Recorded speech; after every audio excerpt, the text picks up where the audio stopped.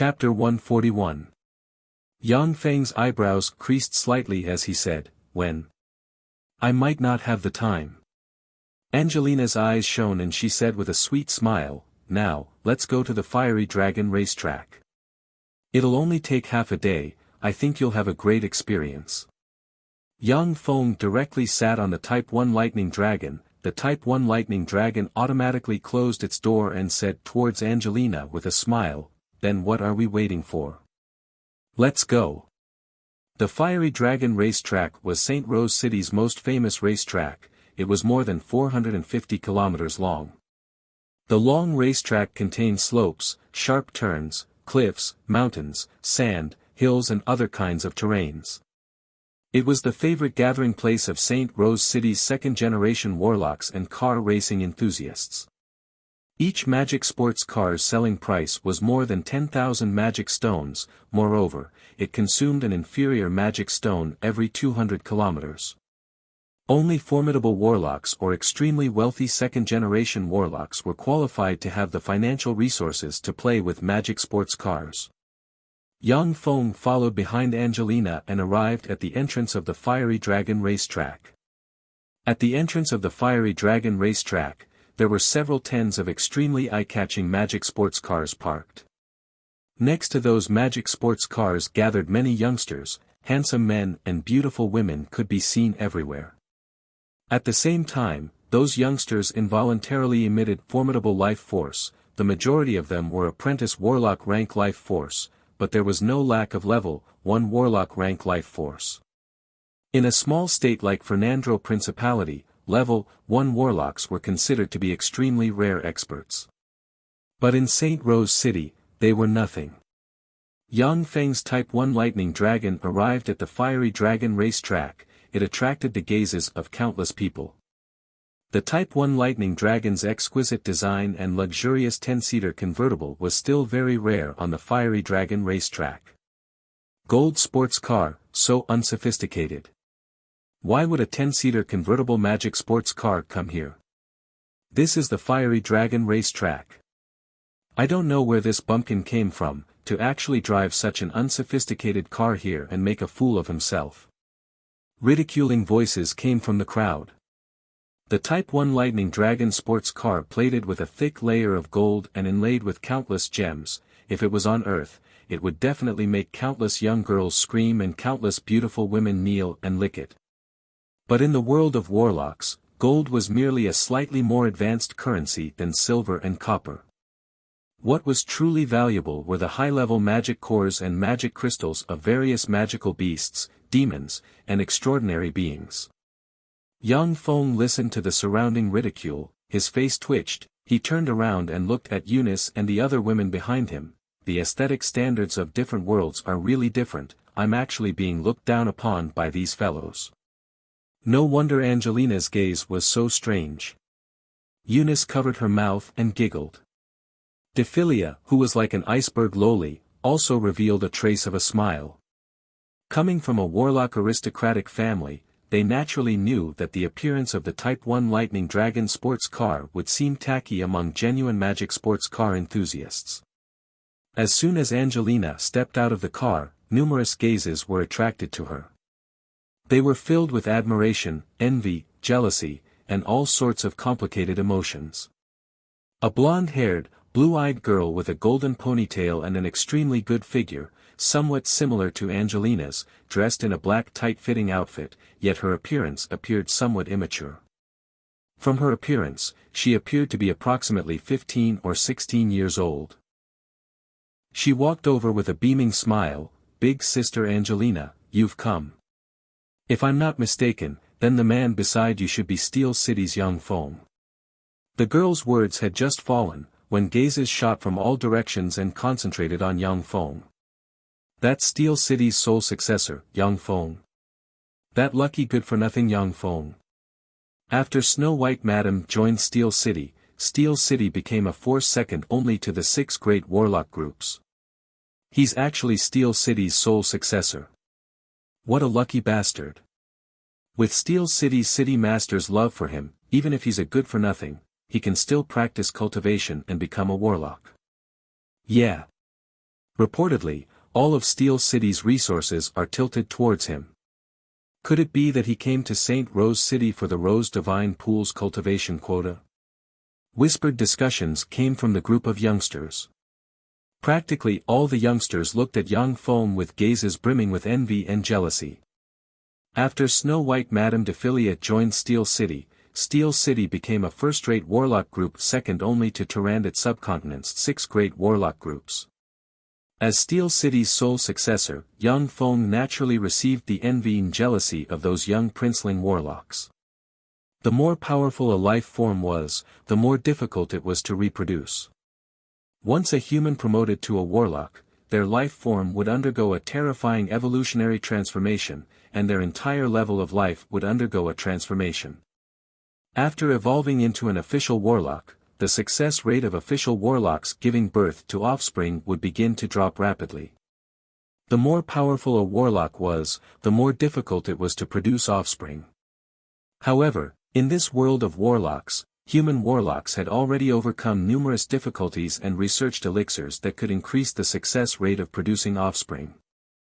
They could increase the success rate of warlocks giving birth to offspring to the apprentice warlock rank. Therefore, in Tyrannid Subcontinent, the majority of the leaders of the forces had countless descendants. It was practically impossible to become the sole successor of those forces.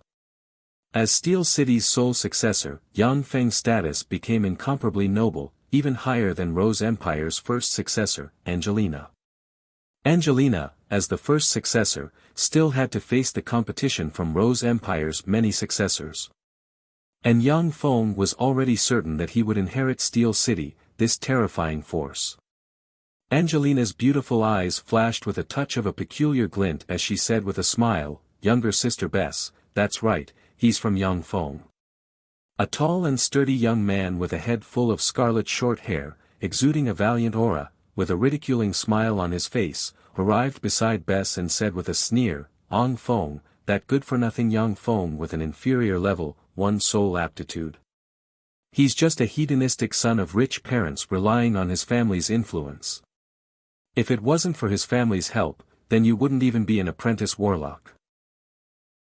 A slender and handsome young man dressed in a white warlock's chongpao smiled as he walked over and threatened without a trace of anger, "Ong Feng, you good-for-nothing, stay away from Angelina.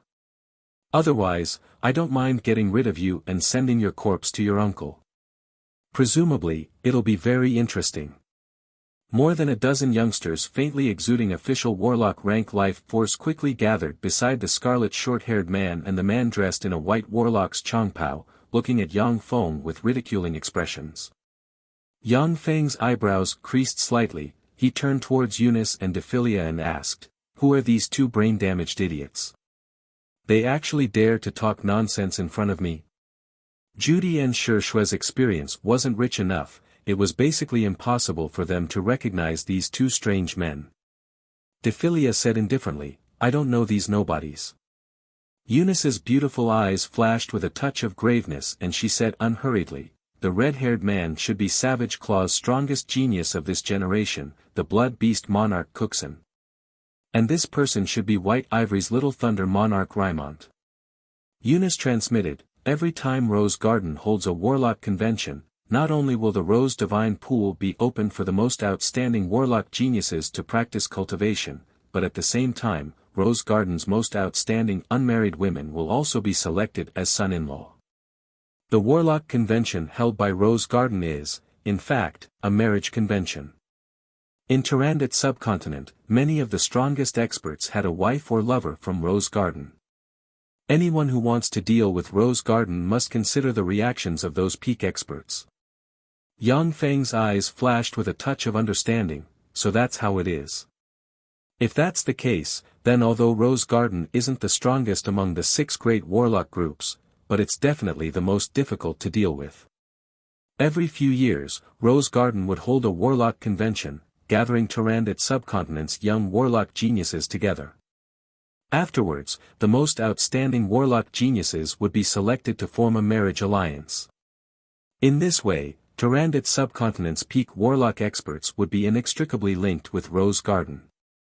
Even within the other 5 great warlock groups, there were also many people who would form a marriage alliance with Rose Garden's female warlocks. In this way, no one would dare to act against Rose Garden, otherwise, they would become enemies with Tyrannid subcontinent's warlock geniuses.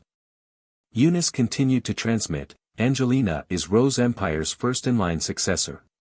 If one can marry her, then once she ascends to the throne, her husband will be a grand prince.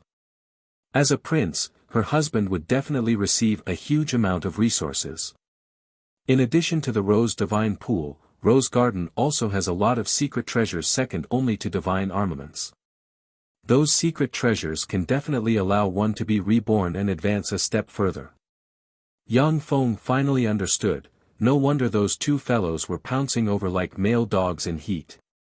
It turns out that there's such a huge benefit concealed. Rose Empire was also one of Tyrannid subcontinent's most powerful empires. Once Angelina ascended to the throne, then she would be able to grasp tremendous resources. Although she would have to hand over the majority of those resources to Rose Garden, but the small portion at her disposal was already extremely terrifying.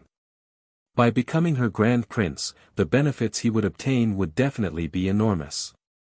Cooksen's eyes flashed with a touch of a fierce glint, his whole body was shrouded in a layer of dense killing intent, and he threatened in a cold voice, "Yang Feng, you dare to insult us. Could it be that your Steel City wants to betray humanity, rely on the allied forces of the underworld's races, and become shameful traitors?" The allied forces of the underworld's races came menacingly, sweeping away everything in their way. Some human warlocks who didn't have enough time to escape chose to rely on the allied forces of the underworld's races, and became traitors of humanity. Who do you think you are, to dare frame me? Yang Feng's gaze was ice-cold, and he said coldly, "I see that the two of you are trying to sow discord between Steel City and Rose Garden, you're clearly traitors of humanity. Angelina, have my guards chop these two human traitors to pieces, intimidate these petty people, and serve as a warning to others." The two guards standing behind Yang Feng pressed the dimensional crests on their chests, and suddenly, their bodies swelled. Shortly after, two 6-meter-tall level 8 beast-type bladed troops ejected from the dimensional crests. The two level 8 beast-type bladed troops didn't say anything else, and in a flash, they launched themselves. Holding high-frequency oscillation blades, they madly chopped at Cooksen and Raimont, the two young geniuses of Savage Claw and White Elephant Ivory. Cooksen's eyes flashed with a whiff of horror, and he bellowed. In a flash, the terrifying life force of a pinnacle level 2 warlock erupted, and he transformed into a 3-meter-tall gorilla covered in red fur, as if burning with flames. After transforming into a red-furred gorilla, Cooksen immediately pulled out an up to 3-meter-long wolf-tooth mace and swung it with all his might, directly hitting the high-frequency oscillation blades of the beast-type bladed troop, and sending the high-frequency oscillation blades flying. Raimont's body flickered with lightning, as if he was riding lightning. He didn't retreat, but instead advanced. In a flash, he evaded the attack of the beast-type bladed troop, and strangely appeared in front of Yang Feng, before sending his foot carrying lightning radiance towards Yang Feng's head. In a flash, a transparent protective cover flashed in front of Yang Feng. Raimont's foot slammed on the transparent protective cover, setting off ripples on the surface of the transparent protective cover. He was sent flying backwards, and his eyes flashed with a touch of graveness.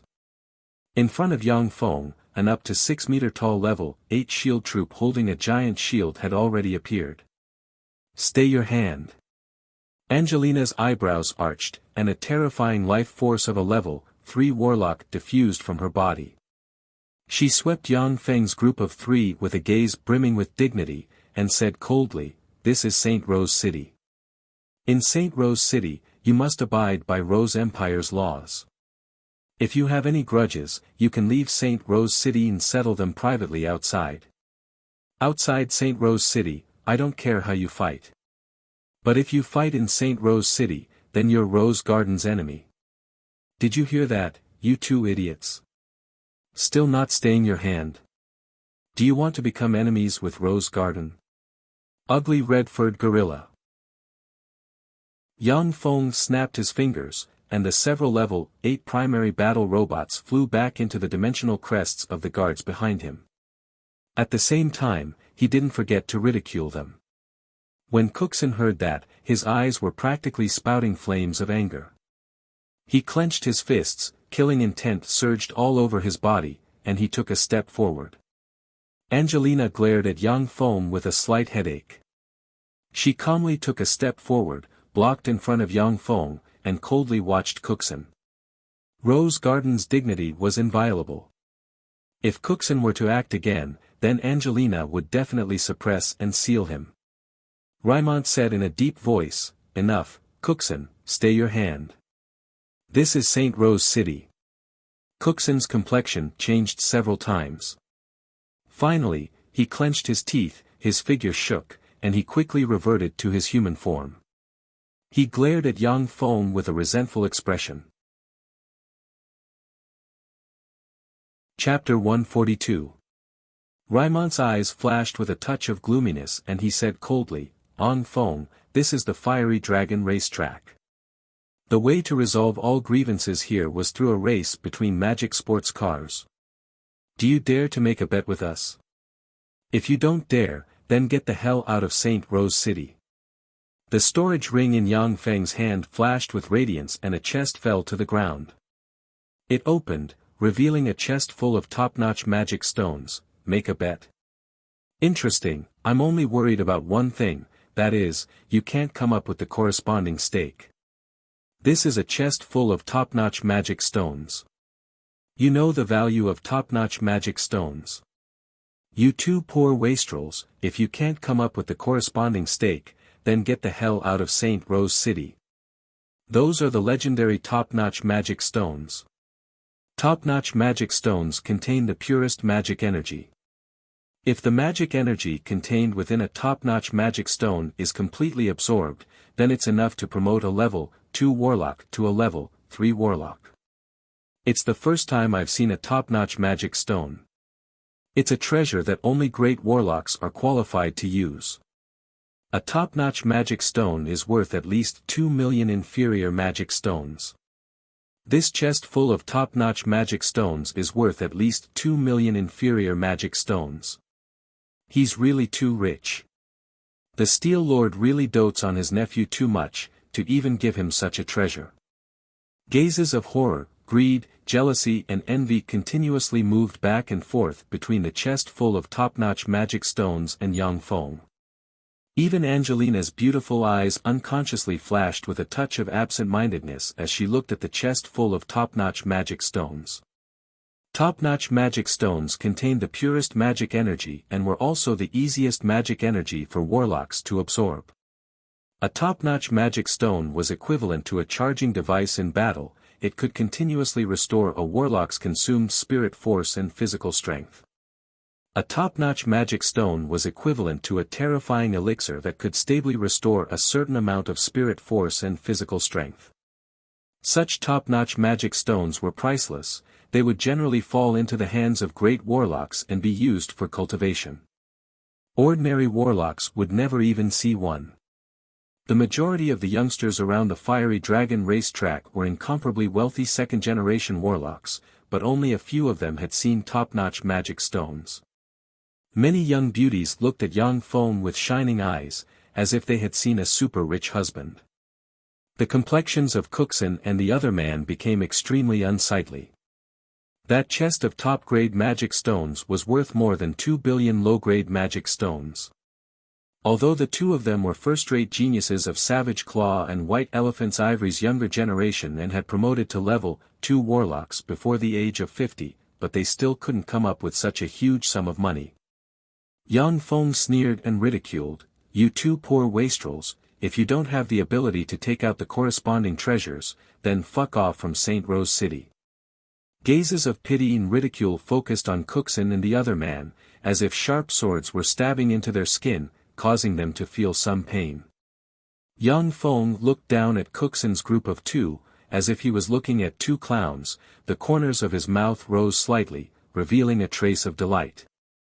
The feeling of smashing people with magical stones was quite satisfying. Cookson's eyes turned red, he flipped his hand, and a palm-sized bronze disc engraved with the sun, moon, and stars appeared in his hand. He shouted at Yang Feng, who said that I don't have the stake. It was a planar astrolabe, a rank 5 secret treasure. In other planes, such a rank 5 secret treasure was called a semi-divine armament.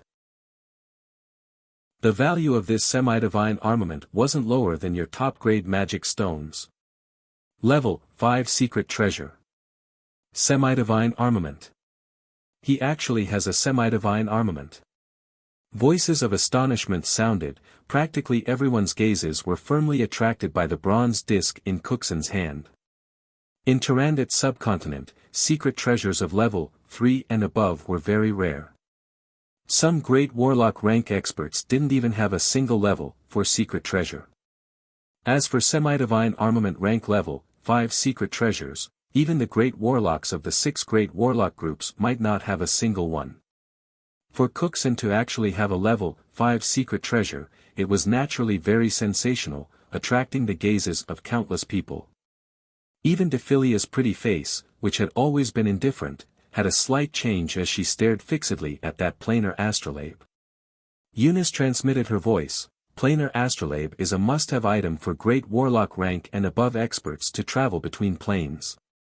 Without a planar astrolabe, even if it's a great warlock rank expert, once their fleshly body leaves our world, then if they're the slightest bit careless, they'll also get lost in the depths of the boundless star sea. If they want to go to the connection point of the countless planes, then without a planar astrolabe, then if they're the slightest bit careless, they'll also get lost in the star boundary. In addition, the planar astrolabe still has another function, that is, it can be used to stabilize the planar passageway. If the planar passageway has a planar astrolabe, then it can become even more stable, allowing even more formidable existences to pass through. For warlocks, planar travel was the most dangerous, but also the most profitable risky activity.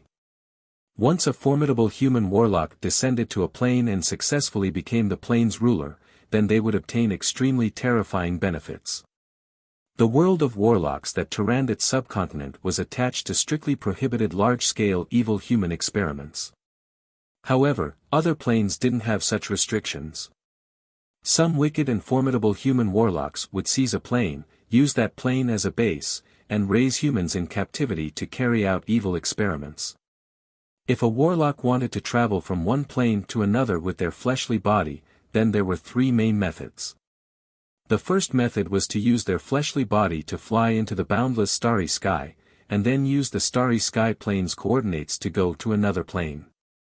The second method was to use their fleshly body to enter the connection point of the countless planes, the star boundary, and then search for the coordinates of another plane from the star boundary. The third method was to use a constructed planar passageway, and then go to another plane from the planar passageway.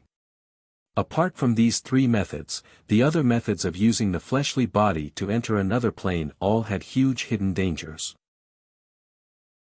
As for using projection, avatar, embodiment, and other methods to enter another plane, they wouldn't be able to display the terrifying strength of their true body.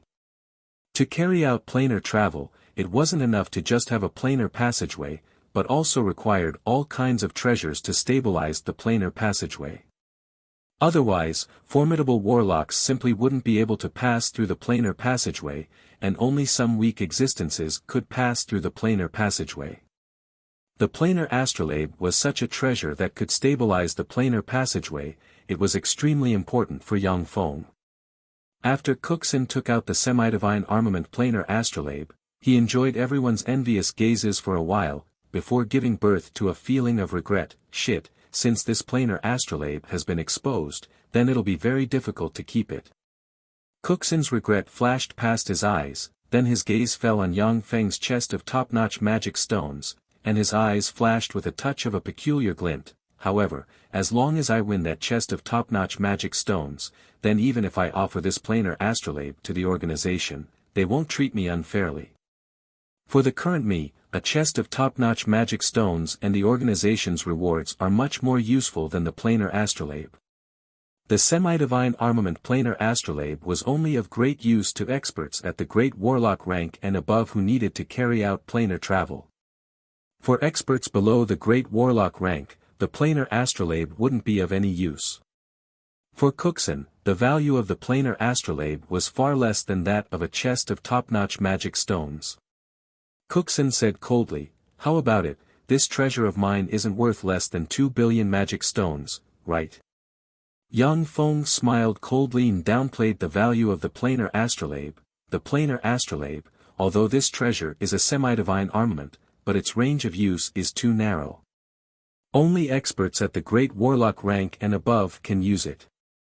If this treasure was in the main continent, then its value would be at least 2 billion magic stones. However, in Tarandit subcontinent, to be able to auction it for 1 billion magic stones is already very amazing. Cookson's complexion at once became extremely unsightly. He couldn't deny Yang Feng's words. If the semi-divine armament planar astrolabe was in the main continent, then it would definitely be priceless, a treasure that would cause countless experts to fight over. But in Tarandit subcontinent, it would appear to be of little value. It wasn't that the planar astrolabe wasn't good, but rather that it was too high-end, so high-end that no one in Tarandit subcontinent could use it. A secret treasure without any use value, for warlocks, was equivalent to a waste. That's right, this planar astrolabe is useless. Yeah, although this planar astrolabe is a semi-divine armament, but it doesn't have any offensive or defensive spells attached. Apart from positioning in the starry sky and stabilizing the planar channel, it doesn't have the slightest use. Tarandit subcontinent doesn't have a planar channel, nor does it have any starry sky warlock rank experts. This planar astrolabe is basically useless. I reckon that in Tarandit subcontinent, the most useless semi-divine armament is this planar astrolabe. Ha ha. Bursts of laughter came from those youngsters. After recovering from the shock of the semi-divine armament, they saw the value of the planar astrolabe. Cookson had kept this planar astrolabe in his hands and hadn't sold it, because in Tarandit subcontinent, this planar astrolabe really couldn't be sold for a good price. Yang Feng's tone changed as he said, "However, I'm a magnanimous person, and I'm bound to promote to a starry sky warlock or above expert in the future.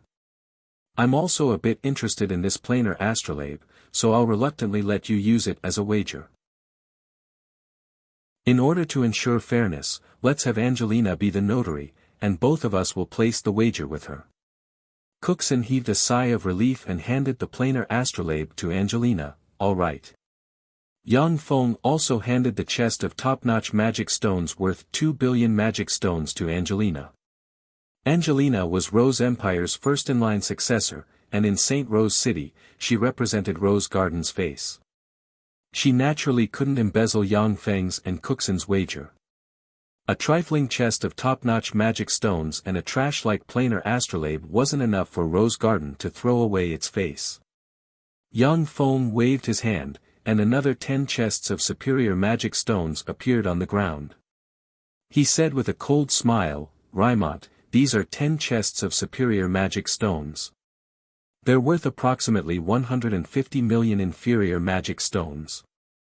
If you want to wager with me, then take out the corresponding treasure. If not, then please get the hell out of St. Rose City, and don't stay here to make a fool of yourself." Chapter 143. 10 chests of superior magic stones. So rich. Steel City is really too rich, no wonder they could invite Snow White Madam to join them. How could Steel City be so rich? Seeing the 10 chests of superior magic stones, the eyes of those princeling warlocks turned bloodshot. Although superior magic stones weren't as priceless as top-notch magic stones, but they were still extremely precious treasures. The pure magic energy contained within superior magic stones was also of great benefit to great warlocks. A level 1 warlock would treasure a superior magic stone as if it was a secret treasure, and would only use it to practice cultivation when breaking through bottlenecks. Only Tarandit subcontinent's great warlock rank experts would have a large amount of superior magic stones. Raimont's complexion alternated between green and white from Yang Feng's words. It was extremely unsightly. If he were to leave St. Rose City with his tail between his legs, then his reputation in Tyrannid subcontinent would be completely ruined. His position in White Elephant's Ivory would also plummet. White Elephant's Ivory was filled with geniuses, the competition was extremely fierce. With great difficulty, Rymont became the #1 genius of White Elephant's Ivory's younger generation. He didn't want to fall from this position. Once he fell, then there would be countless geniuses eyeing his position covetously, stepping on him to ascend. Rymont's complexion changed several times, before he finally clenched his teeth, fished out a box from his bosom and opened it, revealing an incomparably resplendent crystal core. This is a Komara lava boa's crystal core. Komara lava boas are existences comparable to dragons. After reaching adulthood, they possess battle prowess comparable to that of great warlock rank experts. If this crystal core is auctioned, then it should be able to fetch 150 million magic stones. There was also a disparity in strength between great warlock rank extraordinary life forms. Extraordinary life forms like dragons were definitely at the pinnacle of the same rank. An adult great warlock rank dragon could definitely deal with 3 great warlock rank extraordinary life forms like Sphinx lava direwolves. Since Komara lava boas were existences comparable to dragons, then once their crystal cores appeared in an auction house, they would definitely be able to fetch at least 100 million magic stones. This was also a kind of priceless treasure. It was a first-rate material used to refine many legend-rank secret treasures. Not bad, I like this crystal core very much. It's barely qualified to gamble with me. Yang Feng gave a faint smile and handed the 10 chests of superior magic stones to Angelina. Rymont snorted coldly and handed the core to Angelina. If I take away all of these bets, I'll be rich. Angelina looked at the astronomical amount of bets and treasures in her hands. Her beautiful eyes glinted with a trace of greed in the depths of her heart. Even great warlock rank experts would be tempted by such a huge amount of wealth. She was just a trifling level 3 warlock, so she would naturally be tempted. Now I will announce the rules of the competition. Each car was limited to 2 people, and the driving distance was 458 kilometers on the Fiery Dragon racetrack. While driving, you are not allowed to directly use magic to attack the other party's driver or vehicle. Can use the vehicle's attacks to attack the enemy. The first one to finish the race wins. Angelina quickly calmed herself down and said with a smile. The Magic Sports Car Race was different from the races on Earth.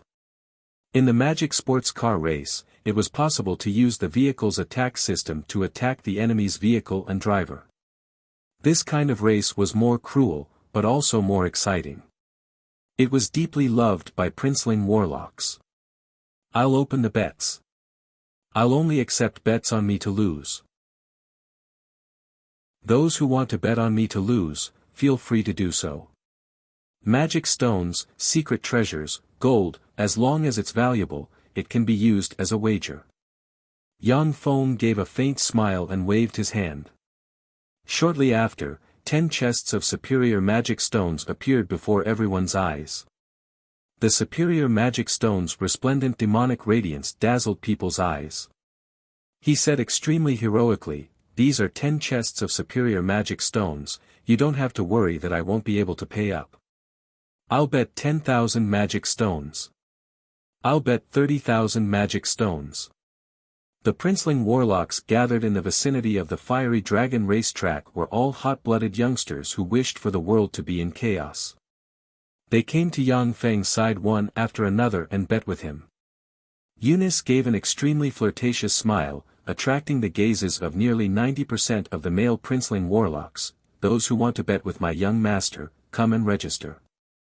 The princeling warlocks in the vicinity of the Fiery Dragon racetrack came to Eunice's side and began to register.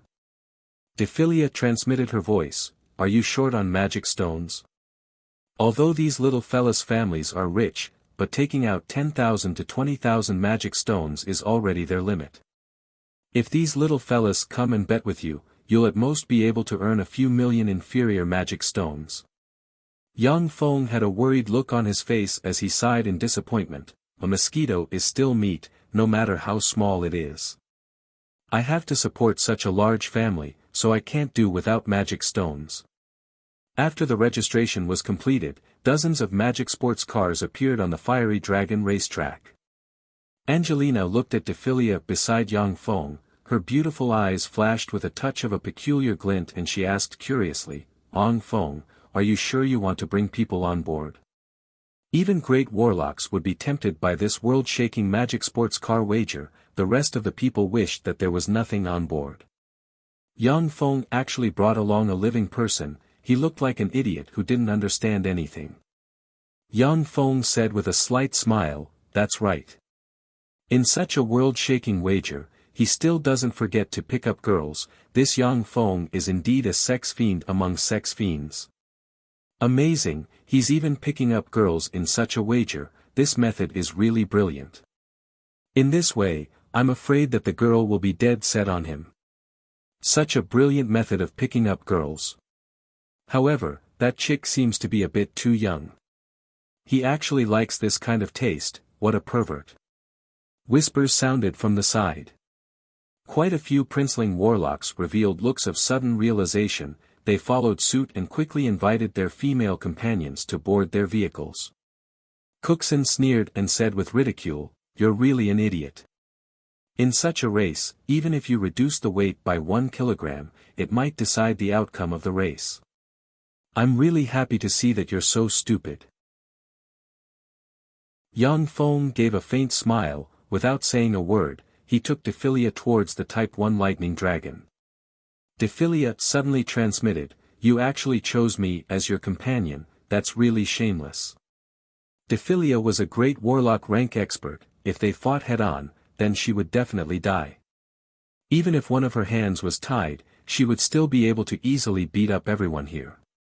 The corners of Dephilia's mouth suddenly rose slightly, and she transmitted, however, I like this kind of shamelessness. I've helped you so much, so give me 50 of the top-notch magic crystals. Yang Feng also revealed a trace of a smile, and transmitted, deal. The fiery dragon extreme speed racetrack was extremely spacious. It could accommodate 20 magic sports cars simultaneously. However, the number of magic sports cars participating in this race was as high as 153, therefore, the vehicles of Yang Feng, Cookson, and Raimont, the three great experts, were arranged in the last row. The first few rows were arranged for magic sports cars with generally acknowledged poor performance.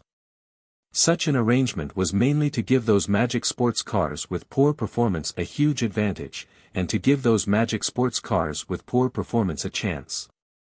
Next to Yang Feng's nouveau riche 10-seater Type 1 Lightning Dragon, there were 3 sports cars parked. One was Cookson's beloved White Tiger Behemoth Chariot, the other was Raimont's beloved Thunderbolt Chariot with countless lightning symbols, and the last one was a pure red rose chariot with a rose motif. Yang Feng swept the red rose chariot with a glance and said, Angelina, why are you also participating in this race? Angelina, dressed in red tights, gave a tender and charming smile, her beautiful eyes seemingly burning with a fierce fighting spirit. I'm very fond of magic sports car races. Yang Feng, even if it's you, I still won't lose. However, I don't have any malice towards you, I'm only betting 3,000 magic stones. Unfortunately, you're bound to lose. That's not necessarily true. Let the race officially begin. Biska waved her hand. Her words had yet to fall, when the magic sports car at the forefront flickered with intense fluctuations of magic and, with a rumble, rushed forward like a hurricane. Take a look at how awesome I am. Cookson gave a furious roar, and his tremendous spirit force quickly poured into the White Tiger Behemoth Chariot.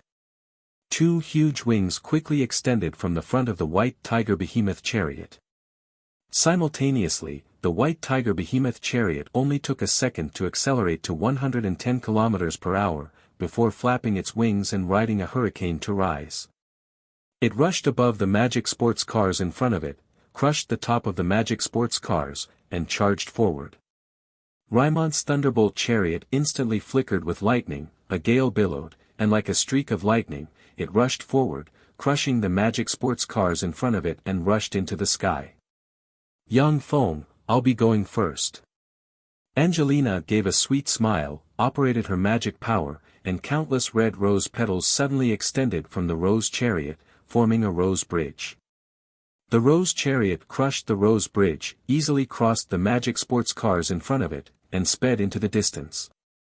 The obstacles that seemed insurmountable on Earth were easily crossed by the magic sports cars with different extraordinary powers. After Cooksen's group of 3 sped from the rear to the front, the more than 20 magic sports cars very tacitly slowed down and firmly blocked in front of Yang Feng's Type 1 Lightning Dragon. A bunch of idiots, get out of my way. Yang Feng's eyes flashed with a whiff of excitement, he fiercely stepped on the accelerator and pressed a button. Shortly after, the Type 1 Lightning Dragon's engine issued rumbling sounds akin to a giant beast's roar. Within a second, the Type 1 Lightning Dragon's speed instantly soared to 200 km per hour, before fiercely crashing into the rear of a magic sports car in front of it. Boom! Along with a loud sound, the magic sports car was forcibly sent flying by Yang Feng. It tumbled several times in midair, before crashing outside the racetrack.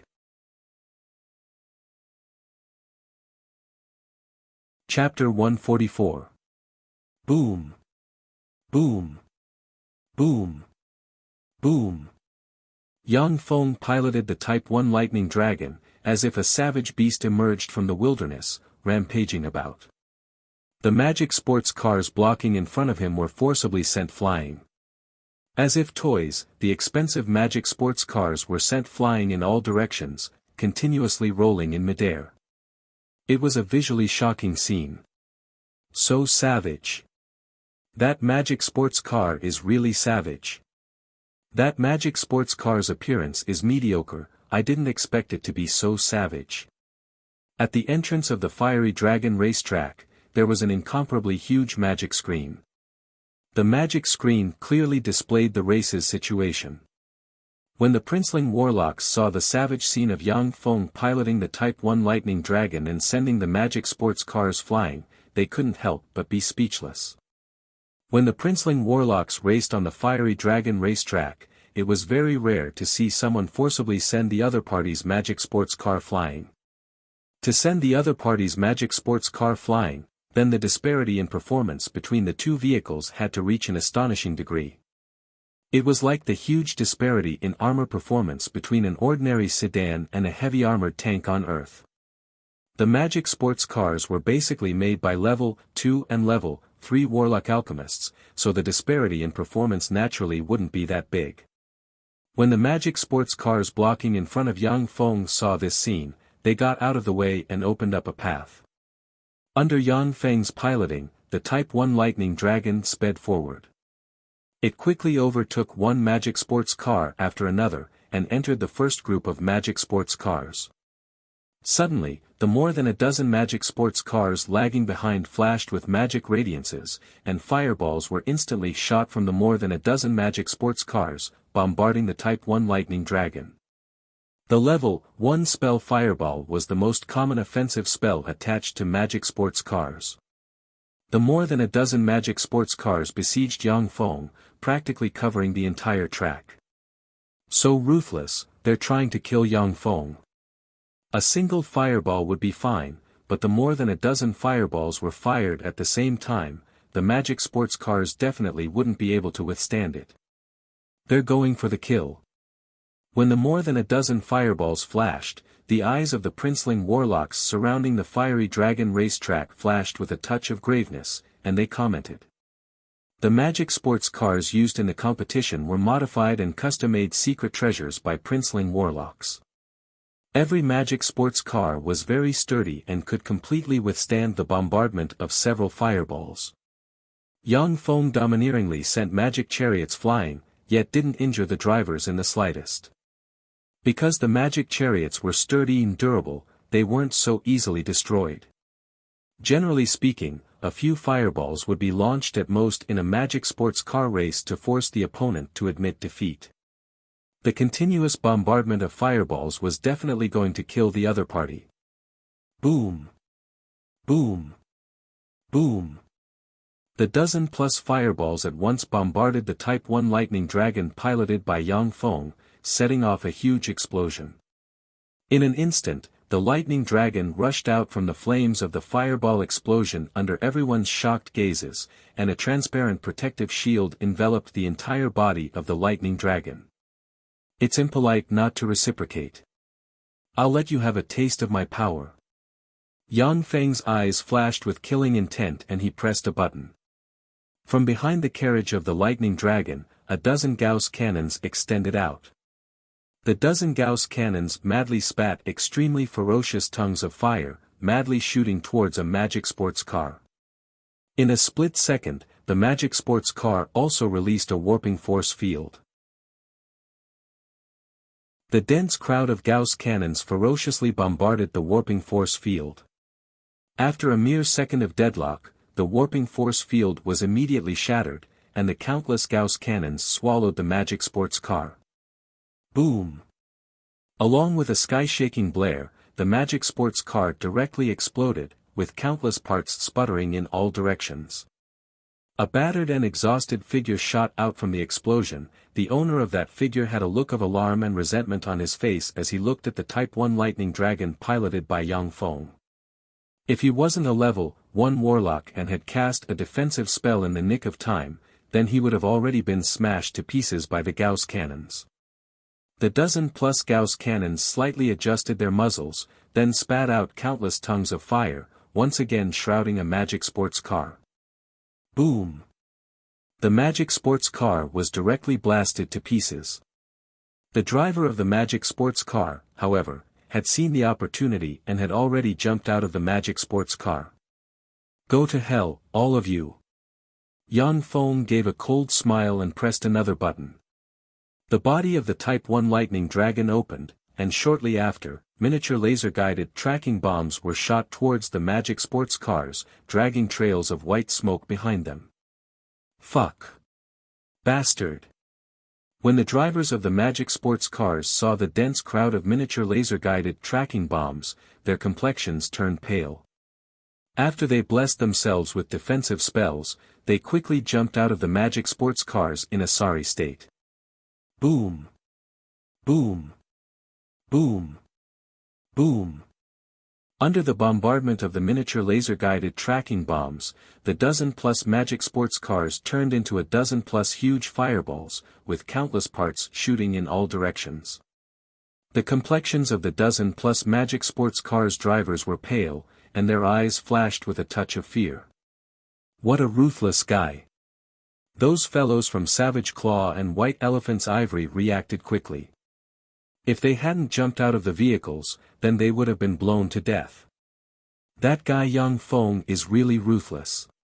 Those dozen guys are the nephews of Savage Claw and White Elephant's Ivory's Council of Elders. He actually dared to be so ruthless, he's really lawless. So wonderful, this is the most wonderful race I've ever seen. That's a Type 1 lightning dragon refined by Steel City. It's really a good car. I wonder how many magic stones it costs. If only I could buy a Type 1 lightning dragon. At the entrance of the fiery dragon racetrack, when those princeling warlocks saw Yang Feng blow up the dozen-plus magic sports cars, they were extremely excited and discussed spiritedly. It was the first time that a magic sports car was able to destroy a dozen-plus hostile magic sports cars in a flash. When those magic sports car enthusiasts saw how savage the Type 1 lightning dragon was, their eyes shone. They wished that they could immediately seize the Type 1 lightning dragon for themselves, and then properly play with it. When the magic sports cars behind Yang Feng saw this scene, they didn't dare to release spells to attack Yang Feng's Type 1 lightning dragon. However, they still urged their spirit force, increased the speed of their sports cars, and chased after it. Even if Yang Feng's Type 1 lightning dragon's offensive power was stronger, but he still wouldn't dare to risk universal condemnation by killing the drivers of those magic sports cars for no reason. After all, those drivers didn't have anything remarkable about their own abilities, but their backgrounds were quite frightening.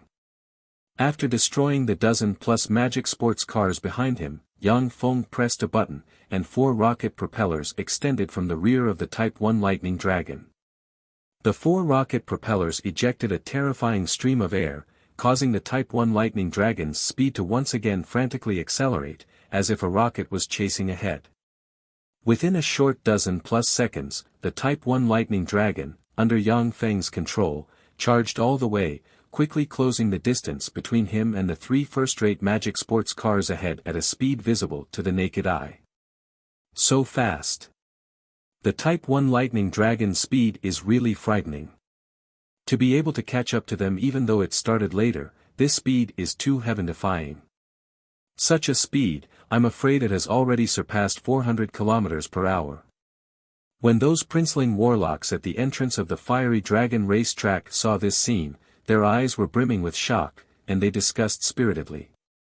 Tyrannid subcontinent's magic sports cars generally had a speed of more than 200 km per hour, even if they were blessed with all kinds of spells.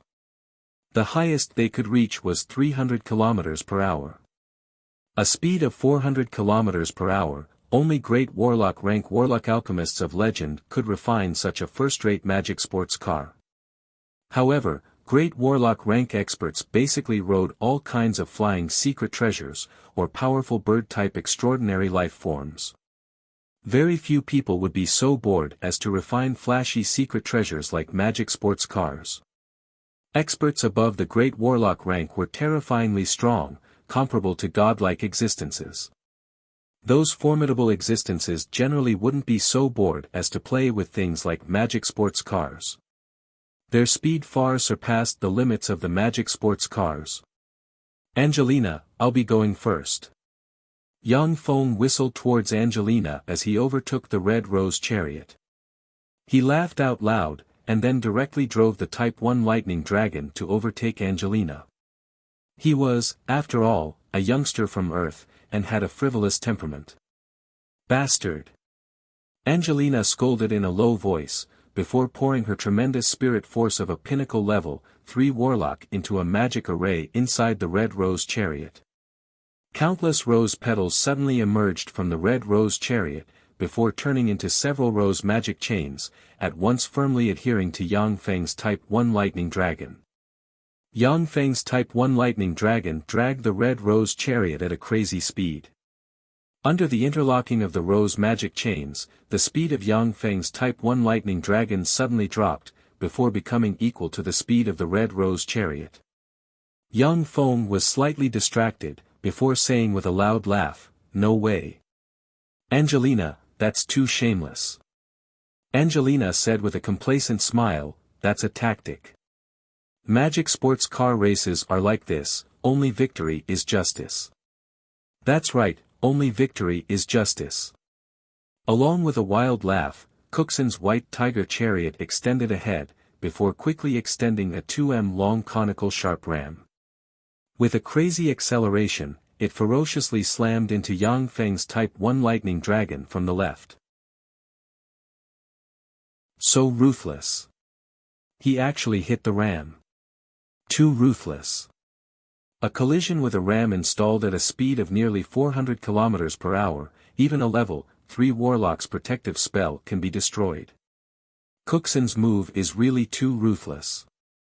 At the entrance of the fiery dragon racetrack, those princeling warlocks were very excited as they discussed. The white tiger chariot had been modified to weigh more than 5 tons. With such a colossus ramming at a speed of 400 km per hour, even a level 3 warlock's defensive spell wouldn't be able to withstand it. Yang Feng pressed a button, before a transparent protective cover was instantly released from the Type 1 lightning dragon chariot, shrouding more than half of the chariot. Cooksen's white tiger chariot ferociously slammed into the transparent protective cover, before immediately issuing extremely ear-piercing sounds of friction. In the next moment, a scene that no one had expected appeared. The ram of Cooksen's white tiger chariot was unexpectedly forcibly broken, before the entire chariot was sent flying under the tremendous reaction force. It continuously spun and was sent flying out of the racetrack. Yang Feng gave a cold smile, then pressed a button. Numerous openings opened on the chariot's body, and miniature laser-guided automatic homing missiles madly shot towards Cooksen's white tiger chariot like raindrops. Boom! Boom! Boom! Bursts of explosions instantly engulfed the white tiger chariot. With countless flashes of lightning, the thunderbolt chariot driven by Rymont was akin to a railgun shell. Along with countless electric arcs, it rumbled and its speed rose to 500 km per hour in one fell swoop. In a split second, it surpassed Yang Feng and madly sped away into the distance. Yang Feng's gaze congealed slightly, he gave up on killing Cooksen, and pressed a button. Two flamethrowers extended from the Type 1 Lightning Dragon chariot, spraying two long streams of flames that fiercely burned the two magic chains constructed from rose flowers. Under the burning of the flames, the magic chains of rose flowers burned and collapsed. The power of Yang Feng's Type 1 Lightning Dragons for rocket launchers was increased to the limit, ejecting a terrifying stream of flames, allowing the Type 1 Lightning Dragon's speed to rise to 600 km per hour. As the tires rubbed against the ground, it splashed countless sparks. As if it was about to fly, it tore through the air and shot towards Rymont, bringing along a terrifying hurricane. Angelina's beautiful eyes flashed with a touch of extraordinary splendor, and she praised sincerely, "What a fast sports car. This speed definitely exceeds 600 km per hour. What a good car. Steel City's alchemy is really amazing." In terms of speed alone, Yang Feng's Type 1 Lightning Dragon was definitely the fastest magic sports car that Angelina had ever seen. Within a short few dozen seconds, Yang Feng drove the Type 1 Lightning Dragon to catch up from behind, and then drove side by side with the Thunderbolt chariot driven by Rymont. Rymont's eyes flashed with a touch of astonishment, and he was greatly shaken within. "What a fast car. My Thunderbolt chariot is a magic sports car refined by a great warlock rank alchemist. Steel City clearly doesn't have a great warlock rank alchemist. How could they refine such a fast magic sports car?" The Thunderbolt chariot was a treasure that Rymont had obtained during a fortuitous encounter. It was a sports car refined by a great warlock rank expert. He had always believed that his Thunderbolt chariot was Tyrannid Subcontinent's #1 magic sports car, but he had never thought that Yang Feng's Type 1 Lightning Dragon would be so much faster than his. Thunderstorm. Rymont's complexion changed several times, before he finally took out a superior magic stone and threw it into a groove. A tremendous spirit force at once poured into the Thunderbolt chariot. The Thunderbolt chariot instantly flickered with lightning, rumbled, and a bolt of lightning fiercely struck at Yang Feng's Type 1 Lightning Dragon chariot.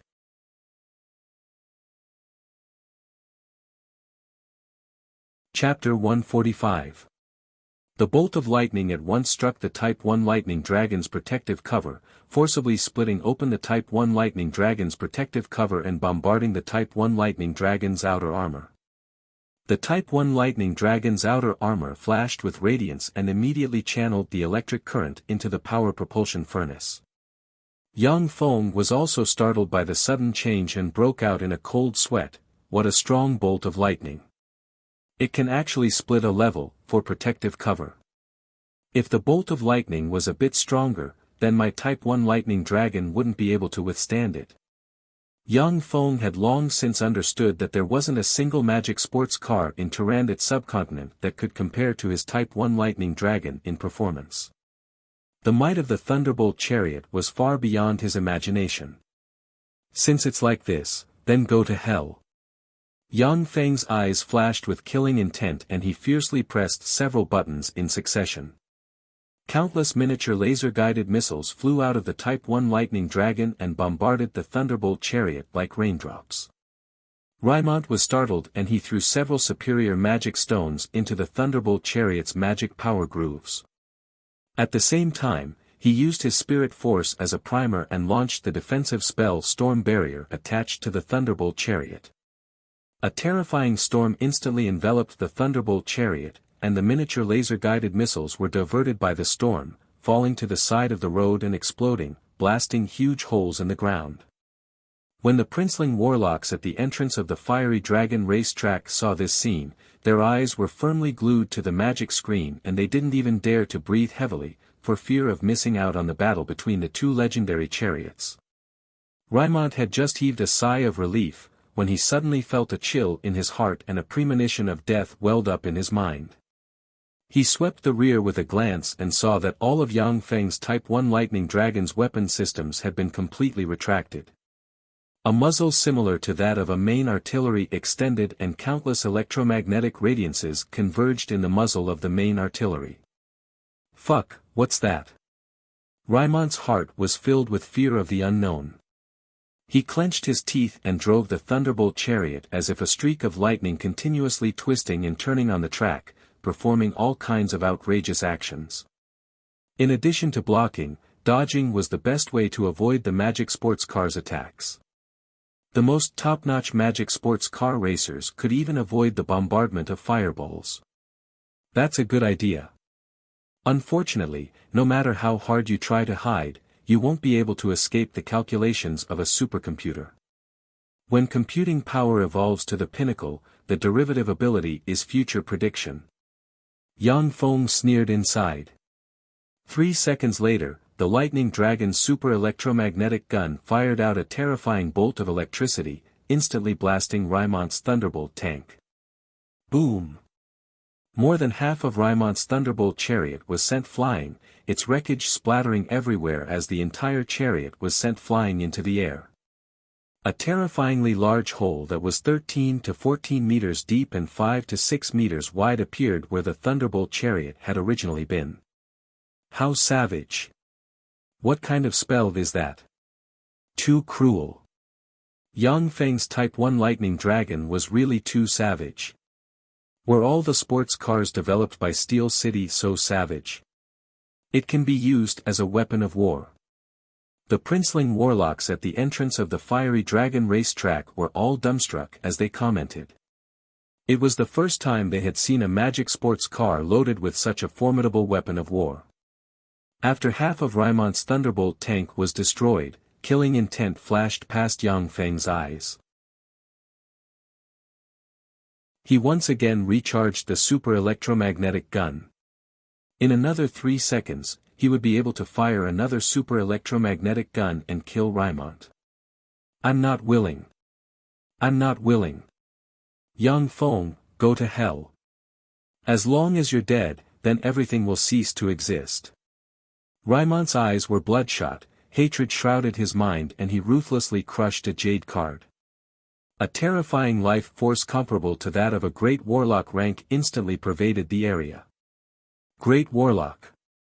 Those are great warlock rank fluctuations of power. Rymont finally went crazy. It seems that he used White Elephant's Ivory's ultimate trump card. To actually have the protection of a great warlock rank, it seems that this Rymont is White Elephant's Ivory's most valued genius. It seems that Yang Feng is going to die. A great warlock rank expert's move is a thunderbolt. Unless there's an expert of the same rank, otherwise, it's basically impossible to resist.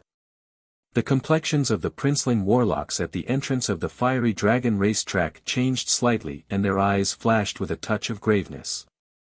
As they looked at Yang Feng, their eyes also flashed with a touch of pity. Every great warlock rank expert possessed world-shaking terrifying power. In many planes, they were legend rank experts who left their mark in history. As long as a great warlock rank expert acted, then existences under the great warlock rank were basically invincible. A large hand condensed from magic power, with the pressure of empty tie, grabbed at Yang Feng's Type 1 Lightning Dragon. Damn bastard. Angelina's pretty complexion changed and she cursed fiercely, her beautiful eyes flashing with a touch of helplessness and bitterness. Although she was a peerless genius of Rose Garden, but she was still powerless to contend against a great warlock. "Ha, Yang Feng, you're dead." Cookson, who had caught up from behind, revealed a trace of a malevolent smile on his face when he saw this scene. Under everyone's gazes, when the large hand condensed from magic power appeared, the Type 1 Lightning Dragon, whose speed reached 600 km per hour, was immediately powerlessly suspended in the air, its tires madly idling. It was as if it was a small white mouse frantically struggling in a human's large hand. The large hand made of magic power lightly poked, and the protective cover shrouding the Type 1 lightning dragon collapsed and shattered like a bubble, before grabbing at Yang Feng. Humph! A trifling remnant of power that isn't even a projection dares to bare its fangs and brandish its claws in front of me. Turn into an ice cube and shatter.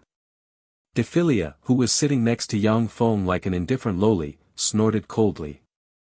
Terrifying great warlock rank fluctuations of power diffused from her petite body. She extended her lily-white finger and flicked slightly, and a white cold air instantly shrouded the large hand made of magic power. The large hand made of magic power was instantly shrouded by the white cold air, before condensing into a huge block of ice, before instantly collapsing and turning into silver ice fragments that scattered on the ground.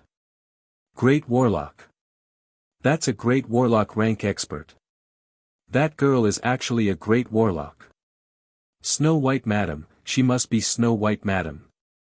Not long ago, Snow White Madam had just announced that she had joined Steel City. Snow White Madam, she's Snow White Madam. Too shameless, to actually let a Great Warlock rank expert board the vehicle. Too despicable. On the fiery dragon racetrack, those princeling warlocks were dumbstruck as they cried out involuntarily. Snow White Madam, that girl is actually Snow White Madam.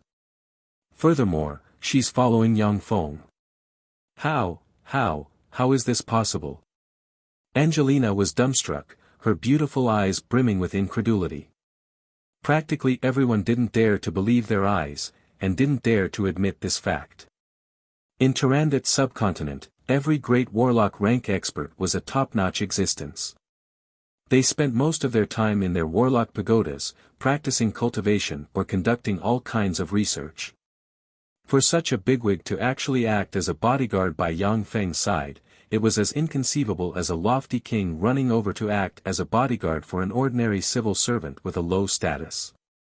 Since you can't afford to lose, then go to hell. Dephilia snorted coldly, then flicked her finger and a pure white cold air instantly swept towards Raimont. Raimont's complexion changed greatly when he was faced with the pure white cold air.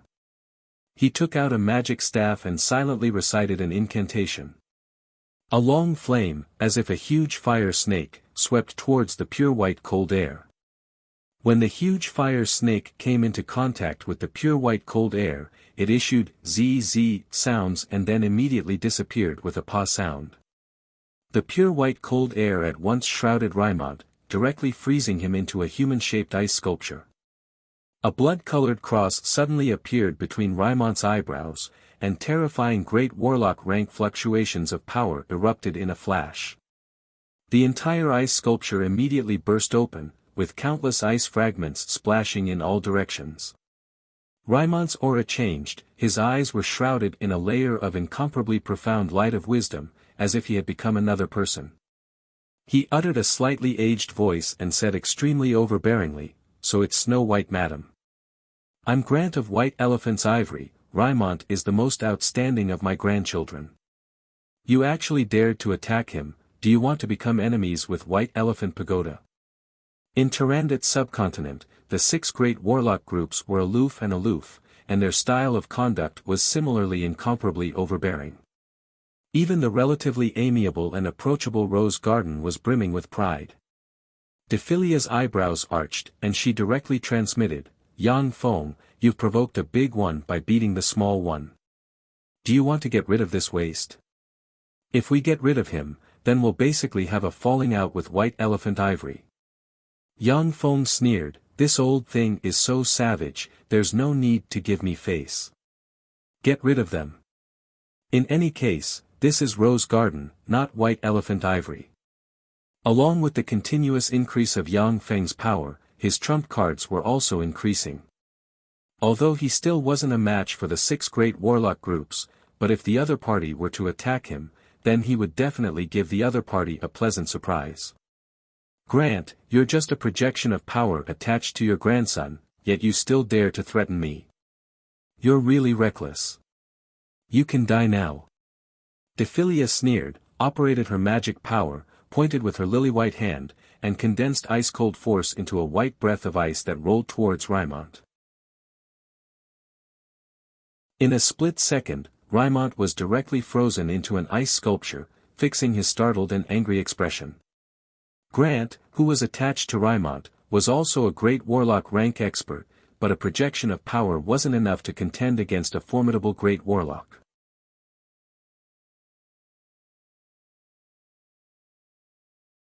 Chapter 146. Angelina hastily shouted loudly, "Your Holiness Snow White Madam, please be lenient."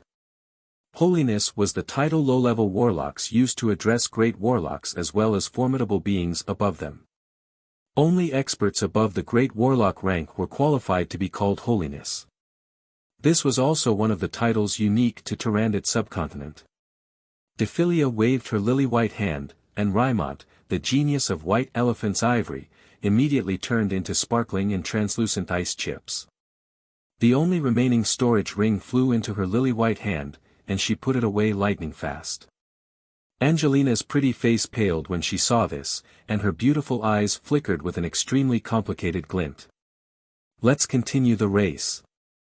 As long as no one violates the rules, then I won't act again." Dephilia had the demeanor of an expert. She left behind a few words, then turned around and stepped into Yang Feng's Type 1 lightning dragon. "So that fellow Yang Feng's female companion is actually Snow White Madam. I thought that he was an idiot, but I didn't think that he would be so cunning, to silently bring a great warlock aboard. With Snow White Madam by his side, no one can harm him." At the entrance of the fiery dragon racetrack, those princeling warlocks suddenly realized something, feeling both envious and jealous. To have a beautiful great warlock protect them, that was something they didn't even dare to think about. Dephilia had just boarded the Type 1 lightning dragon, when Yang Feng coughed lightly, grasped her little hand, and said with a beaming smile, "Hand it over." Dephilia glared angrily at Yang Feng, "That's my spoils of war." Yang Feng said with a beaming smile, "Your things are my things, and my things are still my things. Therefore, your spoils of war are also my spoils of war. Shameless. Here you go." Dephilia's cheeks puffed up, and she directly threw the storage ring to Yang Feng. After Yang Feng received the storage ring, he swept its interior with his spirit force, and picked a few materials and elixirs that he needed for cultivation. He then smiled and handed the storage ring to Dephilia, and said straightforwardly, "It's yours." Dephilia's anger turned into joy, and she grabbed the storage ring. "That's more like it." After the match resumed, there was no longer any suspense. Yang Feng piloted the Type 1 lightning dragon to take the lead, rampaging about, pulling far ahead of the second-place Angelina and easily seizing the first place. Then, he received his spoils of war from Angelina's hands. With the great warlock rank expert Dephilia keeping watch at Yang Feng's side, Cookson didn't even dare to say a harsh word. He could only watch helplessly as Yang Feng put away the planar astrolabe, before leaving with a dejected expression on his face. A planar astrolabe. I never thought I would see such a treasure here. A soft sigh sounded, and a stunning beauty wearing a silver-white, low-cut warlock robe with deep cleavage and the bottom of the robe fluttered in the wind, revealing a pair of slender and beautiful legs. She had a voluptuous and sexy figure, dazzling blonde hair, and exuded a strong femininity from head to toe. She was a peerless beauty that would give birth to lust at first sight. "Greetings, Your Holiness Clarissa." Angelina's pretty complexion changed when she saw the peerless beauty. She bowed deeply towards the peerless beauty in salute and said respectfully. The peerless beauty that would give birth to lust at first sight was one of Rose Garden's 3 great warlocks, Clarissa. She was also one of Rose Garden's 3 great warlocks. "Greetings, Your Holiness Clarissa." At the entrance of the fiery dragon race track, apart from Dephilia, everyone bowed deeply and respectfully towards Clarissa. Even Yang Feng was no exception. Apart from great warlocks of the same rank, anyone who saw a great warlock rank expert had to salute. This was one of Tyrannid subcontinent's publicly recognized rules. Although Yang Feng wasn't afraid of any great warlock rank expert, but he still wasn't willing to offend a great warlock for no reason. Although Rose Garden only had 3 great warlocks guarding it, but not only did they have divine armament rank treasures, but they were also on friendly terms with countless experts of the continent. Their hidden forces were enormous. If they went all out, they could even gather more than 10 great warlock rank experts within a short period of time. Clarissa swept Yang Feng with a glance with her beautiful eyes, her eyes flashed with a whiff of amazement and she said with a light smile, "You're Yang Feng? Not bad, you actually became a level 1 warlock. It seems that your uncle Yang Yi really dotes on you." Level 1 warlock, he actually promoted to a level 1 warlock. How is this possible? Isn't Yang Feng a waste with an inferior level 1 soul aptitude? How could such a waste practice cultivation and become a level 1 warlock? Clarissa's words immediately set off stormy waves in the hearts of everyone on the fiery dragon racetrack. Inferior rank 1 soul aptitude was the lowest existence in Tyrannid subcontinent. Even an ordinary farmer's soul aptitude might be at intermediate rank 1 or even superior rank 1. In Tyrannid subcontinent, Yang Feng was the first person to promote to an official warlock with an inferior level 1 soul aptitude in several millennia. Angelina swept Yang Feng with a glance, her beautiful eyes flashed with a whiff of envy and jealousy. He's actually a level 1 warlock. To be able to promote to a level 1 warlock with such a soul aptitude, how many treasures of heaven and earth did he waste? Yang Feng gave a simple and honest smile, as if he was a simple and honest young man who wasn't good with words. Clarissa said with a slight smile, "Dephilia, the last time I saw you was already 50 years ago. How about we go to my Storm Rose Pagoda and have a good chat?" Dephilia pointed at Yang Feng and said, "I promised someone to protect this stinking brat. If I want to go to Storm Rose Pagoda, then I must bring him along." "All right." Clarissa's eyebrows creased slightly, then loosened and said with a smile, "Angelina, you also come over and help me take care of Yang Feng." Angelina said respectfully, "Yes, Your Holiness." Clarissa waved her lily-white hand, countless pink rose petals fluttered and condensed into a rose magic carpet. After everyone sat on the rose magic carpet, the rose magic carpet flew straight towards Rose Garden's entrance.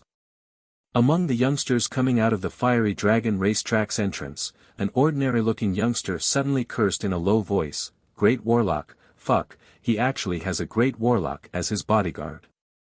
Arte, are you sure you can snatch him away from Snow White Madam's hands?" An ordinary-looking youngster with dead fish eyes said coldly, "If it's to assassinate him, then there's a 30% chance of success. To snatch him away alive, then it's impossible. Moreover, those who assassinate him will all die."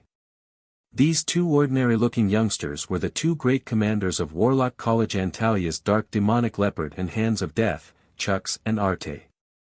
In order to capture Yang Feng, these 2 pinnacle level 3 warlocks had personally set out. Chux sighed faintly and said, "Now that he's entered Rose Garden, it'll be even more difficult to capture him alive." Arte said coldly, "Leak the information that Snow White Madam followed Yang Feng to Rose Garden." Chuck's eyes lit up and he exclaimed in admiration, "Good idea.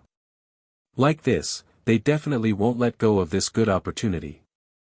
Once they and Steel City are mutually wounded, then we'll go and take advantage of the situation. Pass the information that Snow White Madam acted as Yang Feng's bodyguard to Rose Garden to pass to the underworld's allied forces." Soon after, Chux took out a communications crystal and issued an order in a low voice. Rose Garden was located 10 kilometers north of St. Rose City in the Rose Mountain Range. At the entrance to Rose Mountain Range, there was a long staircase leading deep into the mountain range. Soon, the Rose Magic Carpet stopped at the entrance to Rose Mountain Range. Clarissa waved her lily-white hand and put away the Rose Magic Carpet. Within the 6 great warlock groups, there was an extremely formidable forbidden air magic array. Flying was prohibited, only walking was allowed inside. Only experts wearing special secret treasures could fly within their domains. From the entrance to Rose Mountain Range, an up to 6 m long mandala cyclops monitor lizard covered in earth-yellow scales and with a single huge eye crawled out from the side. The huge eye emitted traces of soul fluctuations.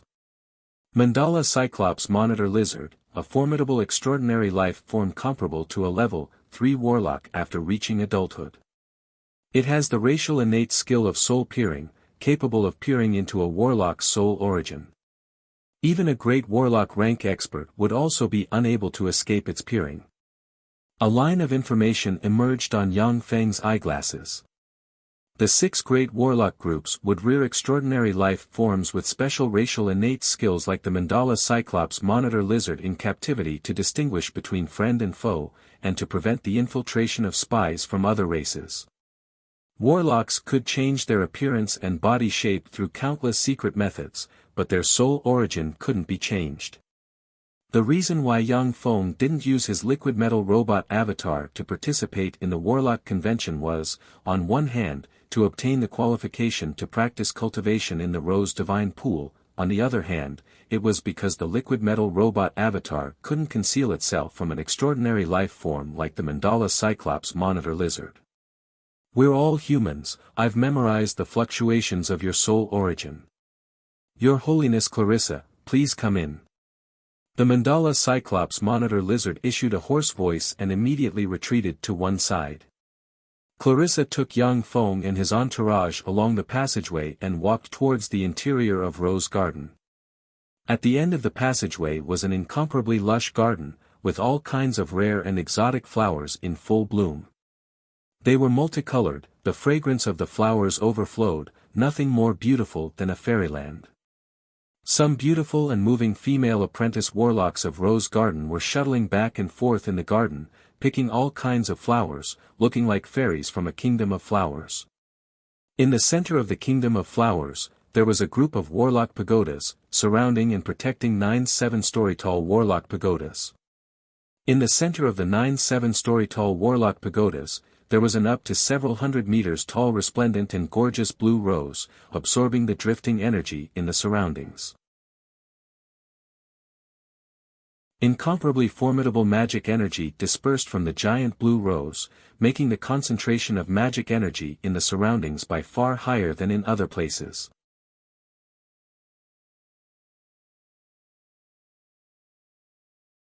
Chapter 147. Yang Feng's eyes flashed with a touch of a peculiar glint as he looked at the giant blue rose. Warlock College Antalia's core energy source is the ancient energy-absorbing tree, while Rose Garden's core energy source is the magical energy blue rose. Although the magical energy blue rose's energy absorption is far inferior to the ancient energy-absorbing tree, but it still has its miraculous aspects. Rose Garden's female experts emerge one after another, it's precisely because of its existence. Rose Garden only recruited women with outstanding talent to practice cultivation. Such a biased method of recruiting talents made it somewhat difficult for them to pass on their inheritance. If it wasn't for the magical energy blue rose's miraculous abilities, then Rose Garden might not even have 3 great warlocks. The majority of the people in Rose Garden were women. After they saw Yang Feng, the only man, their curious gazes focused on him. Among them, there was no lack of passionate young ladies throwing flirtatious glances and blowing kisses at him. Rose Garden was a place where women were superior to men. The women inside were also much more passionate and unrestrained than the women of other forces.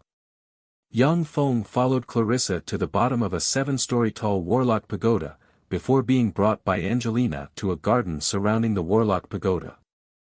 Defilia followed Clarissa into the Storm Rose Pagoda. The Storm Rose Pagoda was like Clarissa's home. For thousands of years, no man had been able to enter it. Yang Feng took a deep breath and sighed slightly within, such rich magic energy. The magic energy here is at least 4 times richer than Black Cottage's magic energy elemental pool. There's already such rich magic energy outside, then I wonder how rich the magic energy inside the 7-story tall warlock pagoda would be. This is the disparity between the foundations. In Turandot subcontinent, geniuses were as common as clouds. Every once in a while, some peerless geniuses would emerge, promote to great warlocks, and then establish their own forces, flourishing for a time. However, after such geniuses perish, once there was no successor, then that force would gradually decline, before finally disappearing in the long river of history. Turandot subcontinent's 6 great warlock groups possessed such sacred cultivation grounds as well as all kinds of foundations. That's why great warlock rank experts emerged one after another. They were always at the apex of Turandot subcontinent. Angelina suddenly gave a somewhat complicated sigh. Snow White madam is actually your bodyguard, that's really beyond my expectations. Yang Feng, it seems like your uncle Yang Yi really loves you. Yang Feng smiled and thought silently, Yang Yi is me, I am Yang Yi, I naturally won't mistreat myself. This is Green Cloud Immortal Tea from the continent's Eastern Warlock Empire, the Great Chu Empire. Have a taste. Angelina clapped her hands and a maid handed several cups of steaming hot tea to Yang Feng and his party. Yang Feng took the cup of Green Cloud Immortal Tea and took a sip. A bitter taste quickly spread on the tip of his tongue. But in the next moment, a fragrant aroma quickly spread in his mouth, and a warm current spread through his limbs and bones, cleansing his body.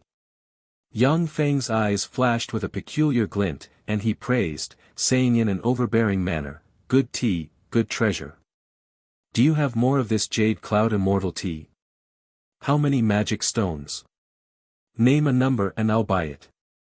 Angelina very gracefully took a sip of the Jade Cloud Immortal Tea, comfortably exhaled a long white breath, and said with a smile, "This is a specialty of the continent's Eastern Warlock Empire, every 50 grams of tea is worth at least 1 superior magic stone.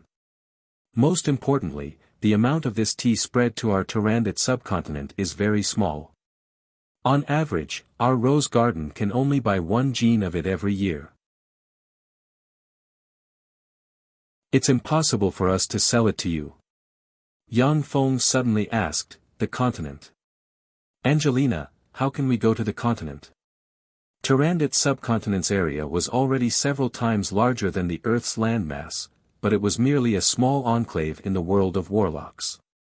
The continent was the birthplace of warlocks, where countless formidable warlocks gathered.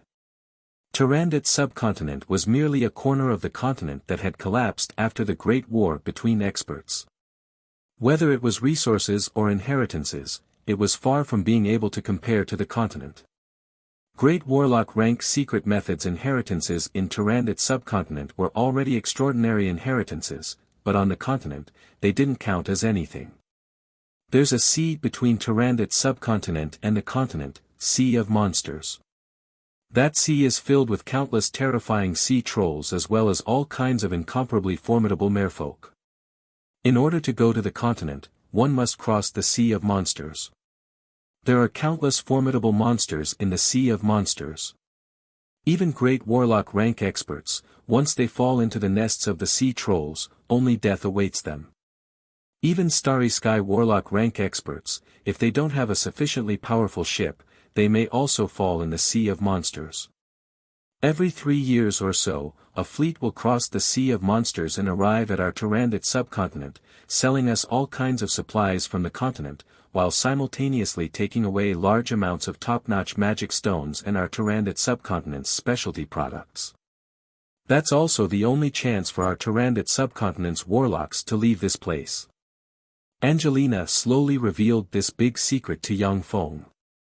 The continent's information was confidential to ordinary warlocks, but to Steel City, a force with a great warlock overseeing it, it wasn't too confidential.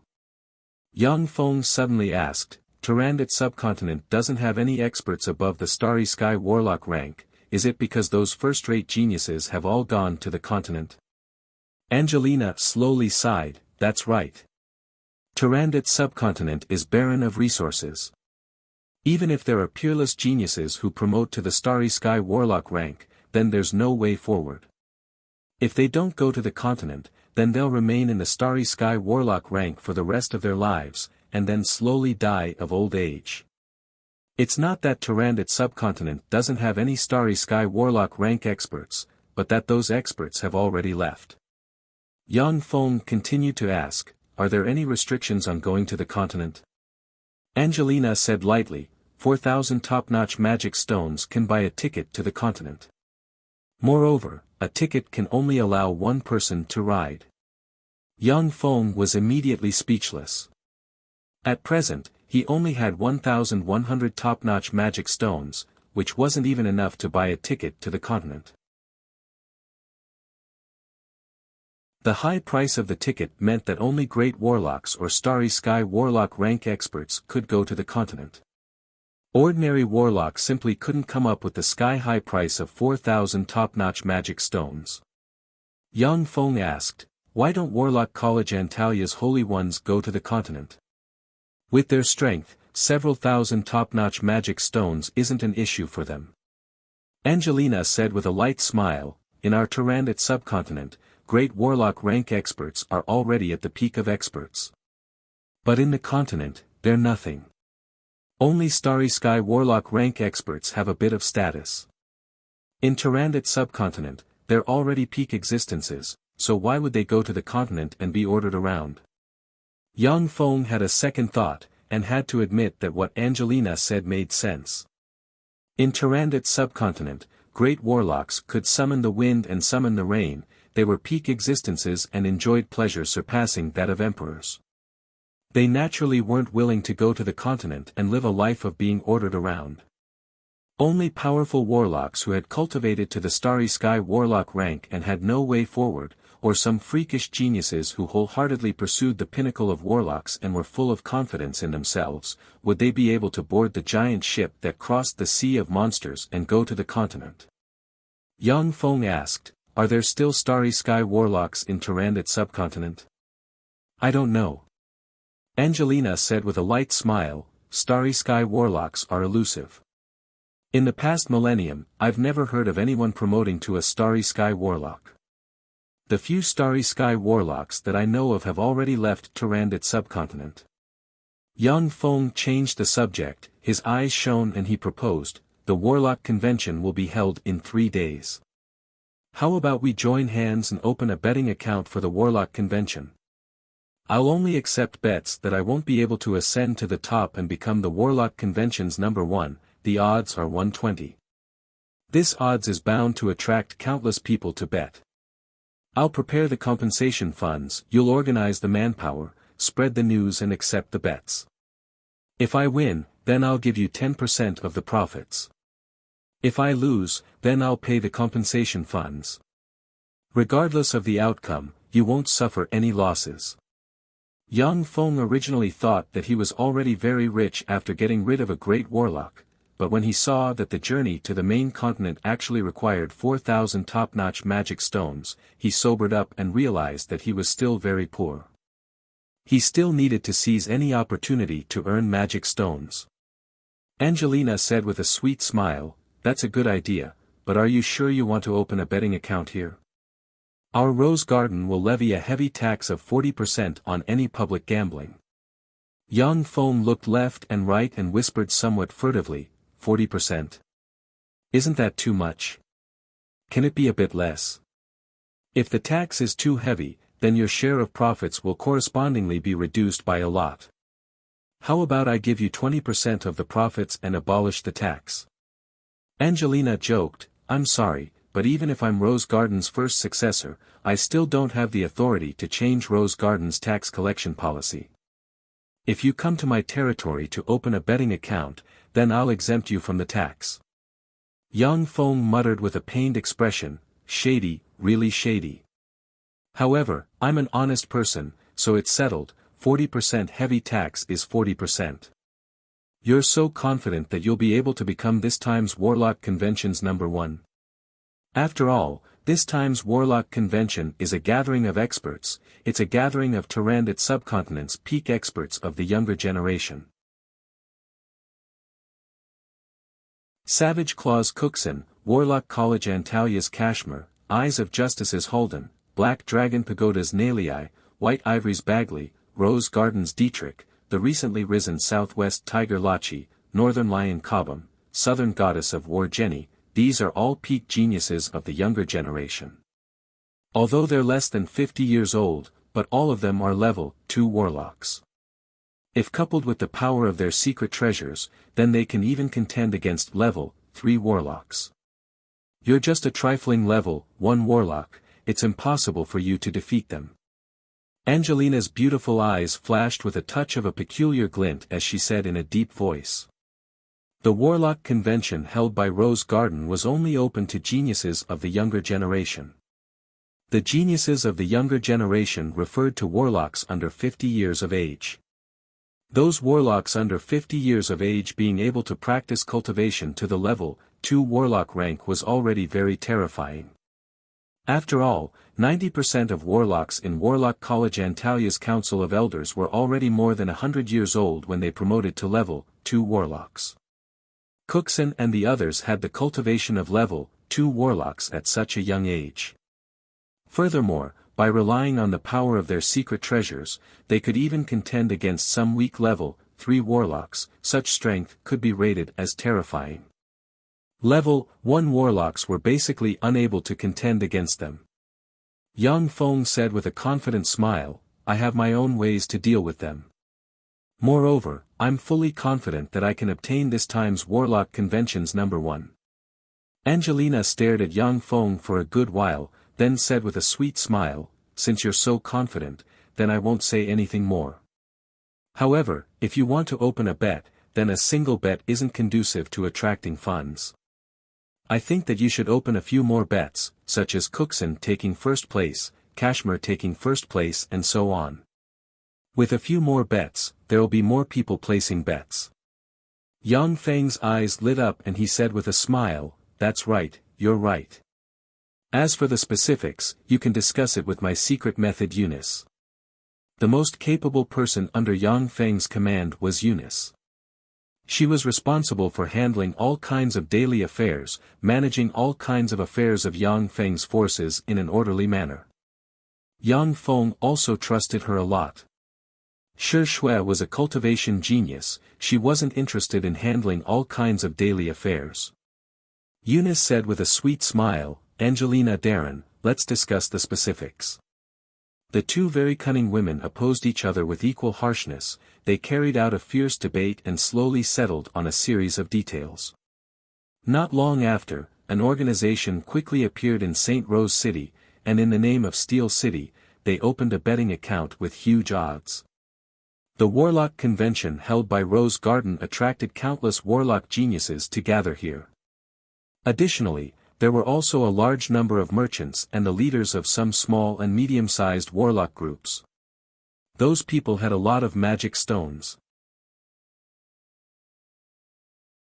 After they saw the bets opened by Steel City, they placed heavy bets on the warlock geniuses that they were optimistic about.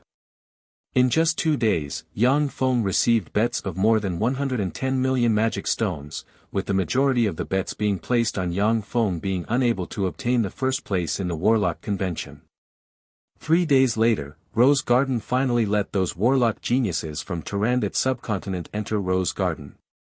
In St. Rose City's bustling areas, magic screens were turned on, broadcasting this grand occasion live. Rose Garden's Warlock Convention was held once every few years. At the same time, the battles of those warlock geniuses would be broadcasted live. This was also the grand ceremony that St. Rose City's people were most looking forward to.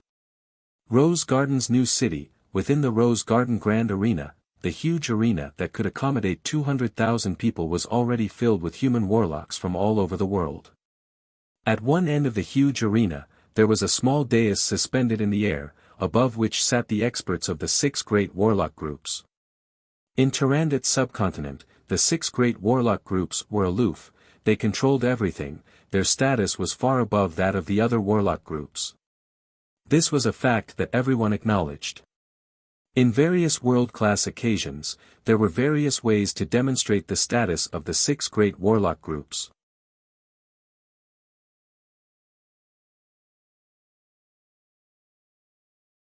Chapter 148. At the top of the small dais sat 3 peerless beauties of peerless style, they were so beautiful that people couldn't shift their gazes away from them.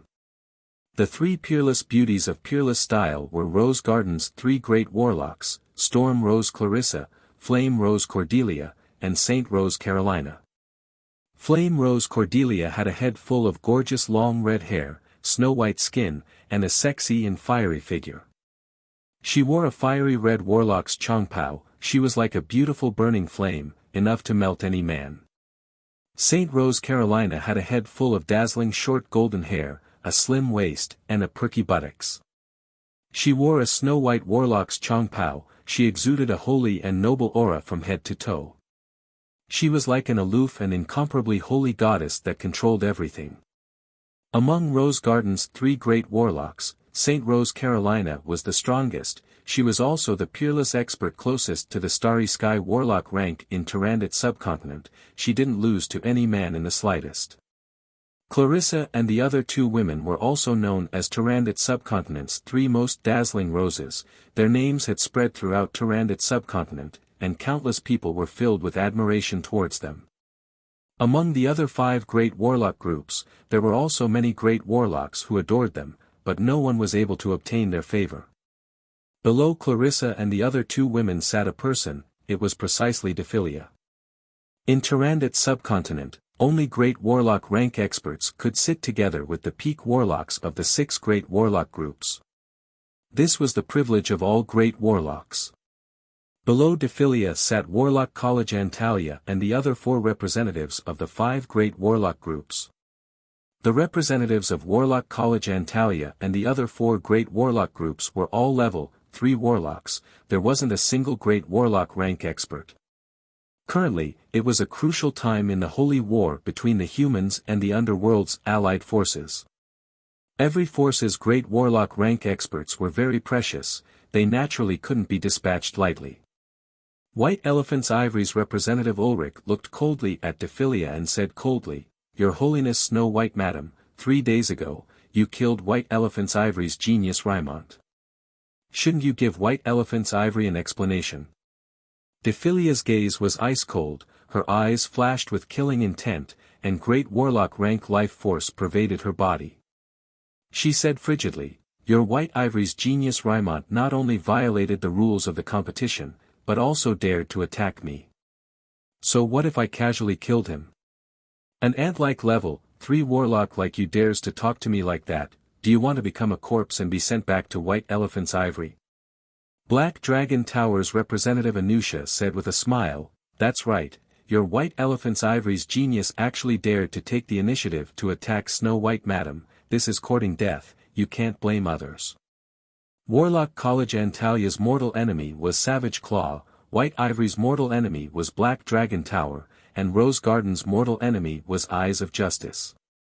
The people of White Elephant's Ivory would suffer a calamity, but the people of Black Dragon Pagoda would definitely be happy to see it happen. Ulrich bowed deeply towards Carolina and said respectfully with a hint of threat, "Your Holiness Saint Rose, our White Elephant's Ivory's genius died tragically in Saint Rose City. The murderer is right in front of your eyes. Don't you want to punish the murderer? If your Holiness were to ignore the murderer's wanton rampage, then I'm afraid that it would affect the friendship between our 2 families. I was the one who killed him. If you want to deal with someone, then deal with Steel City. As for you, to provoke a great warlock again and again, then I'll grant you eternal death." Dephilia's beautiful eyes flashed with a touch of a cold glint, and her great warlock rank life force instantly erupted. She pointed with her lily-white hand, and a white stream of cold air shot towards Ulrich. Ulrich was both startled and furious, and his body at once flickered with magical radiances in an attempt to resist the white stream of cold air. But all of the spells on his body were completely suppressed by the white stream of cold air, and were basically unable to be released. In just a split second, he felt an ice-cold force pervading his body, destroying all of his vitality. "Stop!" A voice brimming with magnetism and majesty spat out from Carolina's cherry lips, and an incomparably pure and holy radiance blossomed from her lily-white hand, before falling on Ulrich. Under the illumination of that incomparably pure and holy radiance, the cold air released by Dephilia was directly melted. Ulrich only felt his body warm up, his body brimming with strength, and he regained his senses. He stared fixedly at Dephilia, and his heart brimmed with anger. Such a vicious woman, to actually dare to attack here. This is Rose Garden, I don't care about the grudges between you. After leaving Rose Garden, how you fight is up to you. Since you're in Rose Garden, then you must abide by Rose Garden's rules. Raimont took the initiative to attack Snow White Madam, and Snow White Madam retaliated, killing him. This was considered self-defense, and I won't punish her. However, Your Holiness Snow White Madam, if you attack someone else for no reason, then I'll have no choice but to punish you. Carolina stared at Dephilia with a gaze brimming with dignity. Dephilia's heart shivered slightly, and she responded respectfully, yes. Your Holiness Saint Rose will respectfully comply with your decree. Through this incomparably obscure exchange, Dephilia already understood that Carolina's strength was far above hers. There were strong and weak great warlock rank experts, and Dephilia's strength was considered to be in the middle of the great warlock rank. After all, she was only a little over 180 years old, and was very young.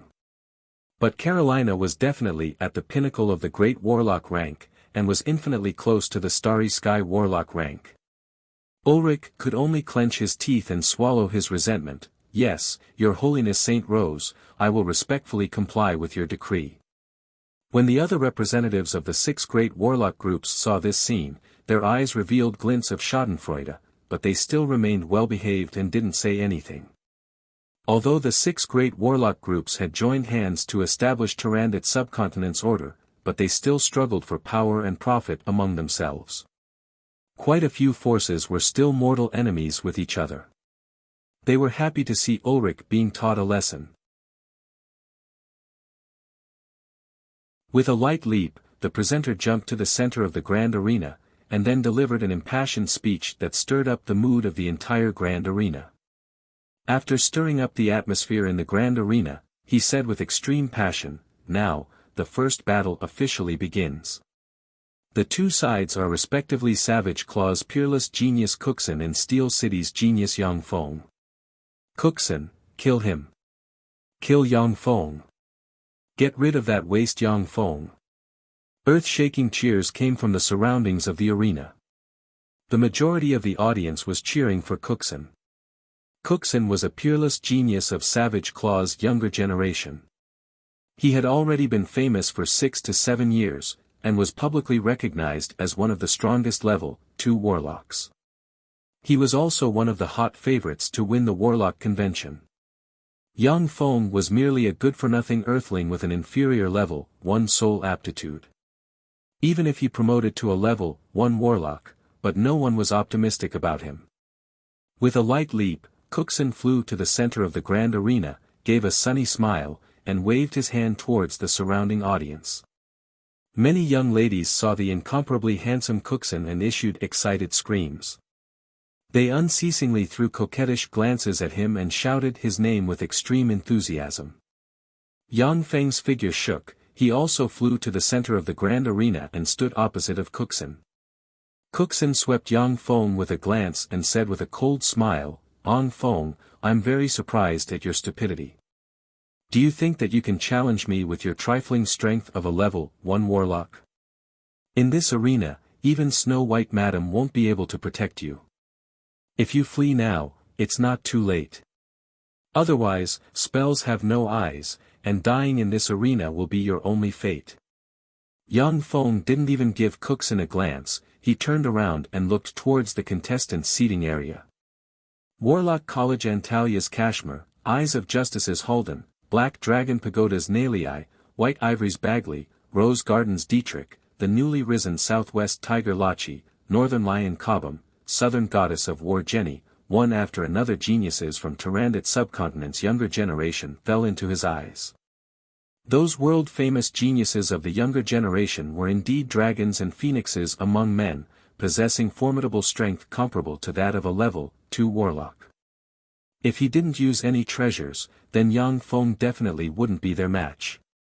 Those young warlock geniuses were swept by Yang Feng's gaze, unruly, provocative, curious and other complicated gazes were concentrated on him. Yang Feng held his hands behind his back and sighed faintly, "Cookson, you're too weak, you're not my match." Cookson's face suddenly twitched, his eyes flashed with a touch of anger. He was a formidable existence of a pinnacle level, 2 warlock, moreover, he had many fortuitous encounters, he had a lot of precious and formidable secret treasures on him, even an ordinary level, 3 warlock might not be his match. Yang Feng was a trifling level, 1 warlock, he basically didn't care about him. Now that Yang Feng said that he was too weak, it filled his heart with endless anger. Yang Feng turned to look at Carolina on the small dais and said lightly, "Your Holiness Saint Rose, I just had a look. This time's Warlock Convention's geniuses are too weak, not a single one of them is a match for me. Please allow them to come up and fight me, I'm somewhat impatient, I want to try the miraculous effects of Rose Divine Pool's cultivation. He has quite a big tone. Who does he think he is? Who does he think he is? He actually wants to challenge all the geniuses, he's simply overestimating himself. Yang Feng, this good-for-nothing, he's just a trifling level, 1 warlock, I'm afraid that he can't even compare to Cookson, yet he still wants to challenge all the young geniuses of the Warlock Convention. Does he want to die? In the Warlock Convention, there has never been a genius who dared to challenge so many geniuses of the same rank. He's either a madman or a super genius with absolute confidence in himself. After hearing Yang Feng's words, the atmosphere in the grand arena was ignited, everyone discussed spiritedly. Many people looked at Yang Feng as if they were looking at a madman, there were also some people who were brimming with expectations towards Yang Feng.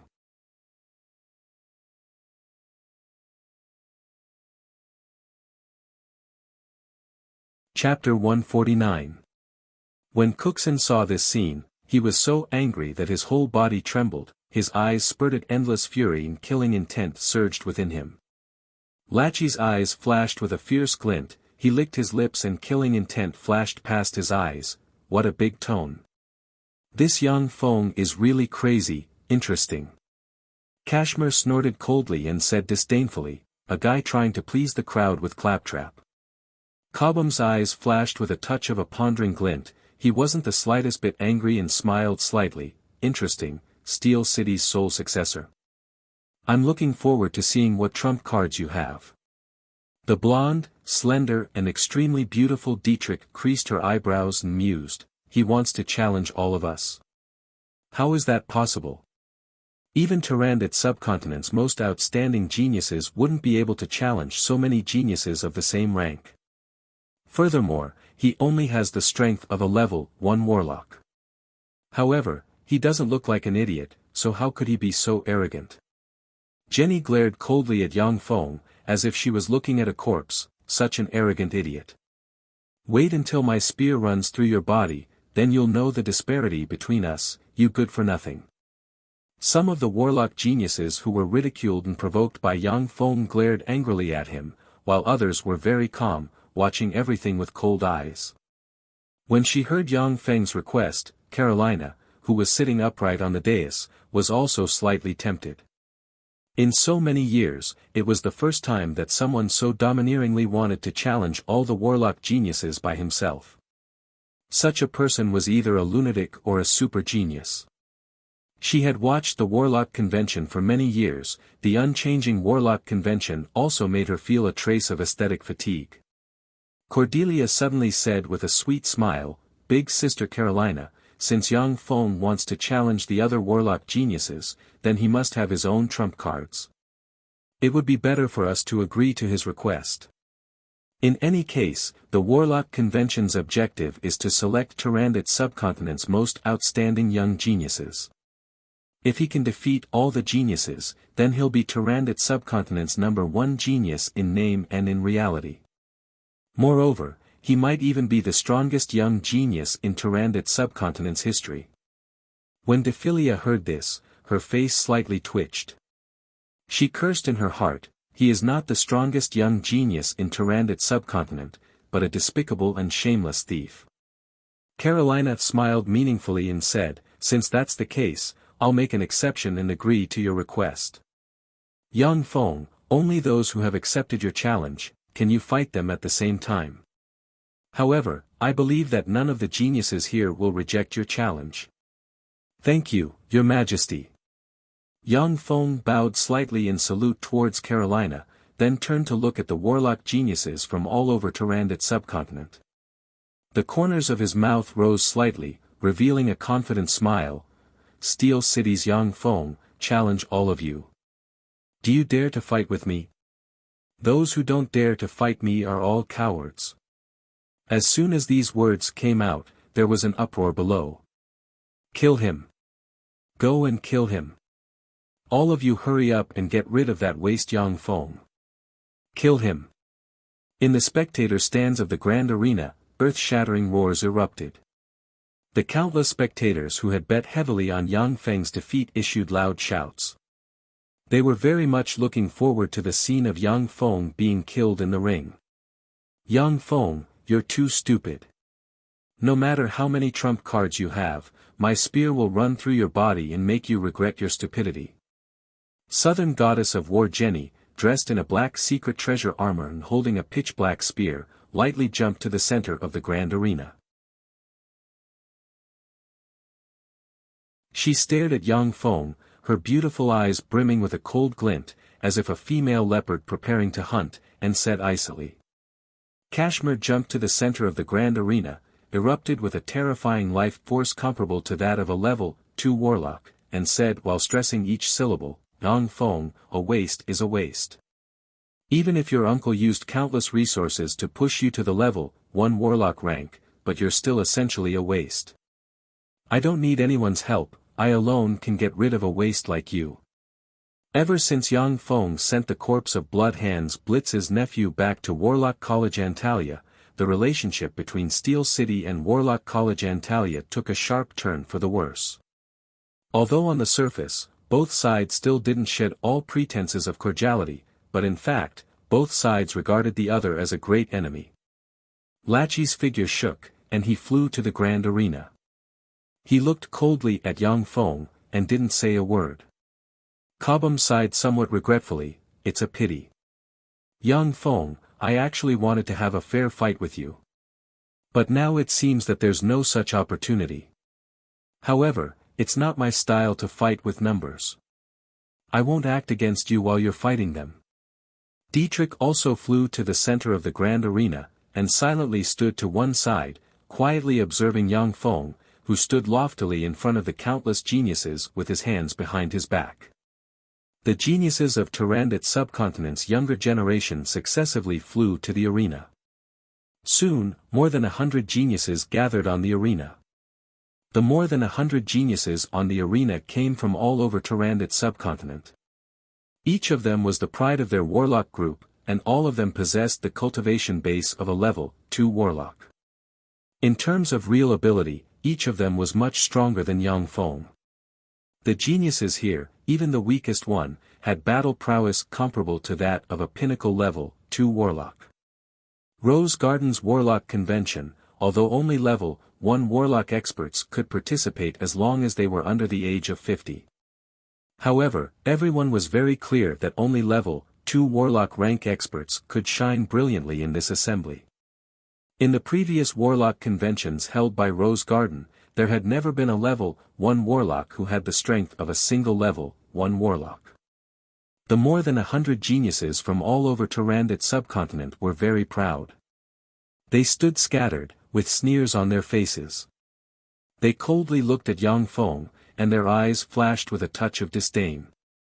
"Very good, everyone's here."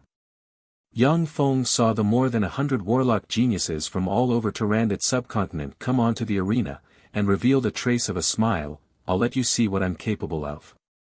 Finished speaking, Yang Feng pressed the dimensional crest on his chest. With a flash of radiance, the Moffin demonic polar bear immediately appeared before everyone's eyes. Moffin demonic polar bear. A great warlock rank extraordinary life form. That's a Moffin demonic polar bear. A great warlock rank extraordinary life form, how can he command it? Seeing the Moffin demonic polar bear appear, the entire grand arena went into an uproar. Countless spectators were shocked and discussed spiritedly.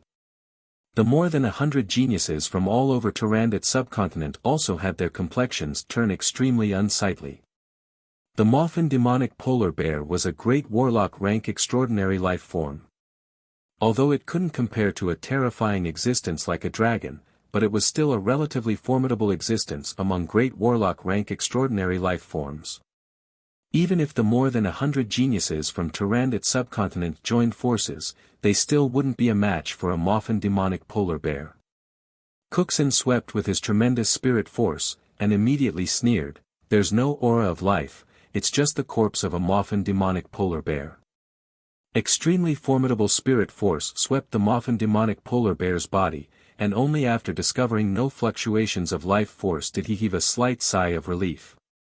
There's no aura of life or fluctuations of power, that's because it's an alchemical golem.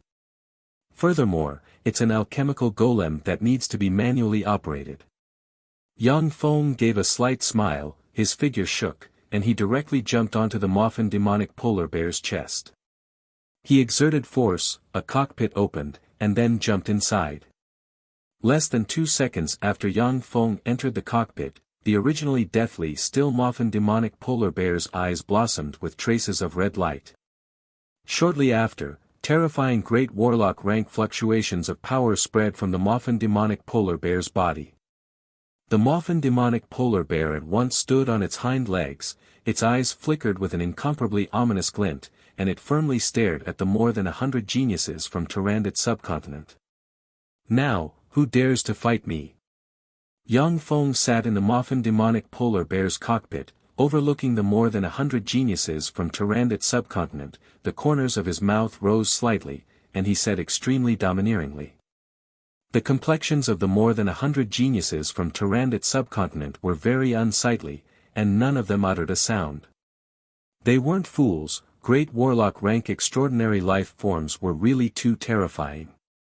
Even if all of them attacked together, they would only be throwing away their lives in vain. Shameless. On the dais, Dephilia's eyes revealed a trace of a smile, and she said in a low voice. Carolina's pretty face twitched slightly, she hadn't thought that such a scene would occur. A great warlock rank extraordinary life form, even the weakest great warlock rank extraordinary life form, wasn't an existence that the more than 100 geniuses from Tyrannid subcontinent could contend against. Cordelia said with a sweet smile, "Interesting, Steel City Master's alchemy is really amazing, to actually be able to refine great warlock rank manually operated golems. According to the legends, he obtained the inheritance of the 6th warlock dynasty. I didn't believe it at first, but now it seems that there's indeed a bit of a possibility. I'm ready, now let's begin." Under Yang Feng's control, the Moffin demonic polar bear extended its index finger and beckoned towards the more than 100 geniuses from Tyrannid subcontinent, before saying in an extremely arrogant and provocative manner. "I concede, great warlock rank extraordinary life forms aren't existences that I can contend against. Yang Feng, I look forward to having a fair fight with you next time." Cobham gave a straightforward smile. After leaving behind a few words, his figure shook, and he jumped down from the grand arena.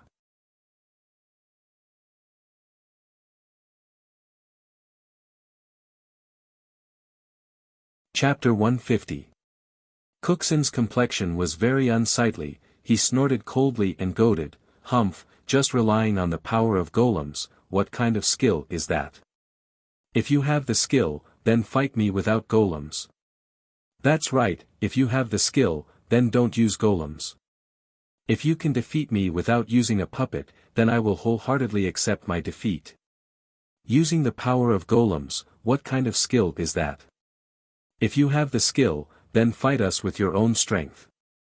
The more than 100 Tyrannid subcontinent's geniuses were impassioned as they denounced Yang Feng. "Ayo." Yang Feng gave a cold smile and pressed a button. In a flash, the Mothman demonic polar bear erupted with an incomparably terrifying life force. It faced the sky and issued a world-shaking howl. The incomparably terrifying howl turned into incomparably sharp ultrasonic waves, bombarding the warlock geniuses who were clamoring the loudest. The dozens of warlock geniuses spouted a large mouthful of blood. They staggered and fell to the ground, their bodies trembling. The rest of the warlock geniuses also erupted with an incomparably formidable life force. In a split second, the power of their whole body surged, resisting the Mothman demonic polar bear's howl. After a minute, the Mothman demonic polar bear stopped howling. In the center of the grand arena, half of the more than 100 Tyrannid subcontinent's geniuses were already paralyzed. This was the terror of a great warlock rank extraordinary life form. Yang Feng looked at the fallen Tyrannid subcontinent's geniuses and said with a cold smile, "You bunch of idiots. Equipment is also a part of a warlock's strength. Which one of you doesn't have a formidable secret treasure to protect yourself? Without secret treasures, your battle prowess will be weakened by at least half." When he said that, the complexions of the Tyrannid subcontinent's geniuses became somewhat unsightly. A warlock's battle prowess mainly depended on his cultivation base, as well as the number of spell models he had mastered, and what kind of secret treasures he had. Secret treasures were also very important for warlocks, just like their weapons. Level 2 warlocks like Cookson and Jenny were known to be able to fight level 3 warlocks because they had formidable secret treasures. If they didn't have secret treasures, then if they encountered a level 3 warlock, even if it was the weakest level 3 warlock, they still wouldn't be the other party's match. The reason why Tyrannid subcontinent's 6 great warlock groups' great warlocks were far superior to other forces' great warlocks, was because they possessed many mystical legend rank secret treasures and even semi-divine rank secret treasures. Yang Feng continued to ridicule, "I'm a warlock alchemist. Warlock alchemists fight by manipulating battle golems. Don't you have any common sense?" The warlock geniuses were so depressed that they wanted to vomit blood. For an ordinary level 1 alchemist to be able to refine a level 1 alchemy puppet would already be an amazing genius. The Mothman demonic polar bear that Yang Feng was currently piloting was a great warlock rank alchemical golem. Even a great warlock rank alchemist would find it extremely difficult to refine an alchemical golem of this rank. Yang Feng piloting the Mothman demonic polar bear golem was simply like an adult bullying a kindergartner, crushing those warlock geniuses without any pressure. Yang Feng said lightly, "All right, I don't want to waste time, so I'll give you 10 seconds to prepare. If you want to fight me, then stay here. If you don't dare to fight me, then concede defeat." 10. I concede defeat. I concede defeat. The warlock geniuses gnashed their teeth, their complexions ashen as they jumped down from the grand arena. Even Cookson, Jenny and Kashmir, whose battle intent was the most exuberant, had ashen complexions as they helplessly jumped down from the grand arena. Only Yang Feng was left in the grand arena. After seeing that there was no one else in the grand arena, Yang Feng lightly jumped down from the Mothman demonic polar bear's cockpit. With his hands behind his back, he stood in the middle of the grand arena and sighed in disappointment, "Invincible, it's really lonely." The complexions of the more than 100 warlock geniuses from all over Tyrannid subcontinent were ashen, as if they had been ruthlessly slapped in the face. They almost wanted to spit blood. They wished that they could go up and ruthlessly beat Yang Feng, but they were very clear that they weren't the Mothman demonic polar bear's match. Going up would only be courting death. Carolina's face twitched. She didn't think that Yang Feng would so easily become the warlock convention's #1. Furthermore, his words were asking for a beating. Interesting. Clarissa revealed a trace of a smile. Dephilia also revealed a trace of a smile. This guy is really cunning. Shameless. If you have the guts, then don't use the alchemical golem. Relying on the alchemical golem to bully others, what kind of skill is that? Earth-shattering boos and cheers came from the spectator seats. In the previous warlock conventions, young warlocks fought fiercely and brilliantly, displaying all kinds of wonderful battle scenes. Countless geniuses went through bitter battles before reaching the summit and becoming the Warlock Convention's #1. Now that Yang Feng revealed the Moffin demonic polar bear, he directly crushed them with his absolutely terrifying strength, forcing the more than 100 Tyrannid subcontinent's warlock geniuses to not dare to fight him, making the spectators who had bet on him to lose extremely furious. Yang Feng was very thick-skinned. Facing the earth-shattering boos and cheers, he only gave an indifferent smile and asked the referee, "Everyone has voluntarily conceded, I should be the winner." The referee gave Yang Feng a strange look and said loudly, "Since all the challengers have voluntarily conceded, I now announce that Yang Feng is the winner. He will automatically become the Warlock Convention's #1. Countless earth-shattering boos and cheers once again came from the spectator seats. Silence. Carolina's dignified voice reverberated in the grand arena, suppressing the chaotic cheers in the grand arena. Carolina said full of dignity, "Yang Feng can make the others voluntarily concede, that's because he's strong enough. Even if he used the alchemical golem, to be able to control the great warlock rank alchemical golem, that proves that he's strong enough. Equipment is also a part of one's strength." After listening to Carolina's words, the boos and cheers in the grand arena stopped. But their eyes still flickered with ill intent as they looked at Yang Feng. Yang Feng turned around and stared at Carolina with a scorching gaze, saying, "Your Holiness Saint Rose, now that I'm the Warlock Convention's #1, can I enter the Rose Divine Pool to practice cultivation?"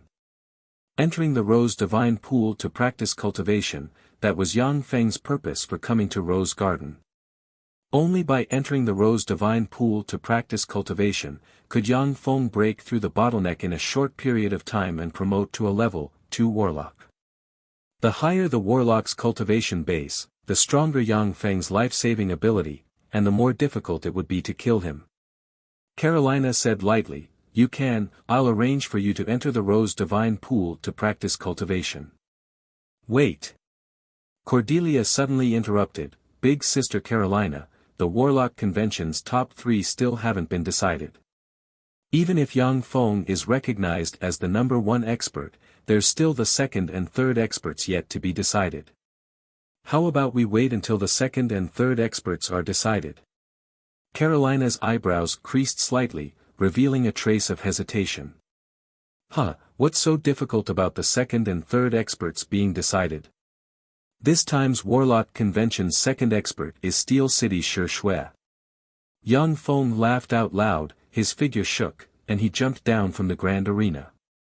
Shi Shui's figure shook slightly, she appeared in the center of the grand arena, and under everyone's gazes, she entered the Moffin demonic polar bear's cockpit.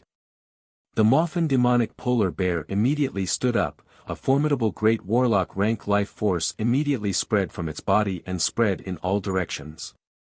"Who dares to come up and fight me? I guarantee that I won't leave you with an intact corpse." Shi Shui's tender and overbearing voice came from the Moffin demonic polar bear's bloody maw. Below the arena, the complexions of the more than 100 geniuses from Tyrannid subcontinent were ashen, their eyes brimming with despair and anger. Yang Feng had used the Moffin demonic polar bear to suppress these warlock geniuses to the point that they didn't have the strength to fight back. Now, what was even more hateful was that Yang Feng clearly still wanted to use the Moffin demonic polar bear for others to use and continue to bully these Tyrannid subcontinent's geniuses. "It seems that there aren't any. What a bunch of good-for-nothings. Carolina Darren, since no one dares to fight me, then I should be able to directly become the Warlock Convention's 2nd place, right?" Shi Shui's somewhat regretful voice came from within the Moffin demonic polar bear. Carolina swept the Moffin demonic polar bear with a glance, her face once again twitched, and her gaze swept towards the Tyrannid subcontinent's genius warlocks. None of the more than 100 geniuses from Tyrannid subcontinent had any intention of fighting Shi Shui. With their current strength, fighting a great warlock rank alchemical golem was practically equivalent to throwing away their lives in vain. Cookson looked straight at Carolina and said in a loud voice, Your Holiness Saint Rose, Yang Feng has already used the alchemical golem to win once, and now he's using the alchemical golem to humiliate us. Could it be that this warlock convention is just a joke? Carolina's eyebrows arched and she remained silent. Yang Feng sneered and said in ridicule, "What a joke. The so-called alchemical golem is also a kind of secret treasure recognized in the world of warlocks. In battle, loaning secret treasures is very common. If you have the ability, then go find a great warlock rank alchemical golem to fight with us. Or do you, Cookson, dare to swear on your soul that you've never used a secret treasure to fight?" Cookson's eyes spewed fire as he said one word at a time, sophistry. Yang Feng ridiculed, "You good for nothing, since you don't dare to fight in the grand arena, then don't stay here and make a fool of yourself. If you have the guts, then go and fight with her." Cookson's eyes flickered with an ominous glint and he said coldly, "Yang Feng, you good for nothing, if you have the guts, then don't use a mechanical golem, let's have a fair fight." Yang Feng laughed loudly and said, "Haha, I'm a warlock alchemist. You want a warlock alchemist to fight without using his alchemical items, isn't that ridiculous? How about this, as long as you abolish the level 2 innate spell model solidified in your spirit sea, then I'll have a fair fight with you. Both of us are level 1 warlocks, only then can it be considered fair, do you dare?"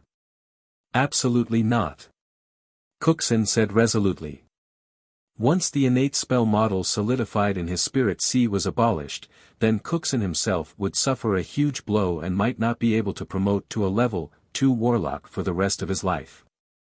If his luck was bad, then he might even become a cripple. Cookson said coldly, "I was able to promote to a level 2 warlock because of my own ability. If you have the ability, then go and promote to a level 2 warlock as well." Yang Feng sneered, "I have a great warlock rank alchemical golem because of my own ability. If you have the ability, then go and get a great warlock rank alchemical golem. If you don't have the ability, then scram, good for nothing." "Enough." Carolina's dignified voice reverberated in the grand arena, suppressing everyone's voices. Yang Feng smiled slightly and transmitted his voice, "Your Holiness Saint Rose, if you can let me monopolize the top 3 places in this warlock convention, then after this warlock convention, I can gift you with 2,000 alchemical golems with battle prowess comparable to level 2 warlocks."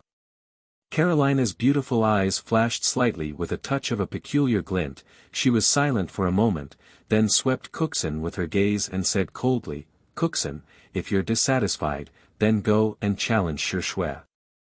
If you defeat her, then you'll be the second person in this warlock convention. If you don't dare to go, then keep your mouth shut."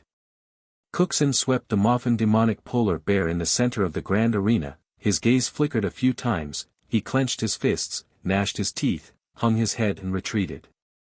"Is there anyone else who dares to come and fight me?"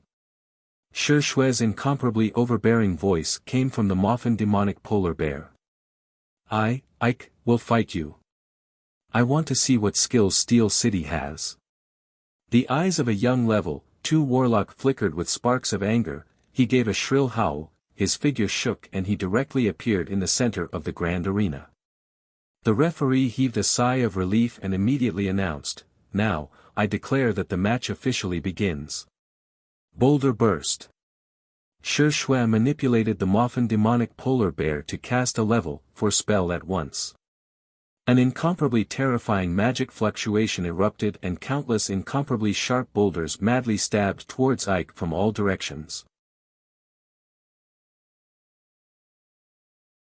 Ike's body at once erupted with 2 defensive magic radiances and 2 formidable magic force fields revolved around him.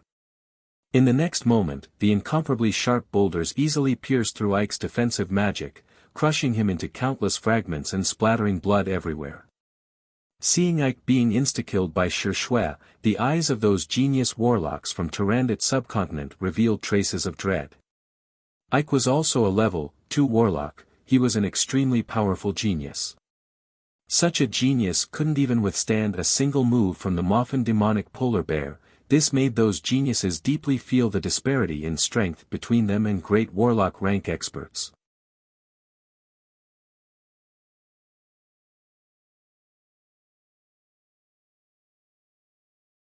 Chapter 151.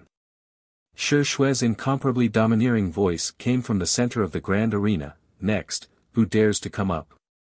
The more than 100 geniuses from Tyrannid subcontinent looked at each other in dismay, remaining silent.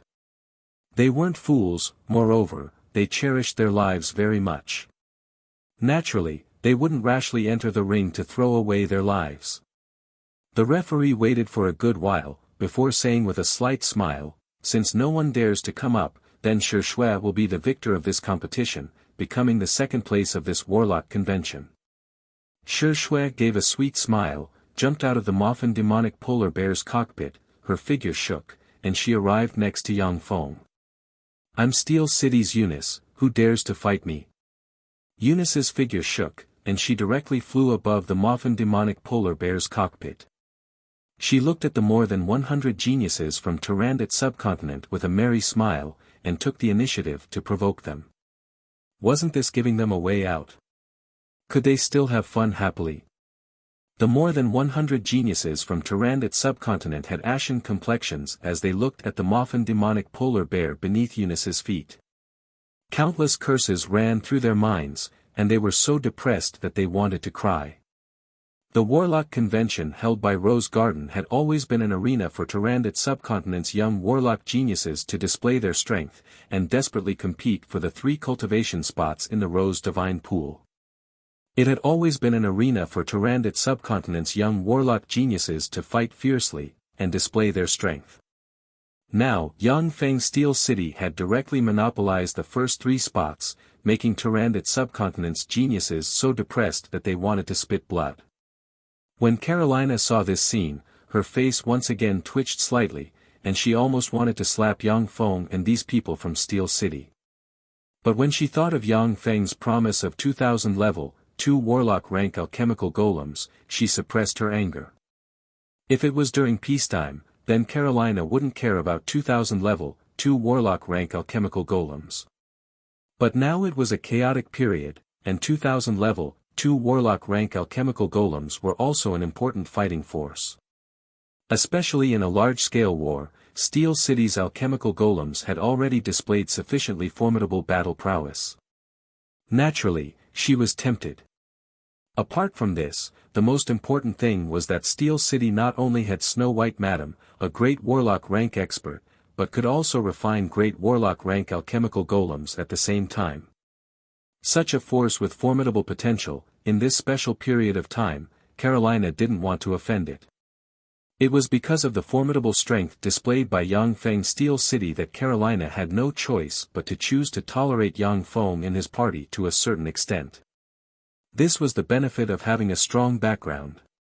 The referee was silent for a moment, then looked at the warlock geniuses below. He saw that the warlock geniuses had ashen complexions, yet they didn't dare to step forward.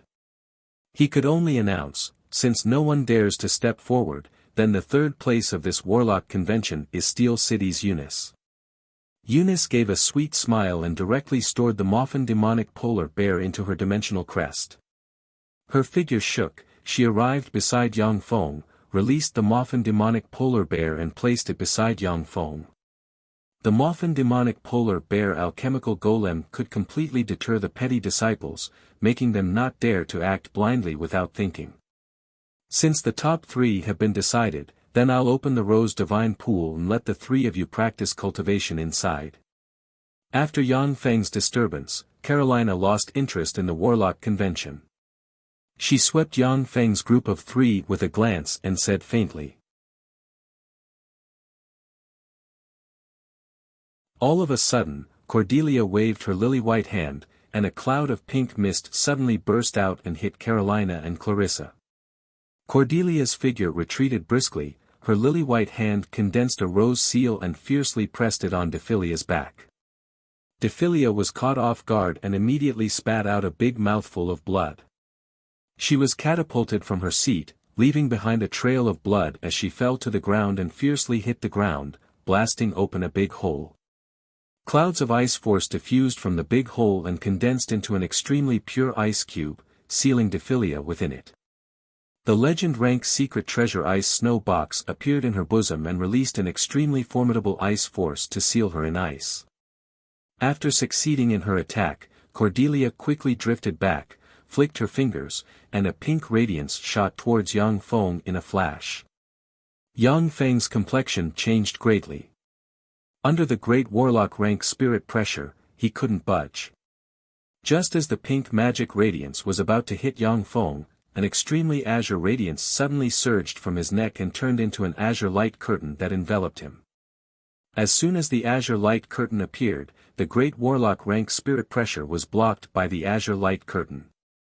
The pink magic radiance bombarded the azure light curtain, setting off ripples on the azure light curtain. The level 4 spell sky flower water curtain. Cordelia's pretty complexion changed slightly. Yang Feng seized the opportunity to pull Shi Shui and her party and jumped into the Moffin demonic polar bear's cockpit, before entering it.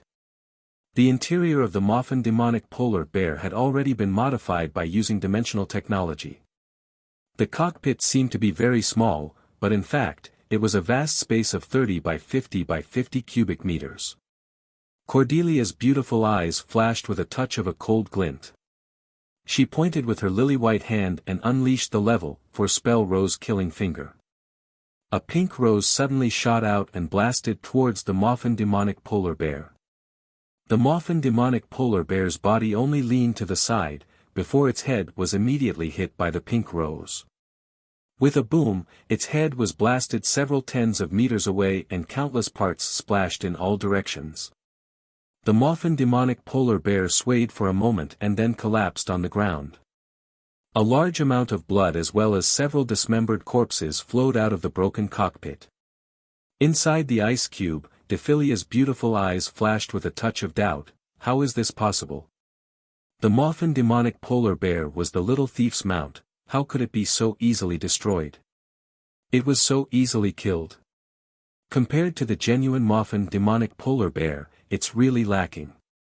It seems that Steel City's alchemical golems are only a so-so. Cordelia's beautiful eyes flashed with a touch of doubt. She swept the corpses with a glance and then continued to scan the Moffin demonic polar bear with her tremendous spirit force. Only after she didn't discover the slightest aura of life did her doubts disappear. Clouds of pink mist sprayed from all directions in the grand arena, as if it had a life of its own, pervading the grand arena. The warlocks in the grand arena were sprayed by the pink mist, before falling to the ground one by one, unable to budge. Carolina's complexion was ashen. Roses blossoming with sacred radiance flickered beside her. She growled full of grief and anger, "Why? Cordelia, why did you plot against us?" Clarissa also stared fixedly at Cordelia, her beautiful eyes brimming with incredulity and grief. She asked, "Why, big sister Cordelia, why did you plot against us? Why? Of course it's for the throne of Rose Garden's master." Cordelia's beautiful eyes surged with a touch of carefreeness. The depressed feelings that had accumulated in her heart for hundreds of years, the corners of her mouth rose slightly, and she said faintly, "Rose Garden's master, controlling the destinies of billions of people in Rose Garden, countless resources, what an enviable position. This position should have belonged to me." Cordelia's beautiful eyes flashed with a touch of nostalgia, and she said faintly, "Little sister Carolina, before you joined Rose Garden, Cordelia was Rose Garden's #1 genius, and the most beautiful woman of the younger generation in the entire Tyrannid subcontinent. I was Rose Garden's next master. Countless glories were concentrated on me. However, after you joined Rose Garden, it only took you 50 years to surpass me. Everything I had was taken away from me. Everyone would only say that you, Carolina, had extraordinary talent, that you were a peerless genius with the highest hopes of promoting to a starry sky warlock. Master was also biased, and passed on the position of Rose Garden's master to you. When others mentioned Rose Garden, they would only remember your name, Carolina, before mentioning me in passing. Even the man I liked, only liked you. Do you know how much I've hated you for hundreds of years? Cordelia's pretty face became extremely malevolent, and she said each syllable. Carolina's beautiful eyes flashed with a touch of a complicated glint, and she remained silent. Even if I hated you, but everything in Rose Garden was under your control. Your talent was indeed extraordinary, a genius rarely seen in 1,000 years in Rose Garden, a freak with the highest hopes of promoting to a starry sky warlock. In any case, I was far from being your match. Originally, I intended to take all of this to my grave, and properly become my flame rose. But fortunately, a holy war broke out that engulfed the entire continent. The devils of the underworld's races brought me a kind of wondrous medicine, the abyssal demonic dragon's rainbow leafy fruit. This wondrous fruit itself didn't have any toxicity, and was instead a wondrous medicine that greatly nourished people. But once this wondrous medicine came into contact with white jade rose dew, it would produce a kind of wondrous poison. Even great warlock rank experts would find it hard to resist a peerless wondrous poison. These days, I've specially had people make some white jade rose dew for little sister Carolina and little sister Clarissa to drink. It's delicious, right? Cordelia's beautiful countenance trembled with laughter. She was extremely carefree, and the several hundred years of depression had dissipated in an instant. Carolina and Clarissa's complexions were pale, and their beautiful eyes flickered with anger. They hadn't thought that Cordelia, their senior apprentice sister from the same sect who had always been very good to them, would actually use such a poison on them. Even a peerless genius like Carolina had been careless, and had also fallen for it. White jade rose dew was a very rare treasure in Rose Garden. Only the 3 great warlocks would have a small amount of it every year, and it could slightly enhance the soul aptitude of great warlock rank experts. While drinking, Carolina was still lamenting that Cordelia was too good. She hadn't thought that the other party would actually have such a plot.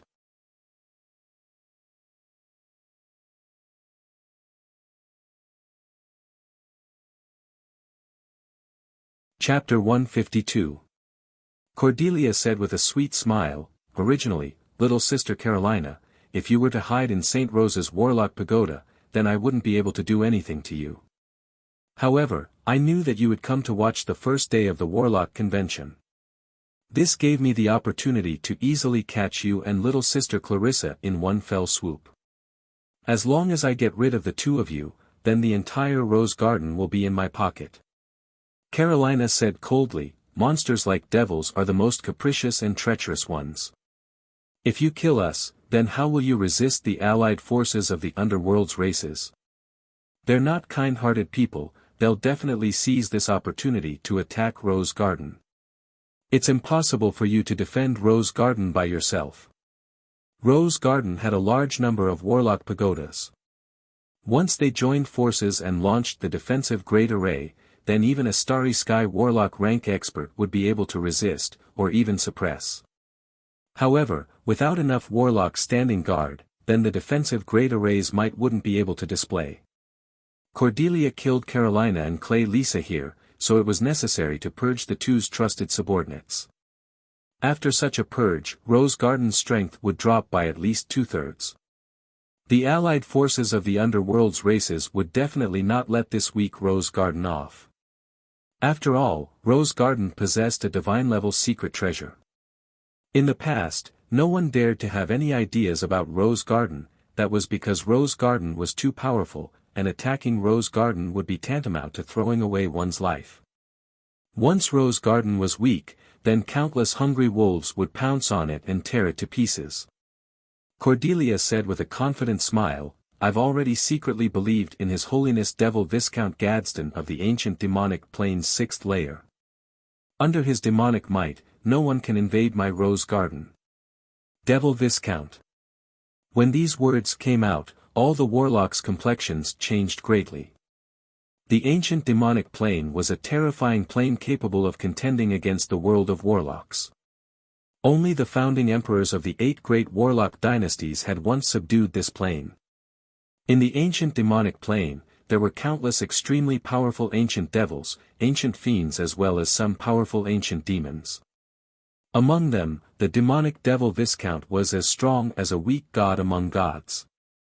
If a demonic ogre Viscount's true body personally came to Tyrannid subcontinent, then it alone could kill all of Tyrannid subcontinent's experts and easily capture the nests of the 6 great warlock groups.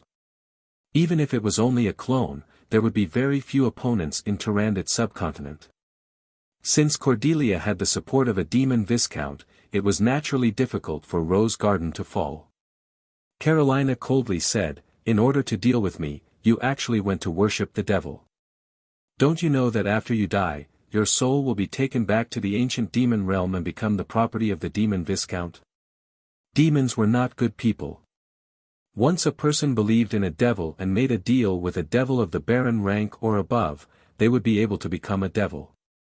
Once a believer died, his soul would enter the ancient demonic plane through the laws of the underworld and be taken away by the devil, becoming the possession of the devil. Therefore, in the world of warlocks, there were generally no warlocks who believed in devils." Cordelia said with a slight smile, "Of course I know. But as long as I promote to a starry sky warlock and then go to the main continent, there will always be a way to solve this hidden danger. Even if I can't solve it, then after I die, my soul will fall into the ancient demon plane.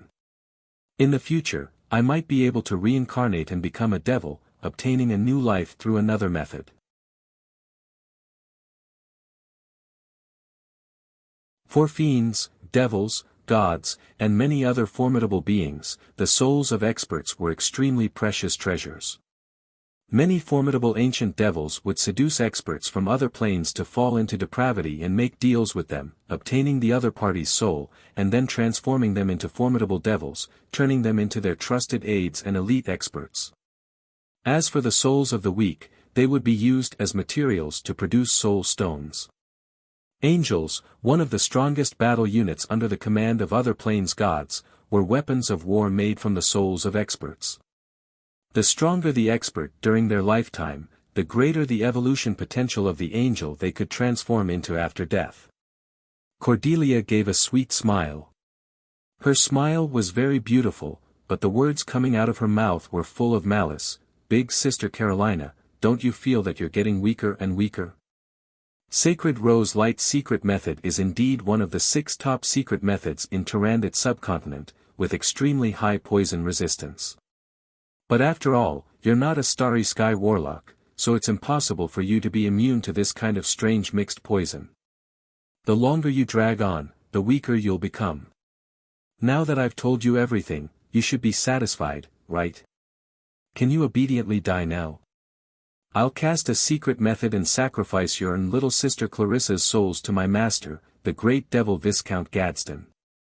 He'll be very happy, and then bestow me with even greater power. You're right, this mixed poison is indeed very powerful. Even I can't get rid of it. However, if I want to kill you, my current strength is already enough." Carolina's beautiful eyes blossomed with a dazzling divine light. She gave a furious roar and instantly erupted with a terrifying life force infinitely close to the starry sky warlock rank. With a flick of her lily-white hand, a copper mirror engraved with countless rose motifs and brimming with a simple and unadorned aura appeared in her hand. Tremendous spirit force frantically poured into the copper mirror.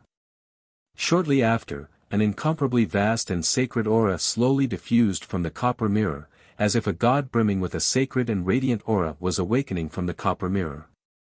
The semi-divine armament bright rose divine mirror. Cordelia's pretty complexion changed. She took out a pitch-black statue of a devil, shrouded in demonic chi, with a malevolent expression and a vertical eye between its eyebrows. It was incomparably majestic, and didn't resemble a human being. She screamed, "Your Holiness Gadsden, quickly come and save me." After Cordelia screamed, she casually tore a magic scroll. In a flash, countless icicles erupted and shot towards the Royal Grand Arena's spectator stands like raindrops.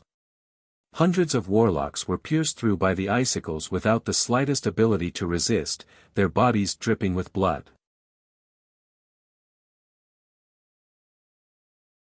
The vertical eye between the eyebrows of the strange statue of a devil flashed with a bloody radiance, and as if a bloody whirlpool, it revolved continuously. The blood of the hundreds of warlocks was completely sucked into the statue of a devil. The bodies of the hundreds of warlocks that had their blood sucked dried up, and they turned into hundreds of desiccated corpses with frightened expressions on their faces.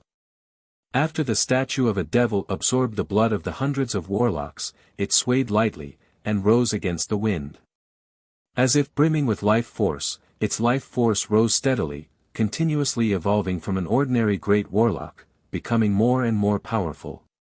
The statue of a devil casually made a grabbing motion, and two black whirlpools suddenly appeared, fell on the spectator stands, and twisted in a flash. The flesh and blood of the hundreds of warlocks that didn't have the strength to resist collapsed, and they were sucked into the black whirlpools. After the black whirlpools absorbed the flesh and blood of the hundreds of warlocks, the life force of the statue of a devil became a bit stronger. The entire statue also had a trace of a living person's aura, as if it was coming to life. Gadsden's eyes turned, fell on Carolina, and he said with a faint smile, "You're St. Rose City's Carolina, you look pretty good.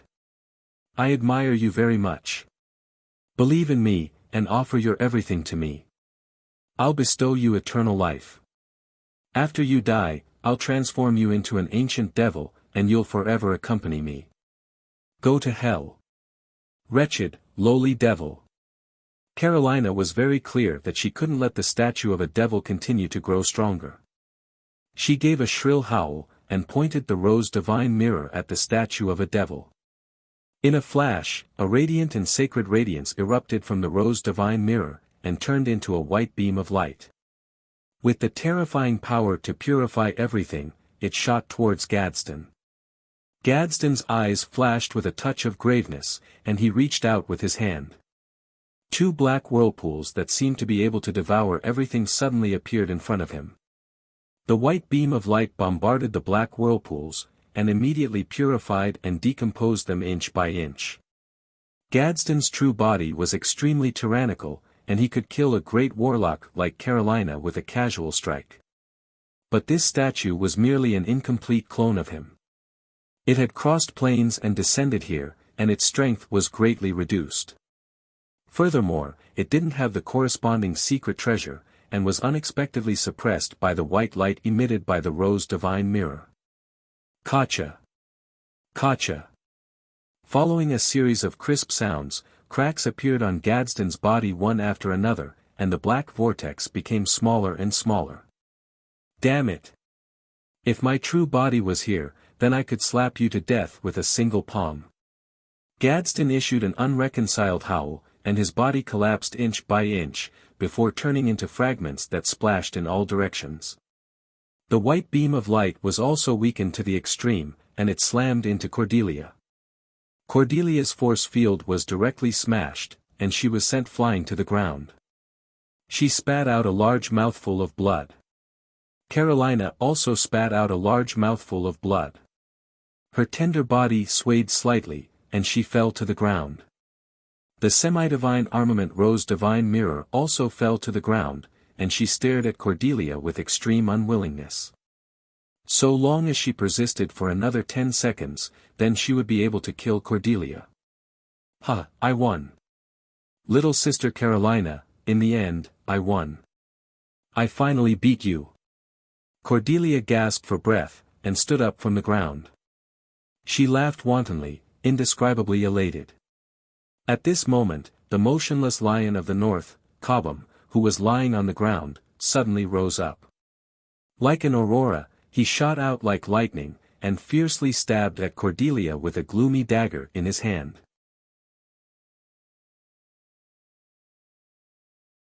Cordelia was caught off guard, and only had enough time to shift her body slightly, before Cobham's dagger stabbed into her abdomen. Fuck! Cordelia's eyes were bloodshot, and she gave a furious roar. A flame rose imprint appeared on her right palm, and she fiercely slammed it at Cobham.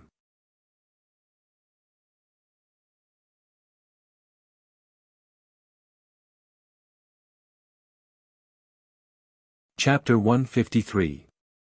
Cobham didn't have the strength to resist and was struck by Cordelia. In a flash, countless flames erupted, directly burning him to ashes. A great warlock is indeed a great warlock. It's really difficult to kill you. If you hadn't been seriously injured by Her Holiness Carolina, then it would be practically impossible for me to injure you. A blue light flickered and countless mists converged, once again forming Cobham's fleshly body.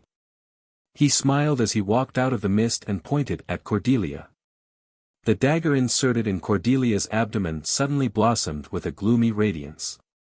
A dense deathly aura quickly spread along Cordelia's abdomen and eroded her body. Cordelia gnashed her teeth and said, "This is the legend rank cursed dagger Dusk. This should be the weapon of Demon Clan's legend rank assassin Bartolio. You're one of Bartolio's people." Cobham said with a slight smile, "That's right." After hearing Cobham's admission, everyone's complexions changed slightly.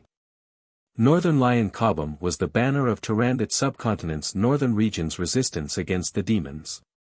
No one would have thought that such a banner of resistance against the demons, a human warlock genius, would actually be a member of Demon Clan. Once this news spread, it would definitely cause a huge shock. Cordelia said with great unwillingness, "Why? I'm an ally of the underworld's allied forces, why would you assassinate me?" "It's very simple, it's because you were seriously injured by Carolina." Cobham gave a slight smile, his eyes blossoming with the flames of ambition as he said, "As long as I kill all of you, then the resources I seize from you will be enough to promote me to a great warlock rank expert. This is a once-in-a-lifetime opportunity." Cobham's eyes flickered with the flames of ambition as he said with a smile, "Bartolio originally wanted me to cooperate with you and wait for an opportunity to eradicate all of your opponents. However, I think that Bartolio would be more interested in a complete rose garden. After killing you, no one will be able to stop me." "Well said, this is indeed a once-in-a-lifetime opportunity." Just then, Yang Feng's cheerful voice came from the grand arena. Cobham's expression changed drastically. He turned around and looked at the remains of the Moffin demonic polar bear. The Moffin demonic polar bear, whose head had already been blasted apart by Cordelia, stood up. It beckoned with its hand, and the head that had been blasted away flew over, directly stabbing into the neck of the Moffin demonic polar bear. Its eyes blossomed with traces of red radiance. As if he had seen a ghost, Cobham looked at Yang Feng and exclaimed, "Weren't you killed by Her Holiness Cordelia? How did he come back to life? I was just pretending to be dead to tease you. If that wasn't the case, how could you have performed so well? Ha ha ha." From the Moffin demonic polar bear's bloody maw came Yang Feng's unbridled laughter. Cordelia's expression became very interesting. She gritted her teeth and said, "That's impossible. I clearly saw you become corpses. How could this be?" Yang Feng manipulated the Moffin demonic polar bear to extend a finger and shake it slightly, before giving a long sigh, "Uncultured, truly scary." This was an optical dislocation system that utilized the principle of mirrors. Well, to put it simply, it was your eyes that deceived you, understand? In the split second when Cordelia hit him, Yang Feng had activated the Moffin demonic polar bear's feigned death system, deceiving Cordelia with a super-realistic feigned death.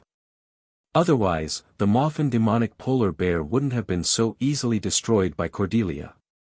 When Cordelia heard Yang Feng's ridicule, she was so angry that she almost spat out a mouthful of blood. She was Rose Garden's second strongest expert, extremely knowledgeable and proficient in countless subjects.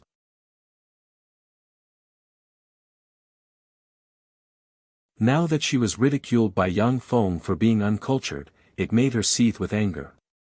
If she could move, she would definitely slap Yang Feng to death. Carolina covered her mouth and chuckled. She coughed up several mouthfuls of blood in succession, yet she couldn't stop. Dephilia gave a sweet smile, "This guy is really cunning. I knew that he wouldn't die so easily." Cobham forced a smile and took a step forward, saying, "Ong Feng Darren, you're indeed worthy of being Steel City's peerless genius. We're not your match. I have a proposal, I hope that you'll consider it. Demon Clan's experts are as common as clouds, it's only a matter of time before they dominate the entire Tyrannid subcontinent. Tyrannid subcontinent's human forces are always scheming against each other, each doing their own thing, they're like a plate of loose sand, they're nothing to be afraid of. Please join our Demon Clan will fully support you in taking control of Rose Garden. The 3 most beautiful roses in the Rose Garden will also be yours. What a cunning thing. Unfortunately, you ran into me. Go to hell. Yang Feng gave a cold smile and his mind moved. The Moffin demonic polar bear's eyes flickered with an ominous glint. In a flash, it erupted with the terrifying life force of a great warlock rank. It waved its huge paw and an incomparably tremendous fluctuation of earth magic power quickly spread. Countless incomparably sharp earth spikes madly stabbed towards the exit of the reception hall. An afterimage flickered and a figure flew out from the exit of the reception hall, it was Cobham himself. In the grand arena, there were 2 Cobhams at once. Under Yang Feng's manipulation, the Moffin demonic polar bear's thick legs flashed madly, the ground shook unceasingly, it suddenly appeared in front of Cobham with a touch of afterimages as swift as a clap of thunder, before fiercely slapping Cobham with its paw. Apart from its weakness of being unable to fly, the Moffin demonic polar bear's battle prowess on the ground was simply comparable to that of a dragon, its movement speed was also astonishingly fast, surpassing the speed of sound. Cobham's body hadn't reacted yet, when he saw the huge bear paw with a terrifying shadow appear in front of him. Boom! Countless gravel splashed, the huge bear paw slapped empty air and bombarded the ground of the grand arena, blasting open a large hole. What a waste! You can't even handle such a small matter, and you still need me to save you. If it wasn't for the fact that you still have some value, then I would really want to kill you. An extremely callous voice came from behind Yang Feng. Yang Feng's mind moved and he started the scanning device. With a glance, he saw that behind him, the southern goddess of war Jenny, who should have been unconscious, had already stood up. In her right hand was a person, it was the pale-faced Cobham. A terrifying great warlock rank life force spread from Jenny, she was clearly a great warlock rank peerless expert.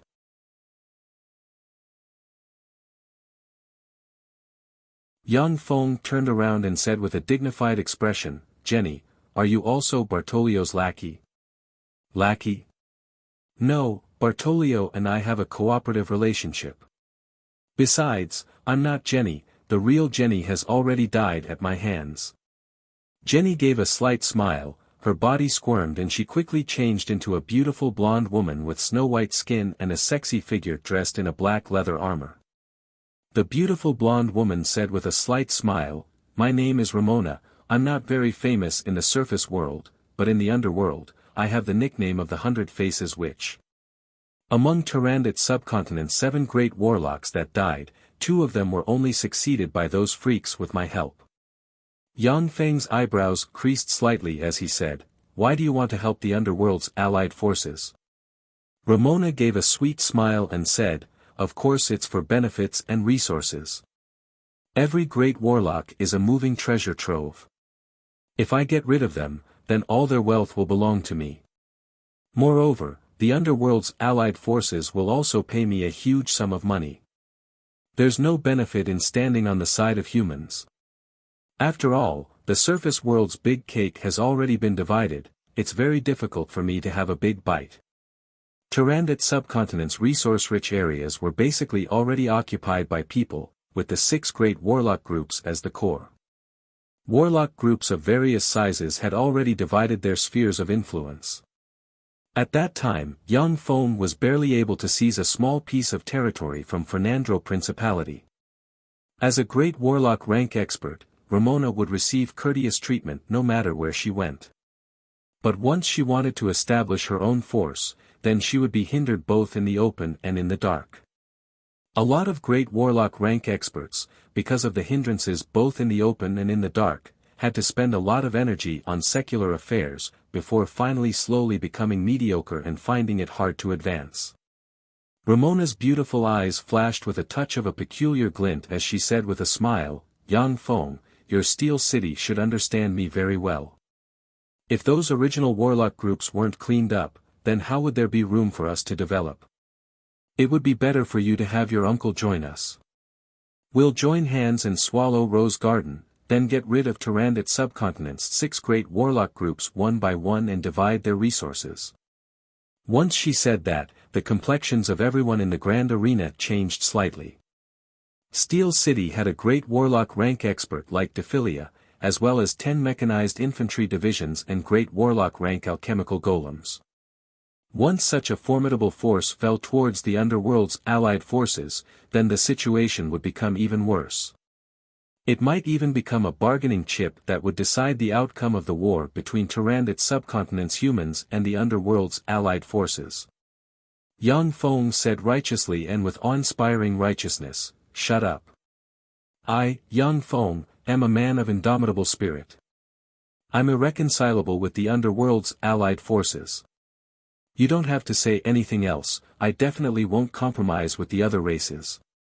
When Carolina saw this scene, her beautiful eyes flashed with a touch of a peculiar splendor. Clarissa's beautiful eyes also flashed with a touch of appreciation. "This little thief's words are pleasant to hear, but I'm afraid that while he's saying one thing, he's thinking another thing in his heart." Dephilia curled her lips and sneered inside.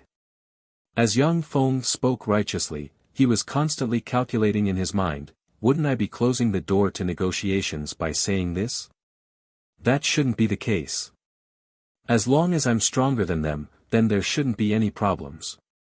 If worse comes to worst, then I'll just flee to another plane.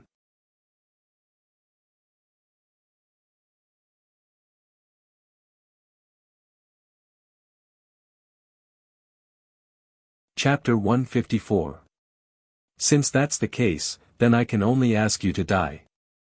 Ramona sighed faintly, her figure strangely disappeared from where she stood and at once appeared in front of the Moffin demonic polar bear's chest.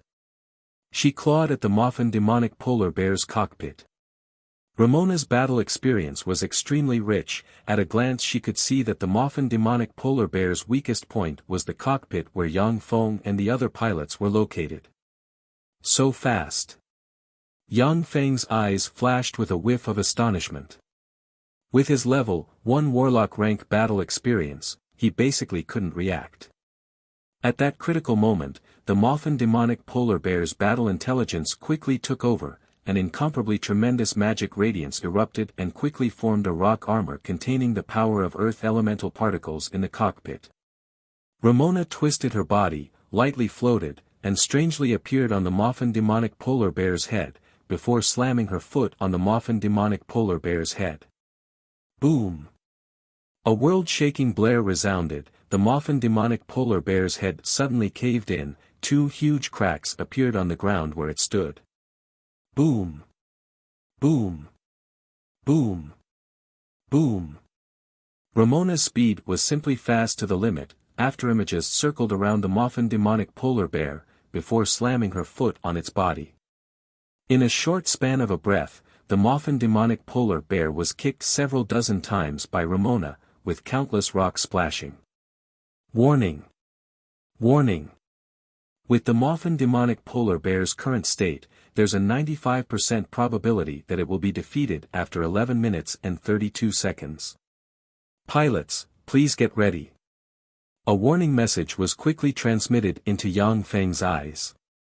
Although the Moffin demonic polar bear was an extraordinary life form comparable to a great warlock rank, but after its death, it was modified by Yang Feng into a mechanical battle beast, its battle prowess was greatly weakened. Yang Feng's optical computer database didn't contain Ramona's battle data, he was unable to deduce her next move, he was unable to display the terrifying ability to predict the future, he could only rely on the Moffin demonic polar bear's battle instincts to fight. He was at an extreme disadvantage, being completely subdued by a genuine great warlock like Ramona. Carolina suddenly warned, "She's a body-tempering warlock, don't let her get close, use spells to deal with her." Body-tempering warlocks were a branch of warlocks. It was different from other warlocks who practiced both law and body. The spells that body-tempering warlocks construct in their spiritual sea are spells that enhance their physical qualities, such as the level 1 spell, Physical Qualities Strengthening. The methods of body-tempering warlocks are far inferior to other warlocks. But once they got close, they were the most terrifying meat shields and weapons of war. The best way to deal with them was to use all kinds of strange spells to prevent them from getting close and kill them from afar. Even if I know that she's a body-tempering warlock, I still don't have the corresponding spell to contend against her. Yang Feng said with a bitter smile from inside the Moffin demonic polar bear's cockpit. The Moffin demonic polar bear was born to be proficient in earth magic, and was the darling of the earth.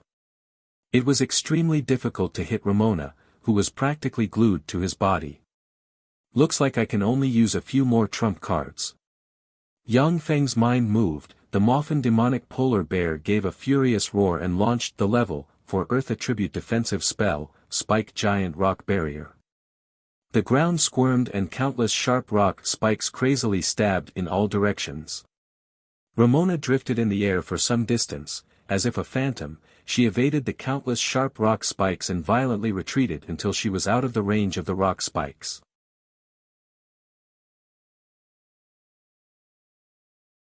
In a split second, a hedgehog-like giant rock barrier with countless sharp rock spikes appeared in the center of the grand arena, covering the Moffin demonic polar bear.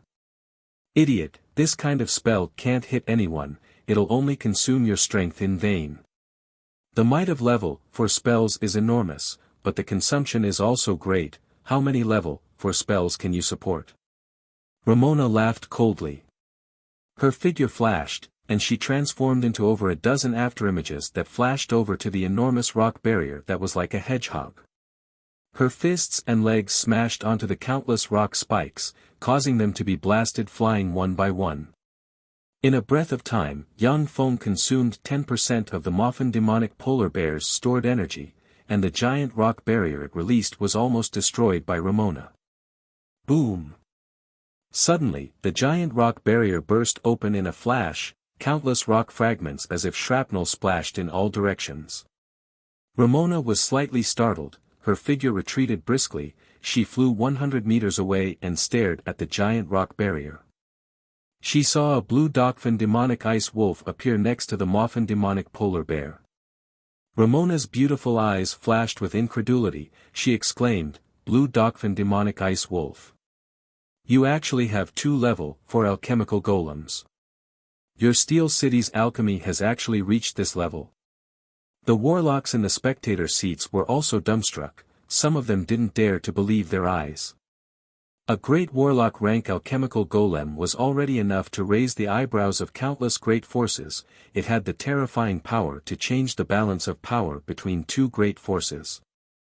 In Tyrannid subcontinent, perhaps only the 6 great warlock groups had a few such alchemical golems hidden in their treasuries, acting as their foundation.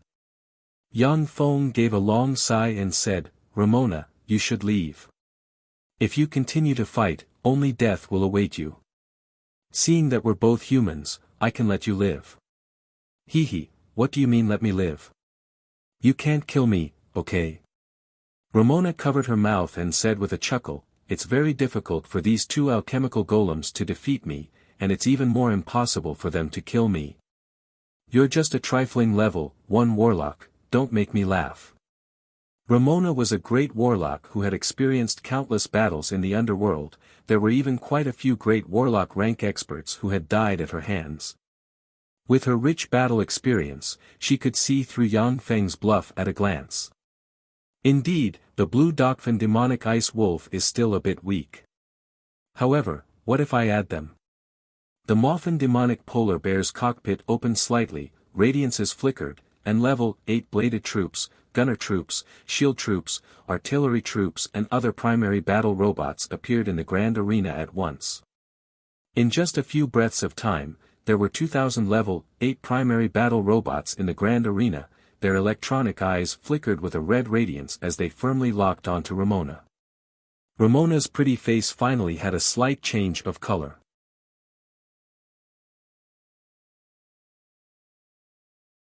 With her strength, she could kill her way in and out of the level 8 primary battle robots without anyone being able to stop her. However, after she destroyed 1,000 level 8 primary battle robots, her strength would be greatly weakened.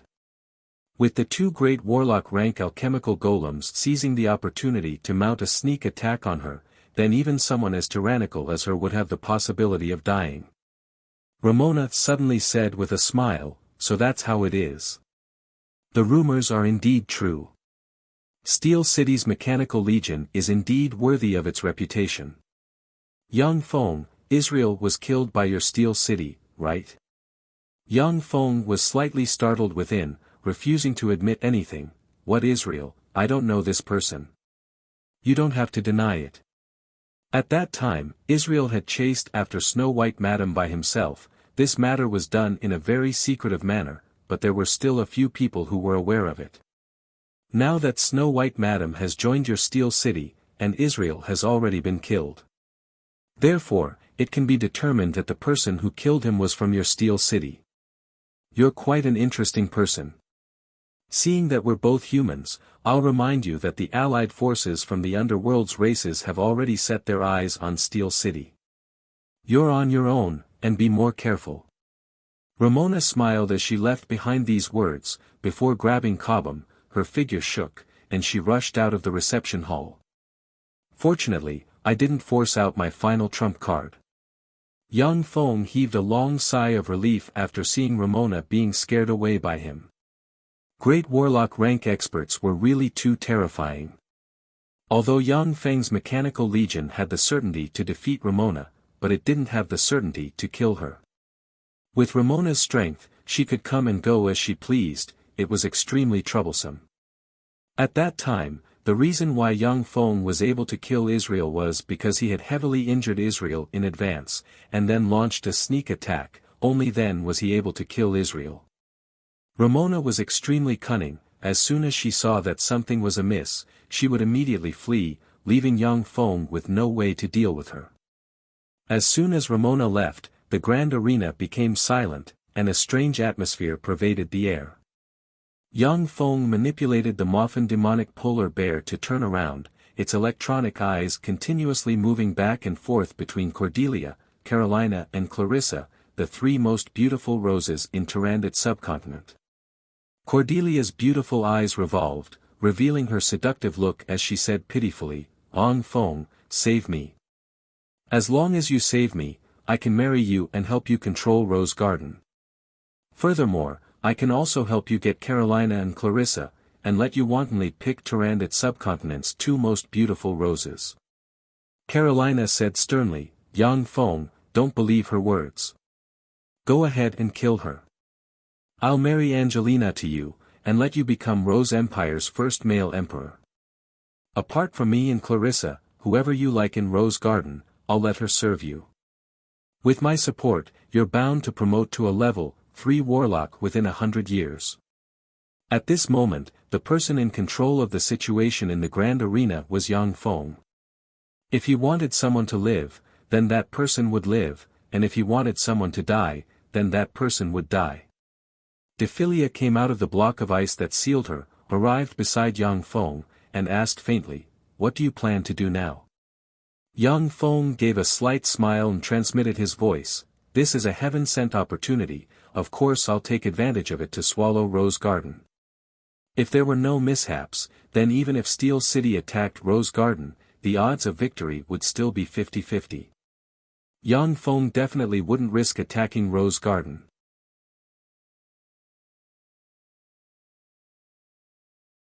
But now that Rose Garden's 3 great warlocks were either poisoned or seriously injured, he naturally wouldn't let such a great opportunity slip by.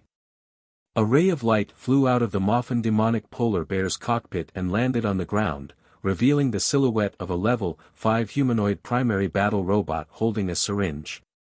The level 5 humanoid primary battle robot strode before Cordelia.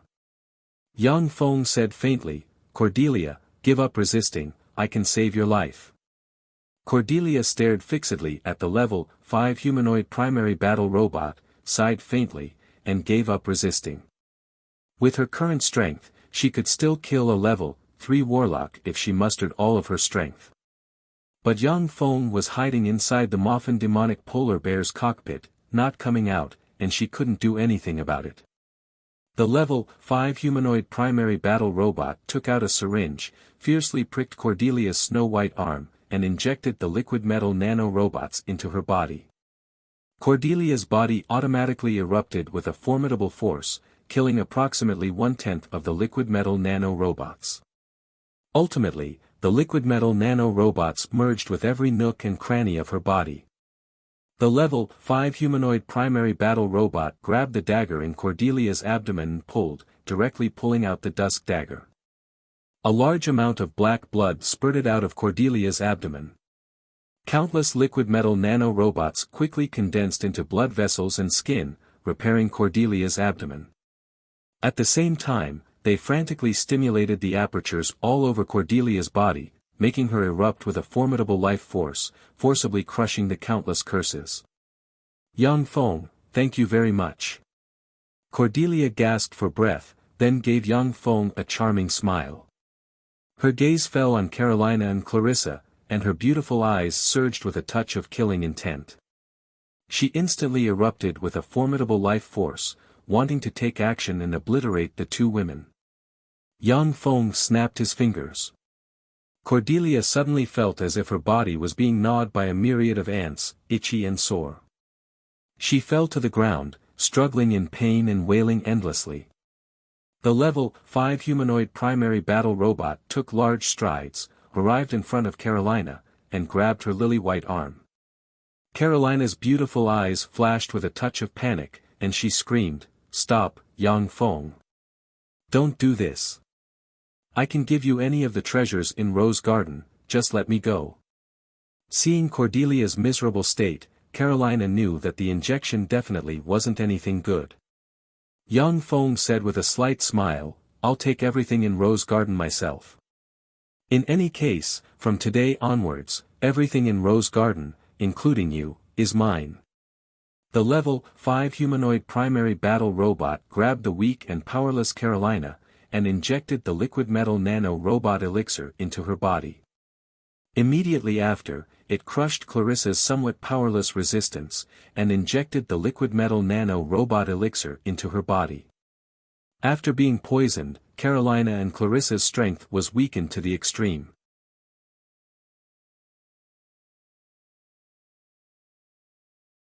The immunity in their bodies couldn't kill those liquid metal nano-robots at all, and they could only let those liquid metal nano-robots enter their bodies.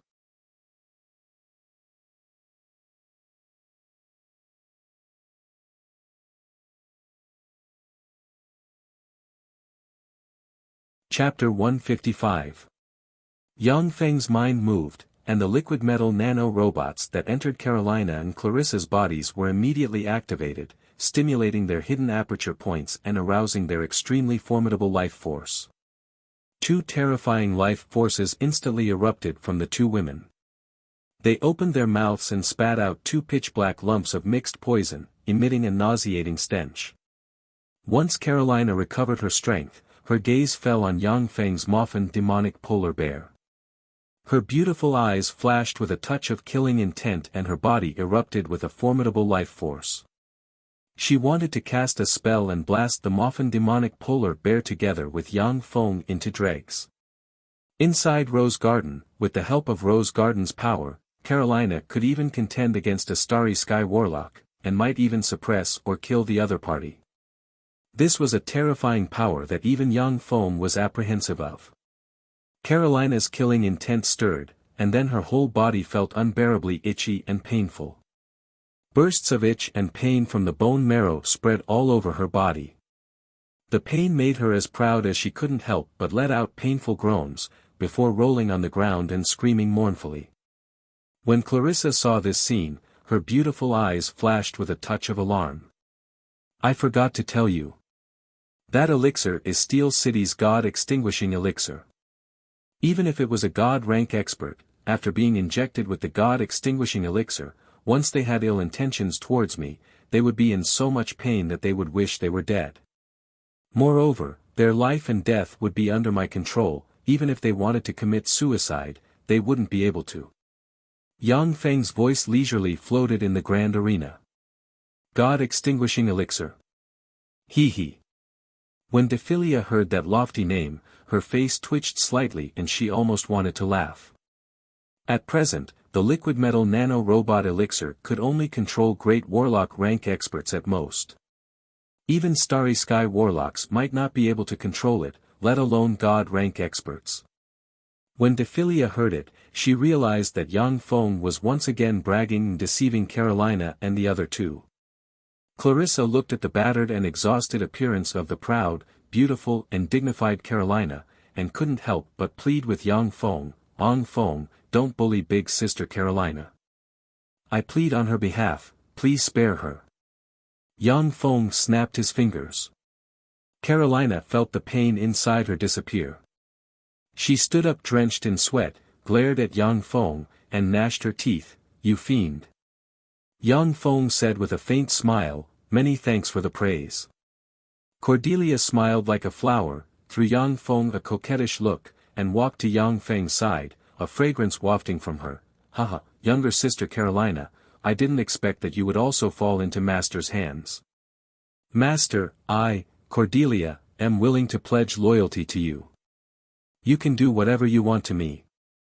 Carolina glared at Cordelia, her beautiful eyes flickered with resentment and she gnashed her teeth, saying, Yang Feng, kill her. As long as you kill her, I will give you the entire rose garden. Even if you want me, I will give it to you. If Cordelia hadn't suddenly rebelled and plotted against Carolina, then Carolina wouldn't have been subdued by Yang Feng. She was a peerless expert infinitely close to the Starry Sky warlock rank. Moreover, she was Rose Garden's master and dominated all of Rose Garden's forces. Within Rose Garden, she could even suppress Starry Sky warlocks. Carolina was proud and arrogant. Now that she was under Yang Feng's control, she really wished to tear Cordelia to shreds. When Cordelia heard that, her tender body stiffened slightly, a touch of fear flashed past the abyss of her beautiful eyes, and she looked at Yang Feng. Her fate was now completely at Yang Feng's whim. Carolina was superior to her in every aspect.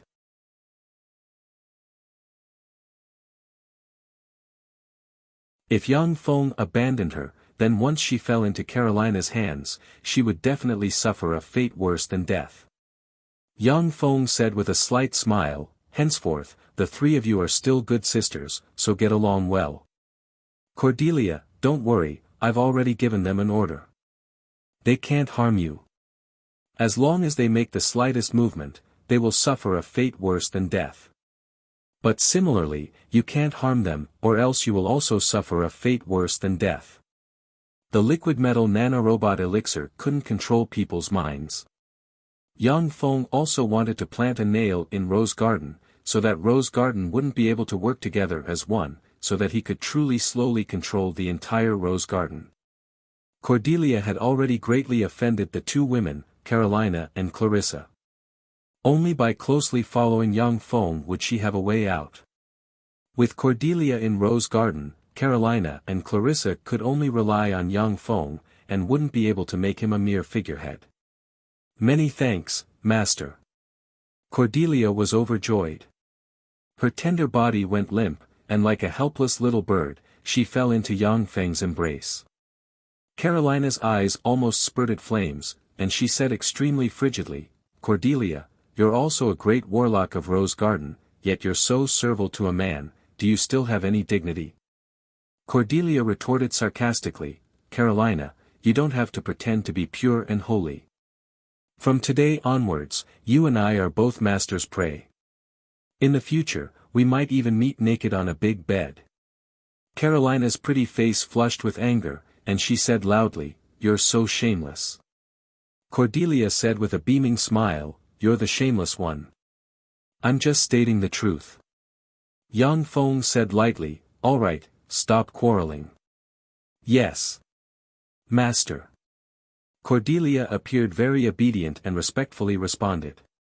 Carolina still wanted to say something, but when she saw the limp warlocks in the grand arena, she once again became silent. She also didn't want to continue showing her disgraceful side in front of those low-level warlocks. Carolina swept the surroundings with a glance, a peculiar glint flashed in the abyss of her beautiful eyes, and she said solemnly, "What do you plan to do with the people here?" In the grand arena, there were about 200,000 warlocks. More than half of these warlocks came from Rose Empire, and they were Rose Empire's elite class. Carolina was somewhat worried that Yang Feng would kill indiscriminately, and harm Rose Empire's vitality. Yang Feng said lightly, "First detain them, and then let them leave after injecting them with the God-extinguishing elixir." The liquid nanorobot elixir was also a high-end product, and Yang Feng only carried 1,000 vials with him. He could only give priority to those geniuses and tyrannical warlocks from Tyrannid subcontinent. "Open the Rose Divine Pool, I want to go in and practice cultivation."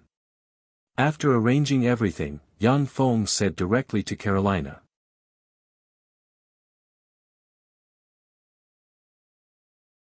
Carolina said lightly, "You're still in the mood to practice cultivation?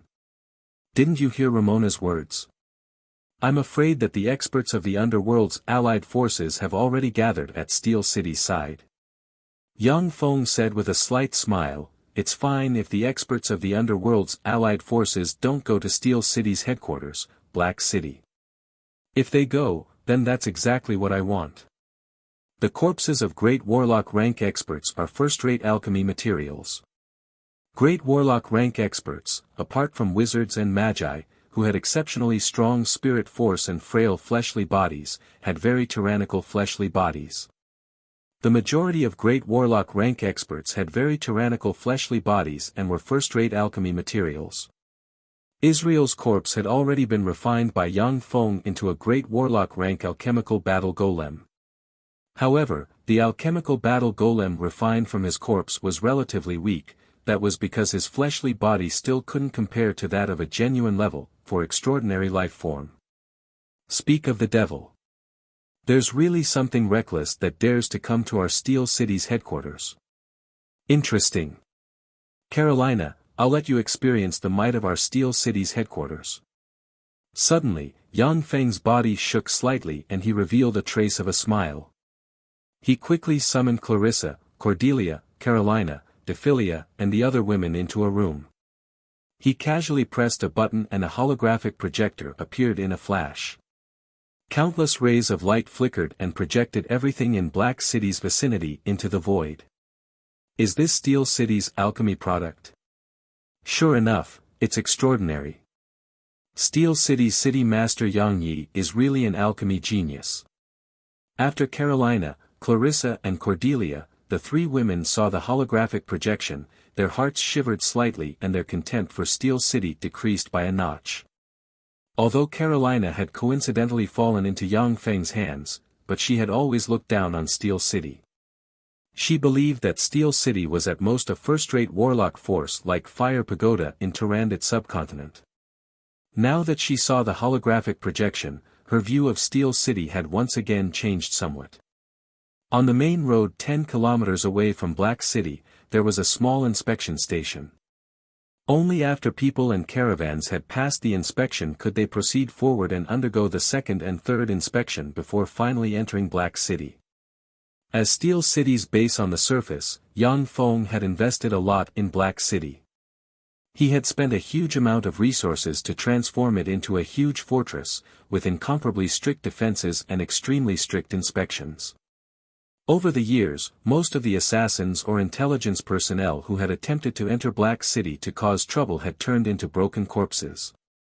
Under the incomparably strict defenses, the various forces were even more convinced that Black City was Steel City's city master Yang Ye's base of residence. A caravan loaded with goods slowly walked towards Black City. As the capital of Steel City, Black City was extremely prosperous. Every day, a large amount of goods would be consumed, with caravans coming and going in an endless stream. Halt! A team of level 5 humanoid primary battle robots with Gauss rifles stopped the caravan at once and barked coldly. The caravan immediately stopped, no one daring to budge. Those humanoid robots didn't have the slightest bit of humanity, they only had extremely inflexible programs. Those who dared to bribe them or provoke them were all dead. A chubby middle-aged man with a round face walked out from the crowd and said respectfully, "Sir, I'm the person in charge of this caravan. May I ask what's the problem? Every time we, the Dorai caravan, travel, we pay sufficient taxes, there's absolutely no tax evasion."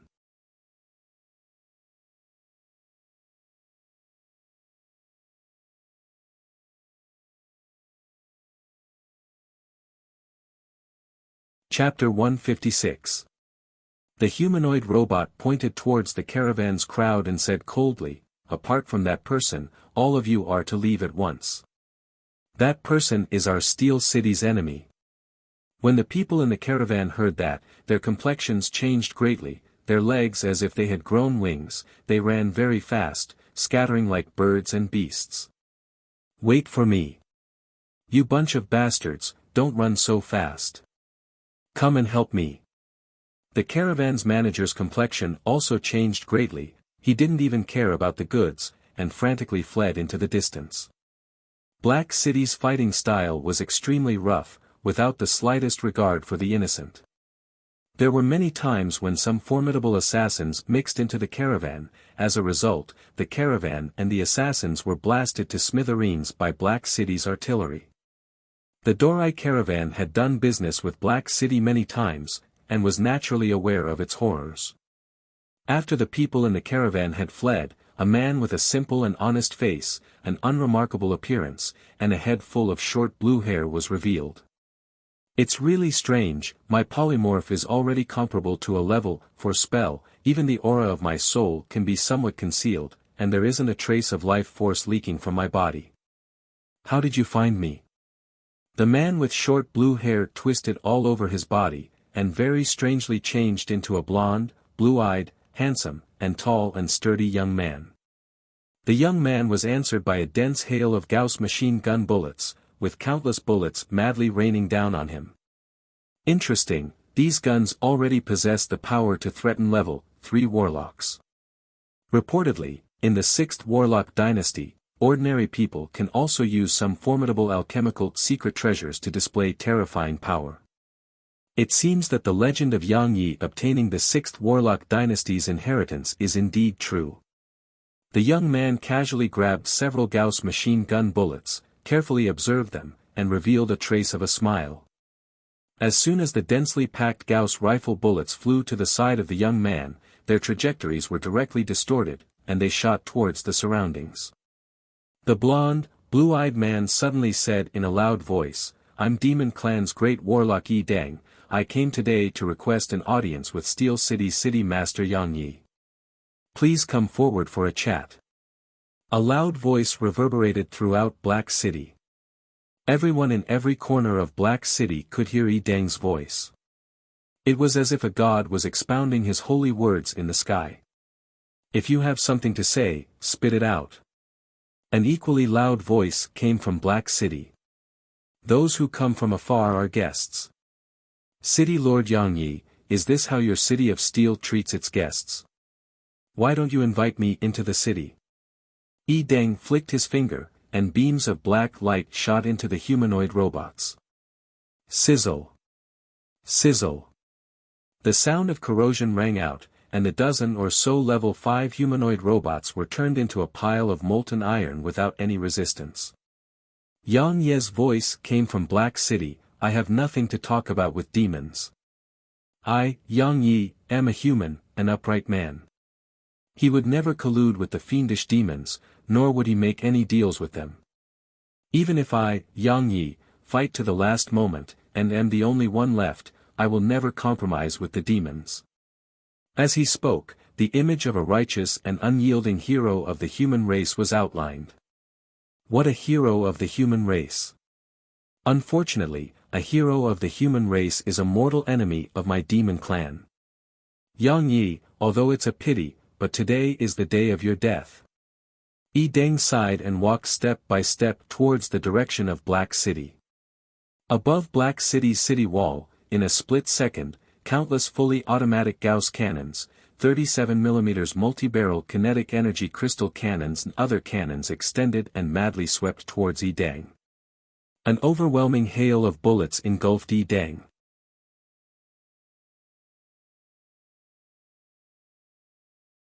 The ferocious cannon fire bombarded Yi Deng's body and easily pierced through his body. When they fell to the ground, they exploded and blasted small holes one after another. Yi Deng said with a faint smile, "It's no use. In the end, alchemical golems are just alchemical golems without wisdom. I can walk through countless parallel spaces. Without reaching the great warlock rank, you can't harm me in the slightest. How can this be? How is this possible? How can a great warlock rank expert be so strong?" Inside Rose Garden, Yang Feng's eyes flashed with a touch of astonishment as he exclaimed. With her brilliant vision, Carolina saw through Yi Deng's trick at a glance, and said with a sneer, "Humph, what walking through parallel spaces? How can a trifling great warlock do this? To walk freely in parallel spaces, only peerless experts with moonlight warlock rank cultivation and strength comparable to that of gods might be able to do it. This is just a trifling illusion. However, this hellion is very cunning, and knows how to deceive you with words. If you really think that he can walk in parallel space and is invulnerable, then he is a peerless expert who can walk in parallel space and is invulnerable." Cordelia also smiled without saying a word. She had also seen through Yi Deng's facade.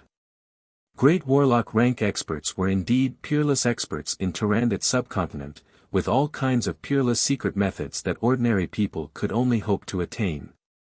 However, they were merely extraordinary life forms, and had yet to transform into gods, ancient fiends, ancient devils, and other such mighty existences. Similarly, they also had limits to their strength. So it's an illusion. Activate the scanning system. Yang Feng felt slightly at ease, and immediately issued an order. One after another, cone-shaped mechanical creations extended from all directions of Black City, and probing ripples of different frequencies spread out silently. Many tubular mechanical constructs also extended from the ground, shooting out rays of infrared rays that interweave to form a large infrared net.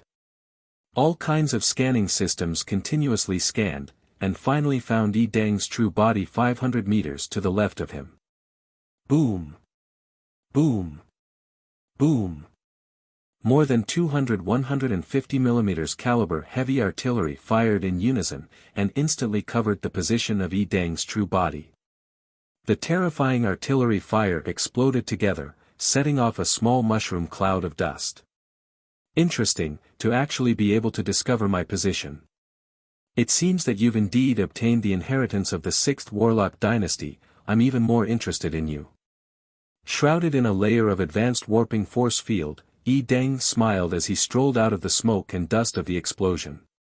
He wasn't injured in the slightest, and even his clothes weren't stained with a trace of dust. Yang Feng gave a long sigh and said, "So this is a great warlock rank expert, truly amazing."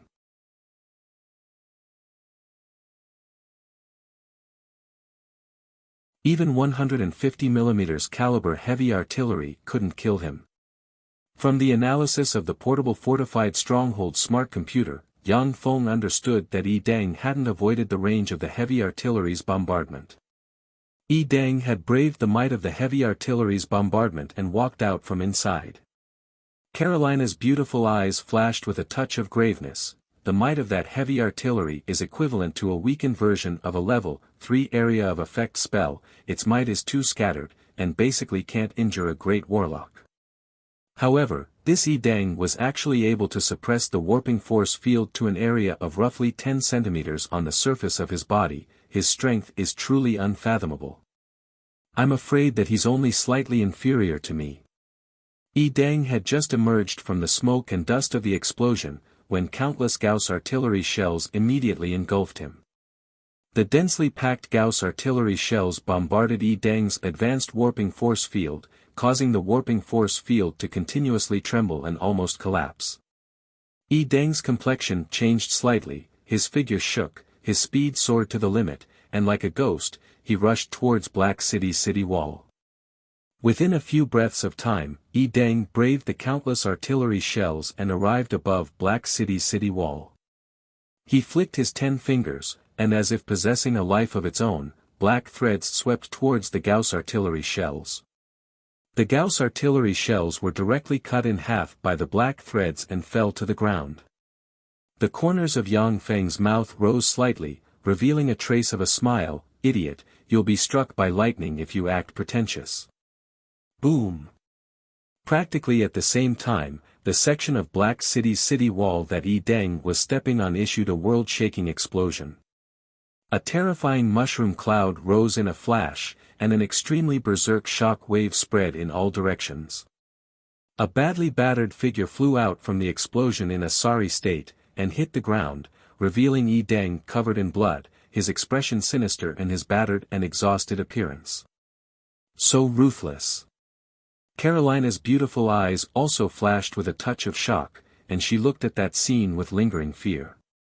Even a great warlock like Yi Deng was covered in wounds from the explosion, and almost died. If it was Carolina in his place, then she might not have fared much better than him. After the explosion seriously injured Yi Deng, countless Gauss artillery shells madly shot towards Yi Deng from the parts of the city wall that hadn't been destroyed.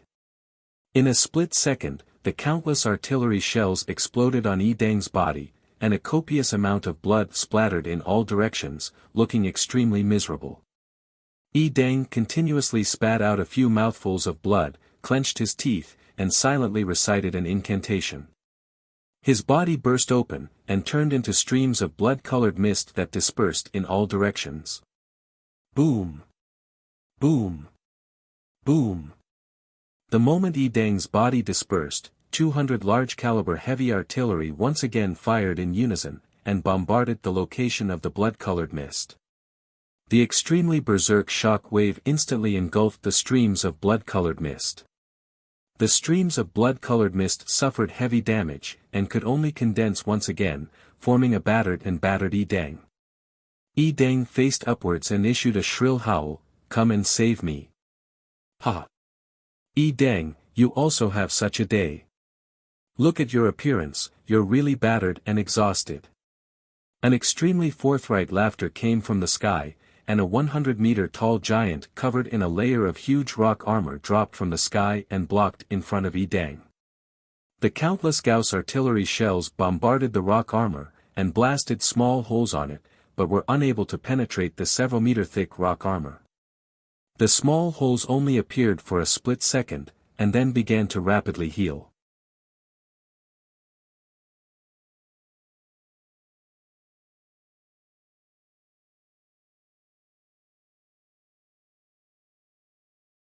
Chapter 157. Yang Feng's eyes flashed with a touch of graveness and he said solemnly, "Rock Giant, an adult rock giant. The allied forces of the underworld's races really think highly of me, even dispatching such a terrifying existence." A peculiar glint flashed past Carolina's beautiful eyes as she caught a flaw in Yang Feng's words. Giants were terrifying extraordinary life forms on par with dragons. They were terrifying life forms with few rivals of the same rank. At that time, when Tyrannid subcontinent had attacked the plane of giants, it had similarly suffered heavy losses. Among the 8 great warlock dynasties, only the first 7 great warlock dynasties had conquered the plane of giants. The 8th warlock dynasty, Dawn dynasty, had also conquered many planes, yet it didn't dare to behave atrociously in the plane of giants.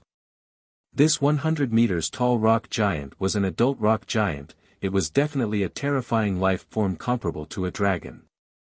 The countless Gauss cannons rumbled madly, blasting small holes in the rock giant's armor, but the armor quickly repaired itself, basically unable to injure the rock giant in the slightest.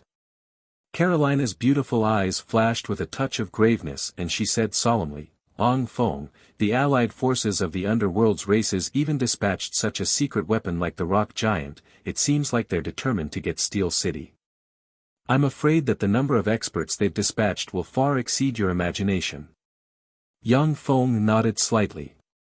After the portable fortified stronghold was built, a large part of Shizu's technology had been unlocked. Black City had already been fortified by him, with countless weapons. 1 or 2 great warlocks were basically unable to breach Black City. Eden looked up and shouted, "Cheyenne, if you don't show up, then I'll immediately turn around and leave. Am I not here?"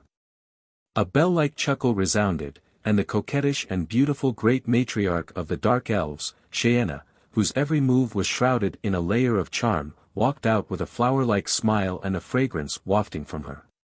Behind Cheyenne followed 3 handsome, tall and sturdy young men, their eyebrows brimming with endless arrogance. Eden's pupils constricted slightly, his eyes flashed with a touch of apprehension, and he said solemnly, 3 great black dragons, Cheyenne, you actually brought out your dark elven trump card, the 3 great black dragons. It seems like you attach great importance to Steel City's city master Yang Yi. The heroic rock giant looked at the 3 young men behind Cheyenne with a hint of fear in his eyes. The 3 black dragons were the Dark Elves' ultimate weapons in the underground world, as well as the strongest weapons they used to suppress other resistance forces. In the underground world, there was no power that didn't know of the 3 dark dragons worshipped by the Dark Elves, James, Creed, and Briar.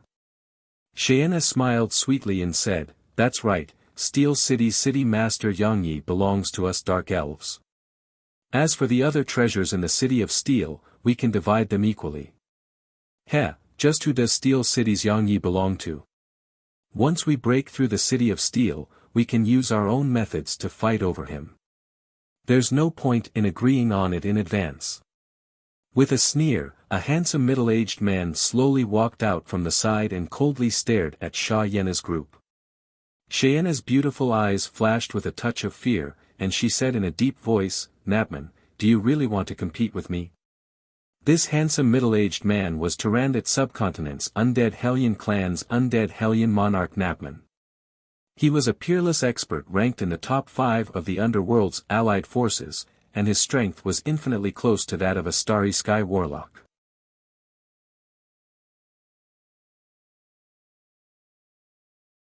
Napman said with a faint smile, "Why should we fight over something that we haven't even gotten our hands on? There are still a lot of human clans' peak experts glaring covetously from the sidelines. It would be better for us to first join hands and get rid of them. Then we'll talk about the rest."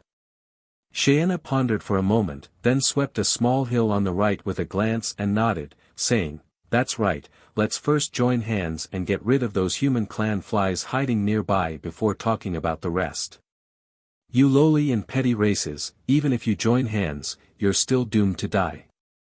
If you obediently surrender, then we can still spare your lives and let you linger on at death's door."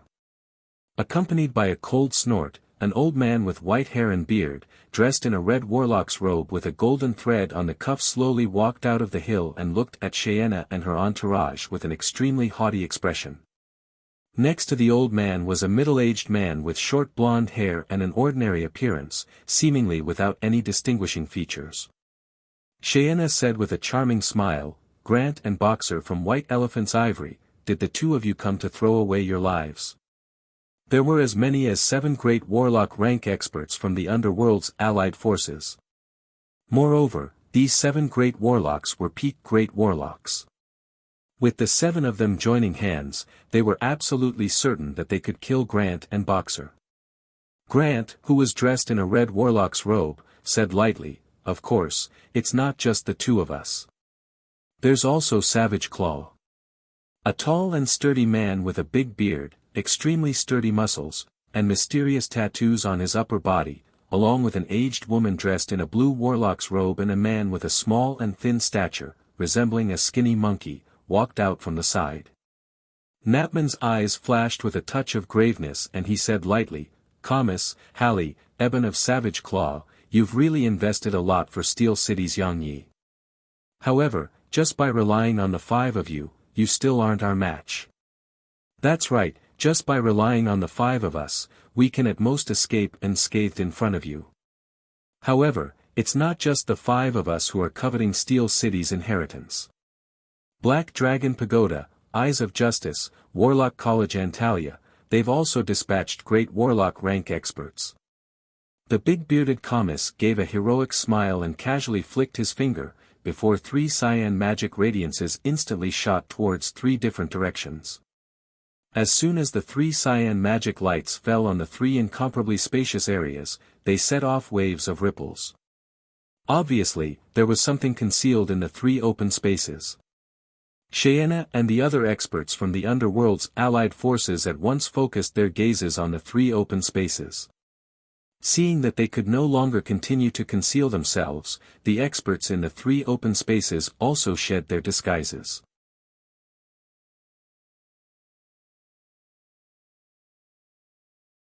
In one of the 3 open spaces, there was a young man dressed in a white warlock's robe, with an arrogant expression on his face, standing loftily. In one of the open spaces, there was a middle-aged man with short blonde hair, a handsome appearance, and a scholarly temperament. There was a middle-aged man with long gray hair, a haggard appearance, and a corpse-like appearance. In another open space, there were 2 men and 1 woman. The 2 men and 1 woman had blonde hair and blue eyes, the man was handsome, the woman was beautiful, and their temperaments were extremely extraordinary. Napman's eyes flashed with a touch of ridicule, and he sneered, "Eyes of Justices Uhtred, Warlock College Antalia's Clifford and Connell, Black Dragon Pagoda's Carlo, Paris, and Nina. Steel City's City Master Yang Yi is a genius of your human clan, a pillar of support against our underworld's allied forces. I didn't expect that there would be so many human clan experts coming to capture him. Your human clan is really united." Yang Feng's eyebrows creased slightly, and he said in a low voice, "My goodness, this is just a trifling 6th Warlock Dynasty's inheritance, how could it attract so many experts?" Warlock College Antalya and the other 5 great warlock groups had existed for thousands of years, and possessed countless secret methods. Among them, there was no lack of peak secret methods passed down from the eras of the 8 great warlock dynasties. According to reason, there was no need to covet the 6th Warlock Dynasty's secret methods. Carolina's vision was extremely brilliant, and she hit the nail on the head and pointed out the crux of the matter. Our 6 great warlock groups possess countless secret methods. However, many of those secret methods can only be cultivated until the Starry Sky Warlock realm at most. They gathered in your Steel City in order to see if the 6th Warlock Dynasty's secret method obtained by your uncle Yang Yi has any secret method to advance to the Starry Sky Warlock rank. Moreover, your uncle can refine level 2 Warlock rank golems on a large scale. In our Tyrannid subcontinent, this kind of alchemy can almost be called a golem grandmaster. Coupled with the addition of a great warlock like Snow White Madam, your Steel City has already become a formidable existence that can threaten our 6 great warlock groups. They naturally won't give you the time to continue developing. In addition, your Steel City merely has a 3-story tall warlock pagoda, and its defensive strength is too weak. That's why they were tempted, and gathered their experts in order to flatten your Steel City in one fell swoop. This kind of thing isn't uncommon in the past thousands of years. Your Steel City's performance during this period of time has been too eye-catching, Carolina analyzed in a clear and organized manner. Yang Feng suddenly said, "If it wasn't for Cordelia, then wouldn't Rose Garden also have a part in besieging Steel City?" Carolina said very calmly, "Perhaps." Yang Feng smiled slightly, no longer pursuing the matter, and his gaze fell on the screen. Napman sneered, "Clifford, Steel City is a force attached to your Warlock College Antalya. For you to act so openly against him, aren't you afraid that the people below will be bitterly disappointed?" Clifford smiled faintly, inverting the truth as he said, "Yang Ye's nephew Yang Feng recklessly killed people, and is now no longer a person of our Warlock College Antalya. Moreover, Steel City colluded with the Hellions in an attempt to subvert human clan, it's a heinous crime, and is already a public enemy of our Tyrannid subcontinent's human clan. As one of Tyrannid subcontinent's guardians, Warlock College Antalya is duty-bound to root out such scum."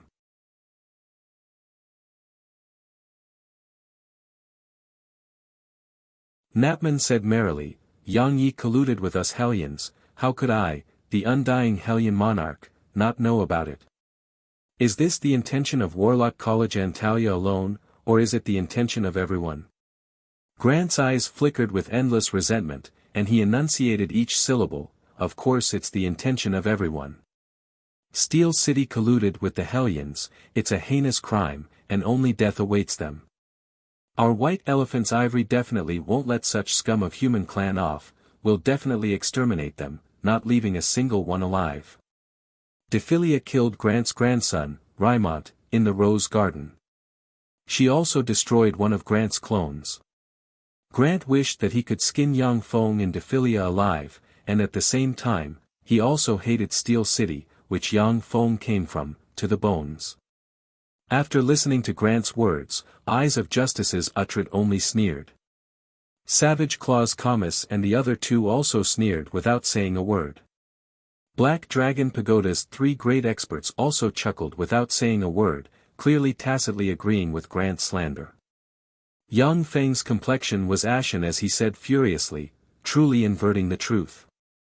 Our Steel City has clearly made great contributions in resisting the Underworld's allied forces, how can they invert the truth and frame us?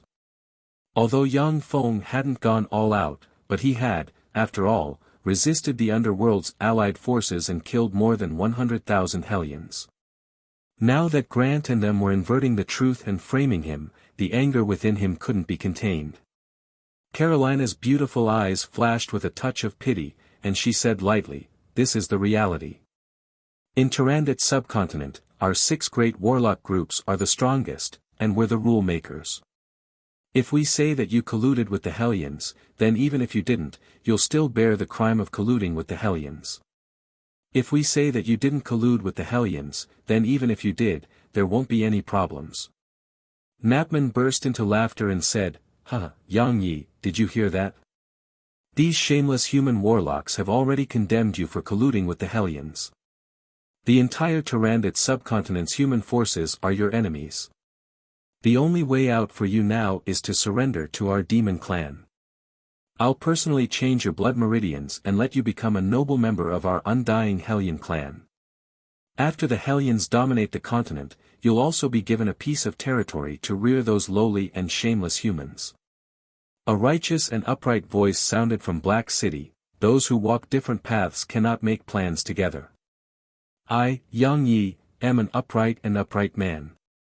Even if I'm condemned by 1,000 people, even if I die, I still won't change my conviction. A true man, what a pity.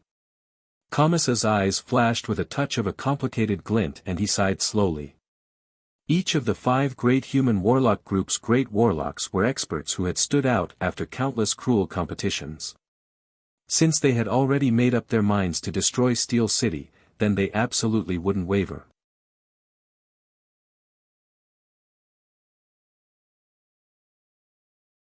Yang Ye's indifferent voice came from Black City, I indeed have the 6th Warlock Dynasty's secret method inheritance. Moreover, this secret method inheritance can be practiced until the Moonlight Warlock realm.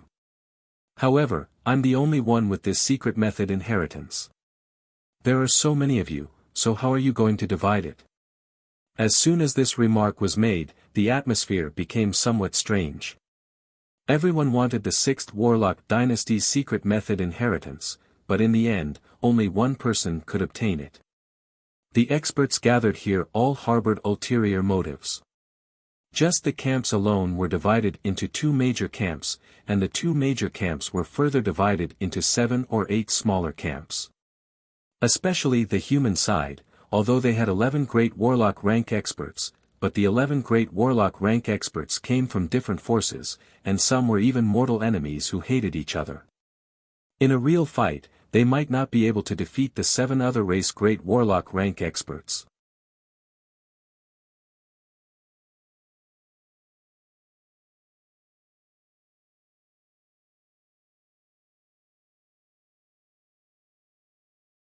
Chapter 158. Heh heh. Yang Yi, there's no use in your shallow sowing of dissension. Grant said with a cold smile, I propose that we first join forces to break through Steel City and capture Steel City's city master, Yang Yi. Then, we'll fight over that person based on our own abilities. Otherwise, while we're fighting to the death here, Yang Yi, this waste who isn't even a great warlock, would take advantage of us. That would be laughable. Napman pondered for a moment, then nodded and agreed, all right. The rest of the great warlocks were also wily old foxes. They pondered for a moment, then agreed to Grant's proposal. Although Yang Feng's words had planted a seed of division in their hearts, but Grant's proposal had struck deep into their hearts. They didn't want to fight each other in vain, and then let Yang Feng take advantage of them and kill them all. The great warlocks had just agreed, when countless Gauss cannons madly swept across the city wall, and a dense hail of bullets madly bombarded the great warlocks. The great warlocks were shrouded in a layer of warping force field. The countless Gauss cannons' shells were warped, unable to break through the layer of warping force field, and were deflected to the side. With a flick of Clifford's wrist, a black book-like legendary secret treasure book of Gaia appeared in his hand. He silently recited an incantation, the book of Gaia in his hand flipped open a few pages, and an incomparably terrifying level, for Earth attribute spell was instantly released from the book of Gaia. Rumble. Rumble. Rumble. In the surroundings of Black City's city wall, the earth shook and the earth cracked. The incomparably sturdy city wall also shook unceasingly, teetering on the verge of collapse. The Gauss cannons embedded in Black City's city wall also shook unceasingly, and their trajectories deviated from their original trajectories. If it wasn't for Black City's city wall being repaired after Yang Feng took over, then it would have already cracked and collapsed. Huh, Earth attribute spell. I'll lend you a hand. The rock giant Bonardine laughed loudly, and erupted with a terrifying life force. He pressed his huge hands towards the earth, and an incomparably terrifying fluctuation of Earth attribute spell appeared below Black City's city wall in a flash. Rumble. Rumble. The ground beneath Black City's city wall cracked, and the terrifying crack swallowed large sections of the city wall. Large sections of Black City's walls collapsed and fell into the cracks underground. I'm afraid there's a large number of explosives buried inside Black City's walls. Let me break them. Connell smiled and took out a legendary-level magic staff, the Flaming Staff. He chanted an incantation and pointed the staff at the sky. A huge amount of fire elements quickly gathered in the sky, then turned into balls of fire, falling from the sky and pouring down on the ground. Connor pointed to the sky and silently recited an incantation. Violent gales blew and swept the fireballs into the cracks in the ground. The fireballs bombarded the walls of Black City. Connor waved his hand, and oil snakes that were more than 10 meters long suddenly flew out and fell into the crack in the ground.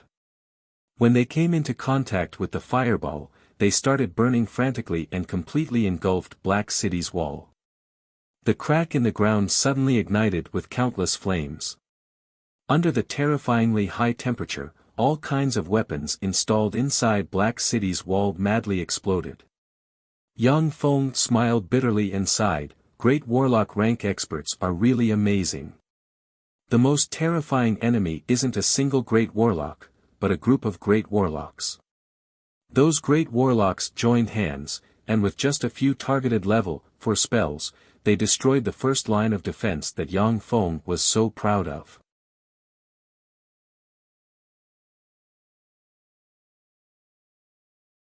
If it was a mortal army, then even a million-strong army, they still wouldn't be able to climb Black City's city wall.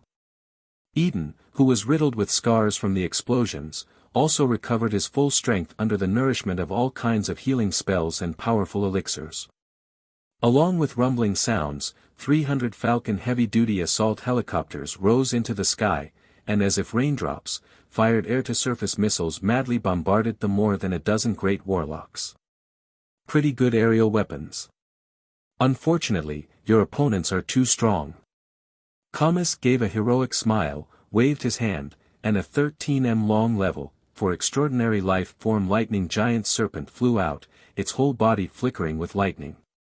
The lightning giant serpent's whole body flickered with lightning, and as if it had turned into a lightning ray, it entered the 300 Falcon heavy-duty assault helicopters.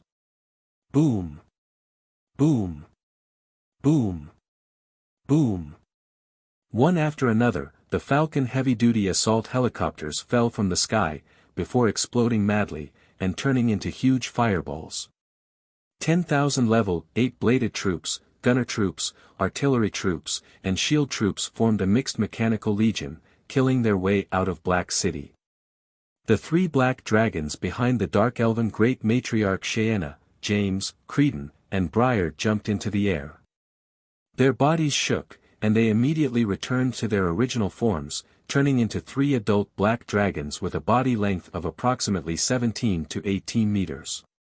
The 3 adult black dragons opened their mouths, and 3 dragon breaths blasted into the mixed mechanical legion. In a split second, the mixed mechanical legion's primary battle robots activated their level 2 protective covers. But under the bombardment of the 3 adult black dragons' dragon breaths, the level 2 protective covers burst like bubbles, and then turned into ashes under the dragon breaths. The 3 dragon breaths destroyed more than 300 primary battle robots at once. The great warlocks creased their eyebrows slightly after seeing this scene. Knapman praised, "What amazing mechanical golems. The most important thing is that there are so many of them. If there were only 1 or 2 great warlocks, they might not be able to handle so many mechanical golems. They're just ants. Watch as I destroy them." The rock giant Bonardine gave a wild laugh, then extended his hand and made a grabbing motion. The ground surged, and countless stones quickly condensed, before quickly condensing into an up to 100 meters long giant rock club in his hand. Bonardine gave a wild laugh, then rushed into the mixed mechanical legion, before brandishing the giant rock club and randomly smashing it. Wherever the club smashed, the primary battle robots were smashed into pieces, before collapsing. A bunch of idiots. You're here to attract the firepower, so that I can seize the opportunity to capture Yang Yi. Grant gave a cold smile, then his figure shook. He left behind an embodiment, while his true body stealthily shot towards Black Cottage's Warlock Pagoda.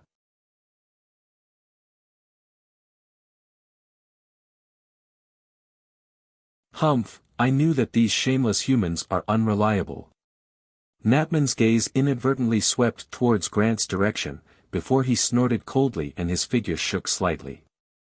He left behind an avatar standing in place to cast Fireball and other simple spells, while his main body swept towards Black Cottage's Warlock Pagoda while stealthily moving towards it.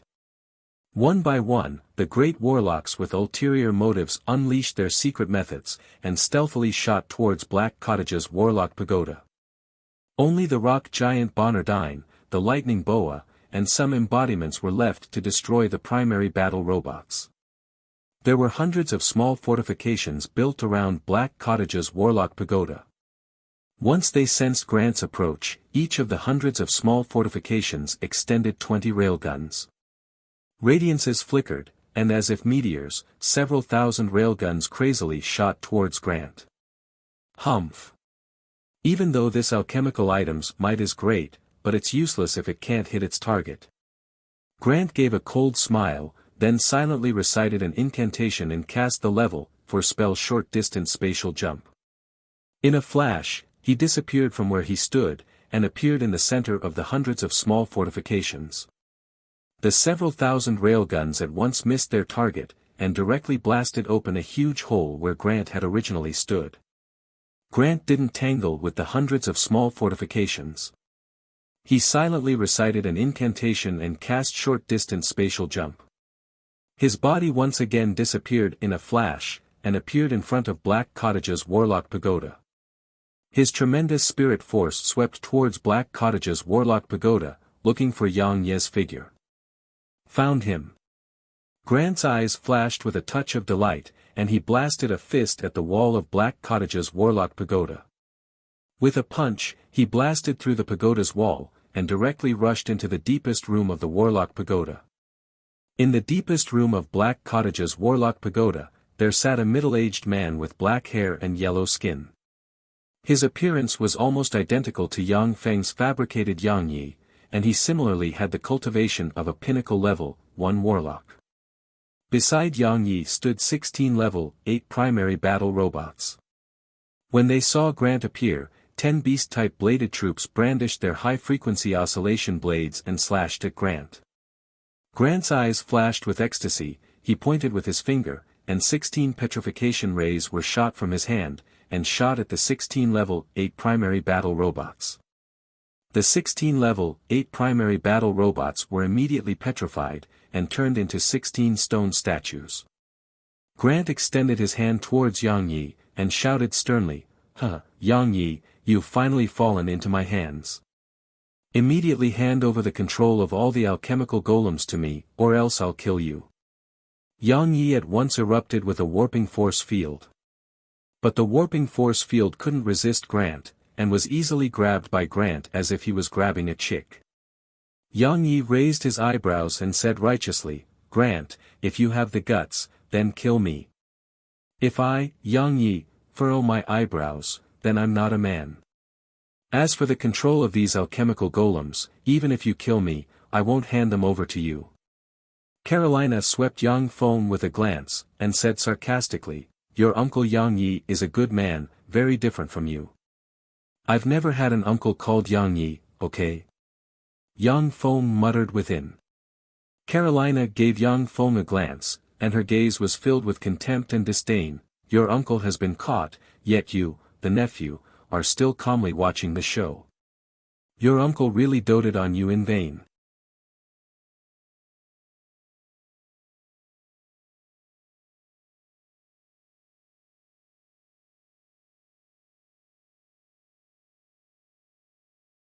Chapter 159. Clarissa, Cordelia, and the other women looked at Yang Feng, their gazes flashing with a touch of peculiarity. From anyone's point of view, Steel City's city master Yang Yi was extremely benevolent towards his only kin, Yang Feng. Not only did he spend a lot of resources to help Yang Feng practice cultivation, but he also sent the great warlock Dephilia to act as Yang Feng's bodyguard. Only then did he end up with his lair empty and was captured by Grant. Cordelia promptly took the opportunity to express her loyalty. Master, why don't we hurry over now? I have a pet, a level 3 extraordinary life form hurricane wyvern. With its speed, coupled with my secret method, we can reach Black City within 6 hours. Yang Feng gave a confident smile and said faintly, no need, let's continue to quietly watch the show. Seeing Yang Feng brimming with confidence, the several women beside him were somewhat apprehensive within. Only Dephilia had some vague conjectures in her mind. Grant's eyes flashed with a touch of malevolence and savagery, he laughed wildly and said, Yang Yi, since you've fallen into my hands, then your life and death will be in my hands. If I want you to live, then you'll live, if I want you to die, then you'll die. I'll interrogate the 6th Warlock Dynasty's secret method from your mouth, then use the 5th Warlock Dynasty's secret method to refine you into a living dead to vent my anger. The 5th Warlock Dynasty was also called the Death Dynasty. During the 5th Warlock Dynasty, the world of warlocks mainly researched the mysteries of life and death. Living dead, undead legion, death god legion, demonic corpses, stitched corpses and all kinds of freaks that hovered between life and death were created. The secret methods passed down from the 5th Warlock Dynasty were extremely strange and cruel, containing countless cruel and strange secret methods that could make people wish they were dead yet unable to live. From the shadows in the corner of the room, a figure suddenly erupted and fiercely blasted a palm at Grant's back. An incomparably formidable life force erupted in a flash, forming an incomparably formidable life protective cover around Grant. The palm contained an incomparably dense death aura, easily piercing through Grant's life force protective cover and blasted his back. The protective life force field also slowed down the speed of the palm, giving Grant a split second of time. He took the opportunity to crush a magic scroll. When the magic scroll shattered, Grant's body also disintegrated and quickly flew to one side, before condensing into a human form. Traces of black chi spread across Grant's face, and traces of black blood flowed from the corner of his mouth. Clearly, he had not completely avoided that attack just now. Grant gnashed his teeth and said, Napman, it really is you. How despicable, to actually sneak attack me from behind. Napman smiled faintly and said, in terms of despicableness, who can compare to you humans? The scene of inverting black and white, pointing fingers at a deer as a horse, and framing a human hero as a traitor was simply too marvelous. If it weren't for you humans having internal strife and scheming against each other, I'm afraid our demon clan would have been annihilated long ago. Ever since the Time Lord founded the first Warlock dynasty, there were 7 successive Warlock dynasties. Human warlocks stood at the apex of many planes, suppressed gods and demons, and conquered one plane after another. If it weren't for the human warlocks constantly having internal strife and scheming against each other, then the demons would have already been wiped out by the human warlocks. The demons would have already been wiped clean by the human warlocks. Since that's the case, then you'll die here. Grant's eyes flashed with a touch of a cold glint.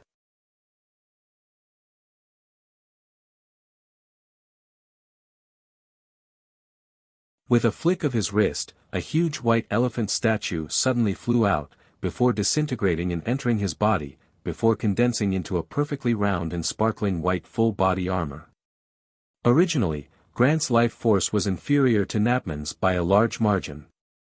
But after putting on the white full-body armor, the formidable life force emitted from his body was unexpectedly not inferior to Napman's. Napman's eyes flashed with a touch of graveness, and he said in a deep voice, "White elephant armor, this is a replica of the semi-divine armament white elephant armor. It looks like it should be a replica of one of the 5 legend rank white elephant armor, right?" After discovering the ancient warlock relic, White Elephant's Ivory's founder obtained all kinds of secret method inheritances and formidable secret treasures. Finally, he founded White Elephant Ivory, this formidable warlock group. The most powerful secret treasure at the founder of White Elephant's Ivory possessed was the semi-divine artifact White Elephant Armor. If the conditions were right, White Elephant Ivory's successive masters would replicate the formidable secret treasure White Elephant Armor. In the history of White Elephant Ivory, a total of 7 legend-rank White Elephant armors had been replicated. However, 2 of them had disappeared during the war. Grant opened his mouth and spat out a black aura of death. He was brimming with confidence, and said with a cold smile, "That's right, Napman. My true strength might not be your match. But if you fight with me, the one to die will definitely be you. Because we're humans, we're good at using weapons, while you're just some lowly and petty beasts." Human warlocks were proficient in a variety of secret methods and countless spells, which allowed them to rise above other races step by step. Among them, alchemy was the most important secret method of human warlocks. Even if human warlocks tempered their spirit and fleshly body through a variety of secret methods, their strength was still weaker than that of many extraordinary life forms. Through alchemy, they refined a variety of secret treasures with mystical powers, which allowed them to rise above other races. "You're too arrogant. Even if you have the White Elephant armor, the one to die will definitely be you." Napman sneered and operated the Undying Hellion clan's inherited secret method Undying 9 transformations. His life force changed, and countless black aura of death revolved around him, making him look like a peerless Hellion. Napman extended his hand and grasped at empty air. The countless death aura in his hand condensed into a pitch-black blade of death. Suddenly, the blade burst out and strangely appeared in front of Grant. Accompanied by a frightening negative force, the blade chopped towards Grant. Grant silently recited an incantation and pointed with his finger. A huge elemental white elephant condensed from countless elemental forces suddenly flew out of his hand.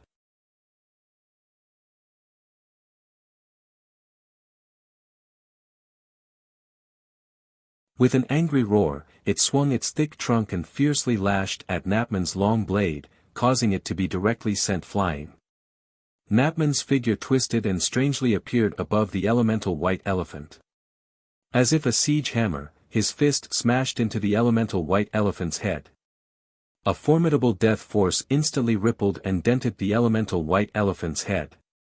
Grant's complexion paled slightly. He silently recited an incantation, pointed at Napman, and conjured the level, for spell great weakness. A grey radiance shrouded Napman. Napman's physique suddenly dropped by a few grades. His figure retreated briskly and he silently recited an incantation. Death aura condensed on his body, dispersing the magic power of great weakness. Grant continued to urge the elemental white elephant to madly attack Napman. At the same time that Grant dealt with Napman with all his strength, a killing intent suddenly erupted from under the shadow of a table behind him, and a completely transparent figure suddenly burst out. Shit! Grant's complexion suddenly changed greatly. In a flash, his life force erupted. The white elephant armor flickered with radiance, and a formidable protective cover appeared on his body. A dagger easily pierced through the protective cover of the white elephant armor and stabbed into the white elephant armor, issuing an ear-piercing sound. The dagger barely managed to cut open a hole on the white elephant armor and stabbed into Grant's body. Grant slammed a backhand on the transparent figure, sending it flying and crashing into the wall. A peerless beauty with wheat-colored skin and a slender figure dressed in the phantom knight armor was revealed. She had short blue hair and was sexy and alluring. Bursts of weakness instantly spread throughout Grant's body. He had a splitting headache, his spirit was almost on the verge of collapse, and traces of black chi welled up on his face. Shadow Goddess Melia. Grant was greatly alarmed. He knew that he had been stabbed by the legend-rank cursed dagger, Shadow Dagger. He frantically gathered his spirit force and poured it into the white elephant armor. A powerful sacred and radiant force erupted from the white elephant armor and poured into Grant's body, directly dispersing the curse within Grant's body. But in that split second, Napman took advantage of the split second when Grant was distracted to strangely appear in front of Grant. He slammed his palms into Grant's chest, and violent death force poured into Grant's body. Even though the death force was weakened by 70% by the white elephant armor, the remaining 30% still corroded a large area of Grant's flesh and blood, and broke several of Grant's sternum. The elemental white elephant's trunk also slammed into Napman, breaking several of his ribs, and slammed into the wall of the Warlock Tower, smashing it into pieces. Grant tore a magic scroll to shreds, and a spatial fluctuation enveloped his body. He gave Napman a resentful glance, and then disappeared in a flash. Napman sighed with some regret. Unfortunately, he was wearing the white elephant armor, or else I would have killed him. The warlocks of the 6 great warlock groups have too many life-saving trump cards. It's really not easy to kill one of them. Napman and the Shadow Goddess Melia's joint sneak attack had practically forced Grant into a hopeless situation. Even in such a hopeless situation, he was still able to escape. Grant's strength could be well imagined. That guy Grant got away. Boxer, lend me a hand. After we catch Yang Yi, how about we divide the spoils?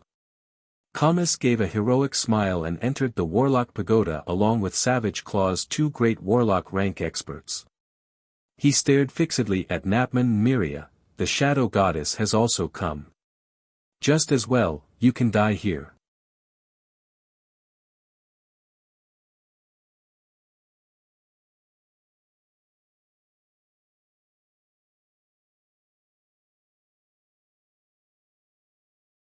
Chapter 160. Boxer said coldly, "All right, I'll cooperate with you and get rid of these 2 strange clan beasts."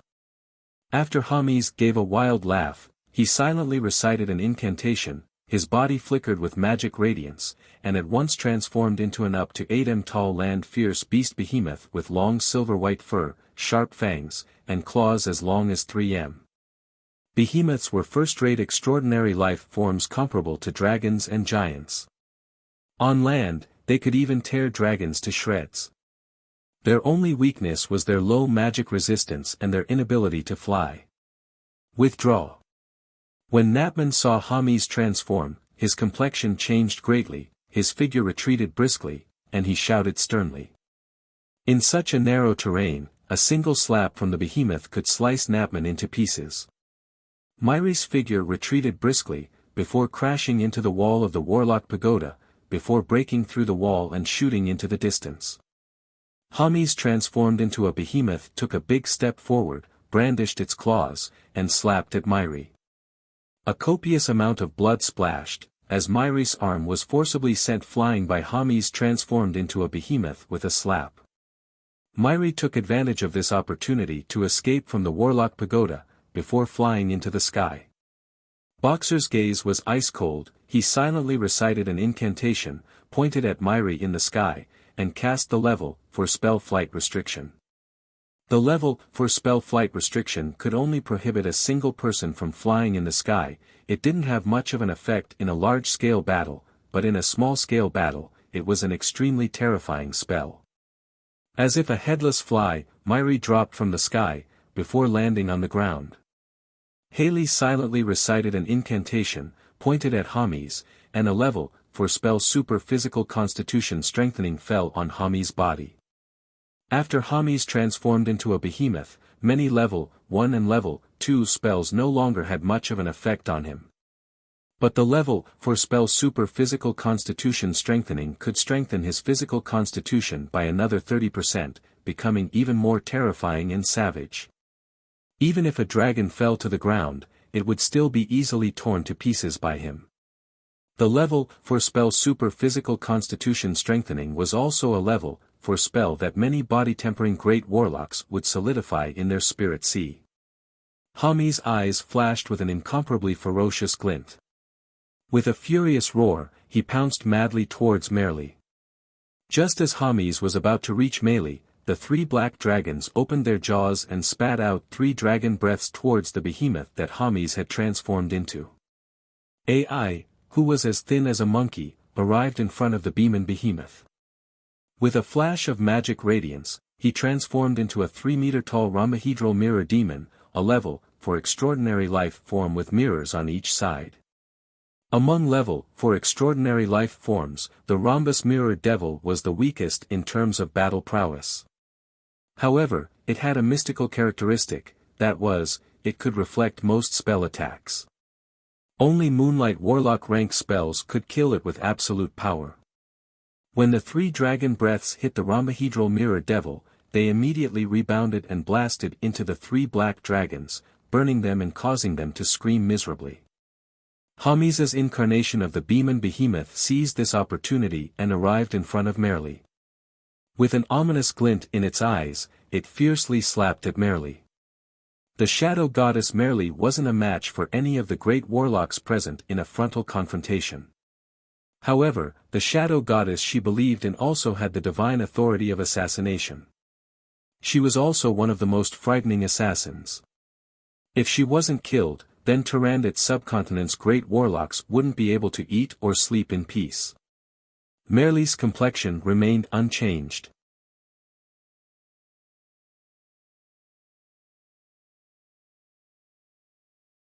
She tore a magic scroll, and her whole body at once turned into black smoke, scattering in all directions. Hamis' incarnation of the demon behemoth's palm slapped empty air, before fiercely slamming into the ground, tearing open huge cracks. In an instant, Melia appeared in a dark corner of Black City a kilometer away. She directly merged into the shadows and disappeared. Cheyenne treaded the air, just like a goddess. With the semi-divine armament Dark Scepter embedded with 6 level, for extraordinary life form crystals in her hand, she pointed at the 3 black dragons, and cast the level, for divine spell Dark Force enhancement. Rays of black divine light were released from the Dark Scepter and entered the bodies of the 3 black dragons. With the support of the divine light, the strength of the 3 black dragons suddenly increased by 40%. God said that the power of God cannot be defied. Evil heresy is bound to be punished by God. With the Dark Scepter in her hand, Cheyenne's peerlessly beautiful face flashed with a touch of incomparably holy radiance.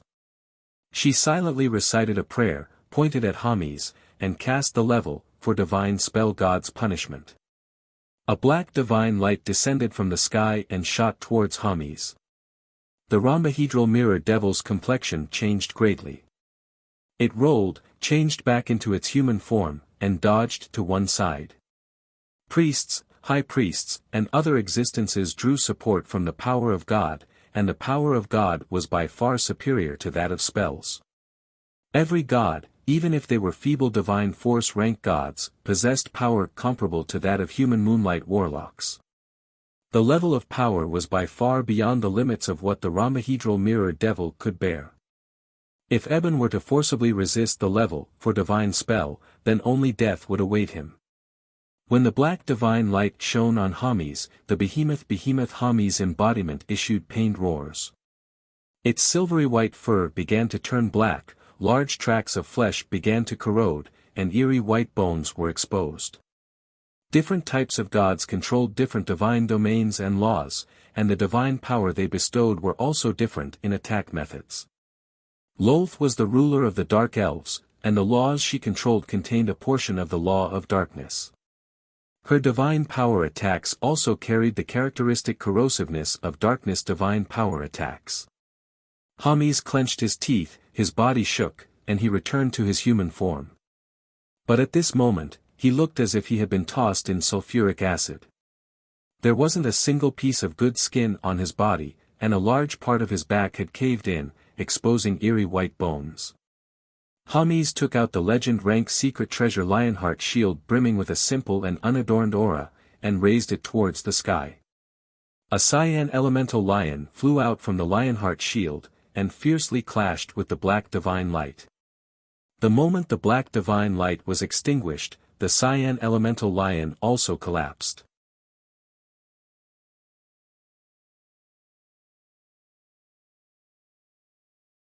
Haley silently recited an incantation, pointed at Hermes, and conjured the level 4 water element spell Healing Water.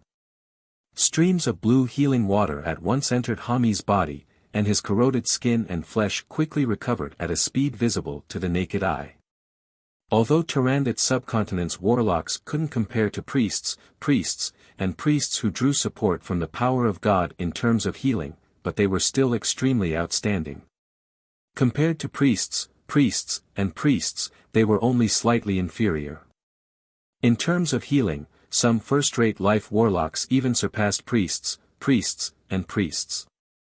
The 3 black dragons opened their maws, and 3 incomparably terrifying dragon breaths shot towards Haley. Haley's complexion changed greatly, and she tore a magic scroll to shreds. In a flash, she disappeared, and reappeared 300 meters away. Suddenly, Black Dragon Pagoda's Carlo's figure shook, and he appeared in front of Yang Yi. He grabbed Yang Yi, and his figure flashed. He madly shot towards the outside of Black City, without paying attention to Hermes and the others, who were suppressed. Carlo, hand over Yang Yi. Clifford stepped out from the side, and pointed at Carlo with the legend-rank magic staff Black Glorious Staff in his hand. A black arrow shot out from a corner, and shot towards Carlo as if a shooting star. Clifford, I'm your opponent. Pyrrhus, who had cast Black Dragon Morph and transformed into a half-dragon half-human freak, erupted with a terrifying life force. He extended a dragon-like claw, and crushed the black arrow. Nina, who had also transformed into a half-dragon half-human, walked out with a smile on her face, and blocked in front of Connell. There was no deep hatred between Black Dragon Pagoda and Warlock College Antalya, but they still wouldn't let go of this opportunity to fight over Yang Yi. Eyes of Justice's Uhtred stepped out from the side, blocked in front of Carlo, and said coldly, "There's still me, Carlo. Hand over Yang Yi. I'll let you go. If you want Yang Yi, then come and snatch him with your own ability." Carlo laughed wildly, and at once transformed into a half-human half-dragon freak. He erupted with a terrifying strength infinitely close to that of a pinnacle starry sky warlock, and rushed towards Uhtred. The entire Black City trembled and wailed amidst the battle between the great warlocks. Countless buildings were smashed, and debris splashed everywhere. On the other side, Yang Feng looked at the great warlocks fighting inside Black City. Although the battle was fierce, but they left each other some leeway, and didn't have any intention of fighting to the death. Yang Feng creased his eyebrows slightly, and felt somewhat dissatisfied. "You've all fallen into the trap. Very well, all of you can go and die now. Do it." Yang Feng's eyes flickered with a cold glint, and he immediately ordered. The nuclear warheads buried inside Black City detonated at the same time in a split second. Boom! Along with a world-shaking blare, the entire Black City was shrouded by the might of the nuclear warheads, and the entire city was blown away. Endless light and heat instantly engulfed the great warlock rank experts who were still fighting inside Black City. A mushroom cloud rose into the sky, the earth in a radius of several thousand li shook, and birds and beasts fled in all directions. Z.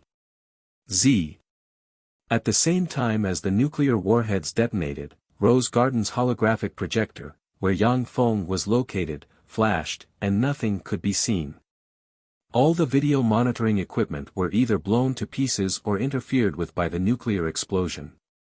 Carolina was dumbstruck, and her words became somewhat unclear. What's this? You blew up the entire Black City. Cordelia also had a lifeless expression, and her beautiful eyes were filled with incredulity as she looked at Yang Feng.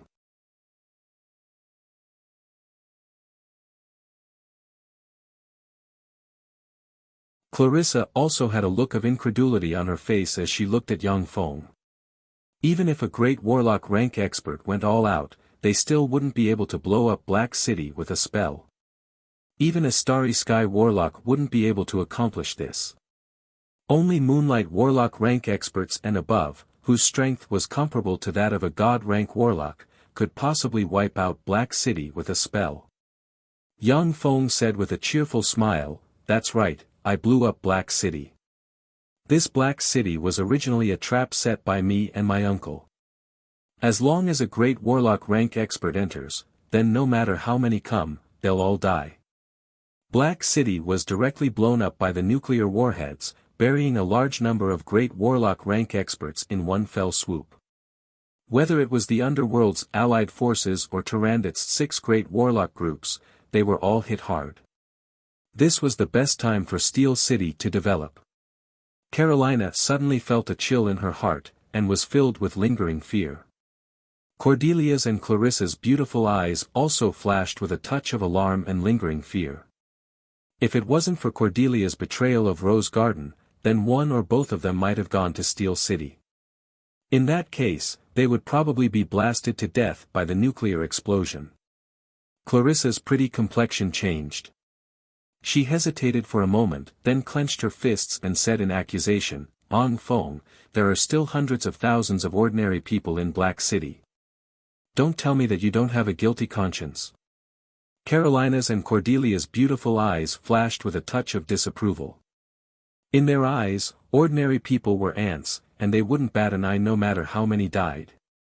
Putting aside their standpoint, they were even very appreciative of Yang Feng's act of killing more than a dozen great warlocks at the cost of hundreds of thousands of lives. Yang Feng said with a slight smile, "I've already made preparations in advance. There's only one living person in Black City, the rest are all alchemical golems refined by my uncle." Clarissa heaved a sigh of relief and said apologetically, "I'm sorry, I misunderstood you. You're a good person." If he was a good person, then there wouldn't be any bad people in the world. Defilia gave Clarissa a somewhat odd glance and muttered within.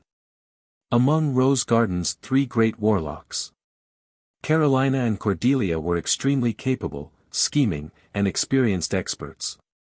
As for Clarissa, she had a pure heart and was not a scheming person. She belonged to Carolina's faction, she was somewhat silly and didn't struggle for power. This was how she could become one of Rose Garden's 3 tycoons, and the weakest one at that. Carolina creased her eyebrows and asked, "What's the matter with your Uncle Yang Yi?" As great warlocks, Grant and the others definitely wouldn't be unable to distinguish between a human and an alchemical golem at close range.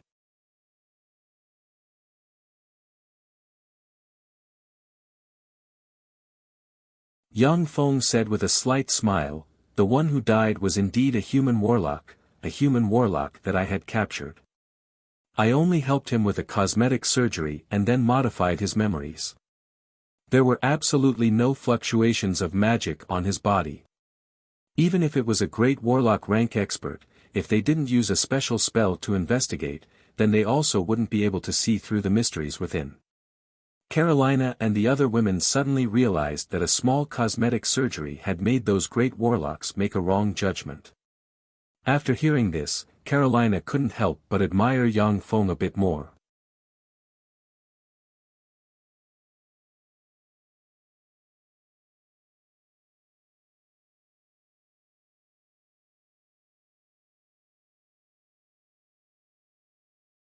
Chapter 161.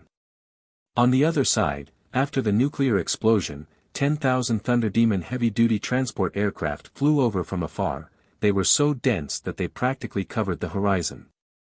Bladed troops, gunner troops, artillery troops, and shield troops descended from the sky with parachutes and began to search for the remaining enemies.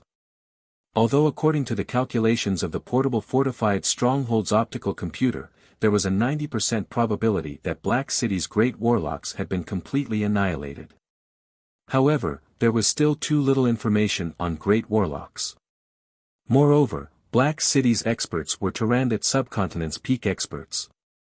No one knew how many life-saving trump cards they had, therefore, Yang Feng dispatched a large number of primary battle robots to search for the remaining enemies as well as loot. Once the primary battle robots entered the nuclear explosion's radiation area, all kinds of images were directly transmitted to Rose Garden. The three-dimensional holographic projector then directly broadcasted the scene of the radiation area. The area where Black City was originally located had already been completely sunken, forming an enormous hole several tens of meters deep and a dozen kilometers wide. Everywhere was deathly still, shrouded in a gray haze of radiation. All kinds of extremely broken wreckage as well as crystals could be seen everywhere. Even through the holographic projector, the people present could still feel the might and terror of the nuclear explosion. Carolina and Cordelia were slightly alarmed, as they had a deeper understanding of Steel City's might and terror. Clarissa was different. Although they were forced to obey Yang Feng, but from time to time, thoughts of rebellion emerged in their minds. The stronger Steel City was, the harder it was for them to rebel against Yang Feng. Life signs detected. There are living beings. All of a sudden, the electronic eyes of a search robot flickered with red light and issued a prompt. The nearby 200 engineering robots quickly arrived at a spacious flat land and began to quickly dig underground. After digging for approximately 100 meters, a huge bald head appeared above the ground. Rock giant Bonardine, according to the analysis, it should have launched its innate ability at the moment of the nuclear explosion and entered the ground, thereby luckily escaping. Immediately inject it with a god-extinguishing elixir. An icy voice of analysis was transmitted from the holographic projector. One of the engineering robots extended a drill bit and pierced it into the head of the rock giant Bonardine. The drill bit started drilling frantically, creating a large hole in the rock giant's head, before injecting the liquid nano-robots into its body. The life force of the rock giant Bonardine was extremely formidable. But after the nuclear explosion, although it barely escaped, it was seriously injured and fell into a coma. It could only be at the mercy of the engineering robots. When the liquid metal nano-robot elixir entered the body of the rock giant Bonardine, it immediately fused with its body and began to slowly repair its body. The rock giant Bonardine was an extraordinary life form comparable to a dragon. Yang Feng was very happy to be able to capture it. Once it joined Steel City, then Steel City's strength would skyrocket. The engineering androids quickly dug, and soon dug out the rock giant Bonardine from the ground. Although Bonardine had luckily escaped the nuclear explosion, his hands had been blasted into smithereens, his eyes had been blinded, and more than half of the bones in his body had been shattered. He was barely hanging on by relying on the terrifying physique of a giant. If Yang Feng hadn't treated it, it would have lingered on in pain for 10 days before dying. Carolina and the other women shuddered inside when they saw Bonardine's miserable state.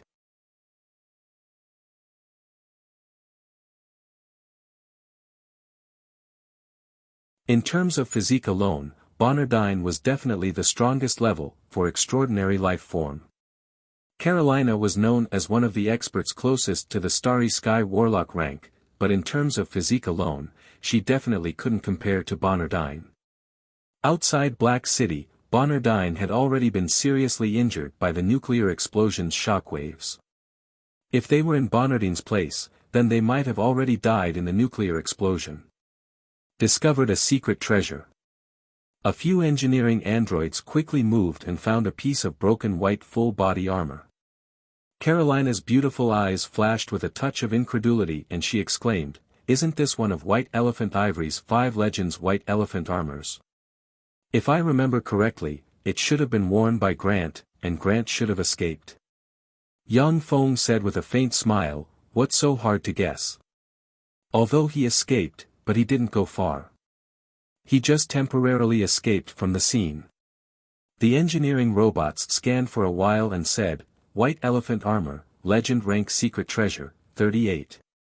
2% damage, can be repaired. With the current resources, after repair, its defensive strength will be reduced by 20% compared to the original." Yang Feng's eyes lit up and he laughed loudly, That's great. Immediately repair this White Elephant Battle Armor." White Elephant Armor was one of White Elephant Ivory's 5 legend rank armors, and it was also recognized as one of the best armors in Tyrannid subcontinent.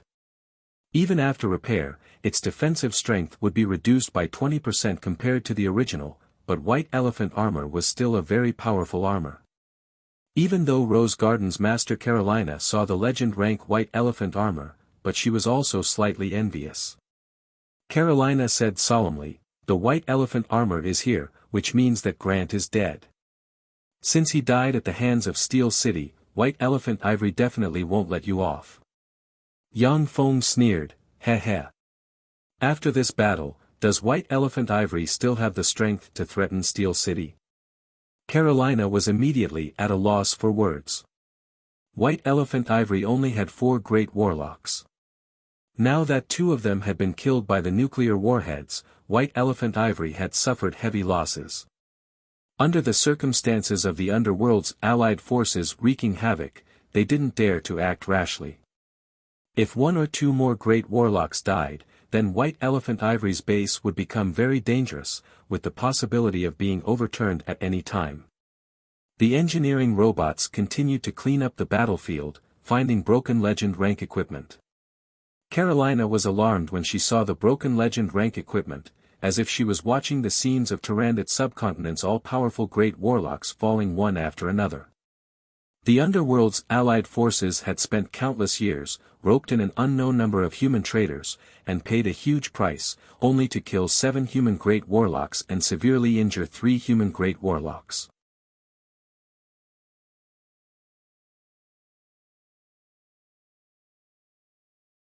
But now, Yang Feng had killed 11 human great warlocks with a nuclear cleanse. He had practically killed half of the humans' high-end forces, rewriting the balance of high-end forces between both sides. Yang Feng looked at the statistics and creased his eyebrows slightly. 3 dragon crystals, this means that 3 black dragons were killed. It's a pity that their blood and other parts were destroyed in the explosion. There's only 1 Hellion core, and it seems to belong to Eden. In that case, it's very likely that the undead Hellion monarch Natman and the great matriarch of the Dark Elves Shaena survived. Clarissa said worriedly, "Yang Feng, so many of our human great warlocks have died. Now, the power balance between our humans and the Underworld's allied forces is completely out of balance. What should we do?" This time, the 7 great forces had besieged Steel City.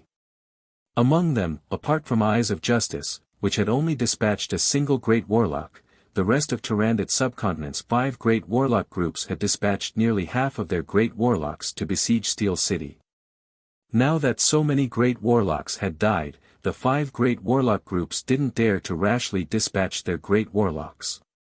As a result, the situation had become even more dangerous. As for the Underworld's allied forces, although they had also lost 5 great warlock rank experts, but they had a large number of races and a large number of great warlock rank experts. The death of 5 great warlock rank experts was something that they could accept, as it wouldn't affect the overall situation. Carolina said, somewhat rejoicing in his misfortune. Moreover, with your explosion, apart from Rose Garden, you've offended all the forces in Tyrannid subcontinent. Later on, it'll be difficult for you to move an inch in Tyrannid subcontinent. No forces will be willing to associate with your Steel City. Yang Feng had detonated Black City, and had offended practically all the forces in Tyrannid subcontinent. It was truly a case of being the enemy of the whole world, with no place to hide. Yang Feng said with a confident smile, so what? Strength is righteousness. As long as I'm strong enough, then I'm righteousness. Those who are my enemies are all evil, and will be purified and eradicated. Yang Feng turned towards Carolina and said with a slight smile, originally, I planned to go to Rose Divine Pool to practice cultivation for a period of time. However, the situation changed so quickly, it seems that I'll have to adjust my schedule. Carolina, Cordelia, Clarissa, I need a complete corpse of a level, for extraordinary life form. Don't tell me that you don't have it. If you're lying to me, then I'll be very disappointed. I can guarantee that you won't want to see me disappointed. Carolina looked at the beaming Yang Feng and felt a slight chill in her heart. She shuddered at the thought of Yang Feng's ruthless methods. She was silent for a moment and then said, I have 15 complete corpses of level, for extraordinary life forms. This is the accumulation of Rose Garden's successive generations. Cordelia said with a sweet smile, I have 3 complete corpses of level, for extraordinary life forms. I bought one of them, and killed the other 2. Cordelia may look docile and submissive towards Yang Feng, but in fact, she was Rose Garden's second strongest expert. If the disparity in equipment wasn't taken into account, then her strength was only slightly inferior to Carolina's. If the disparity in equipment was taken into account, then she would be completely crushed by Carolina. I only have half of a Starfire Raven's corpse for research. Clarissa said with a somewhat red face. She was one of Rose Garden's 3 tycoons, yet she didn't even have a complete corpse of a level, for extraordinary life form. It could be seen how miserable she was.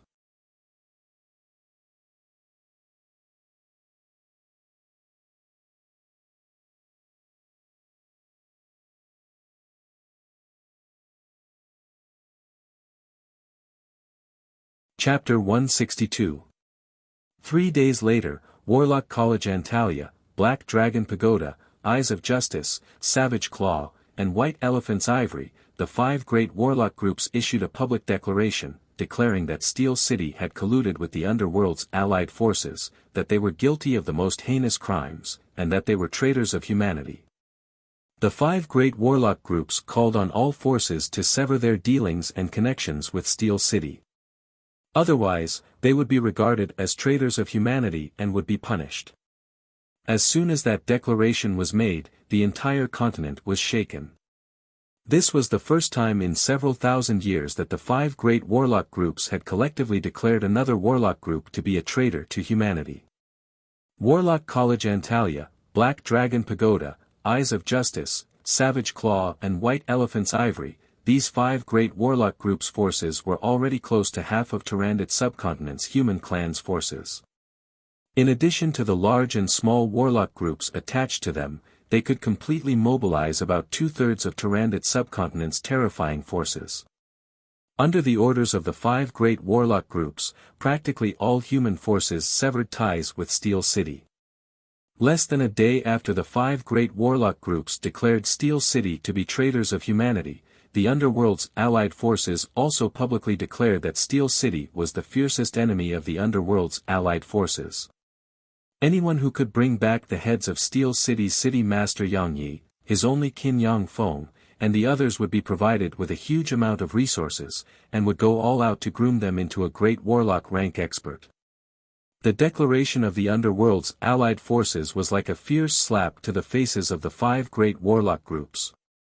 It made their accusations against Steel City a complete joke. However, there were still no human forces that dared to disobey the orders of the 5 great warlock groups and trade with Steel City. Fernandro Principality, Bailu City. Fernandro clan headquarters, in a conference hall. In that conference hall sat all the elders of the Fernandro clan. A solemn and deathly silent atmosphere permeated the conference hall. Lamix said gloomily, "Let's discuss what we should do now." Elton immediately said, "Then what is there to discuss?"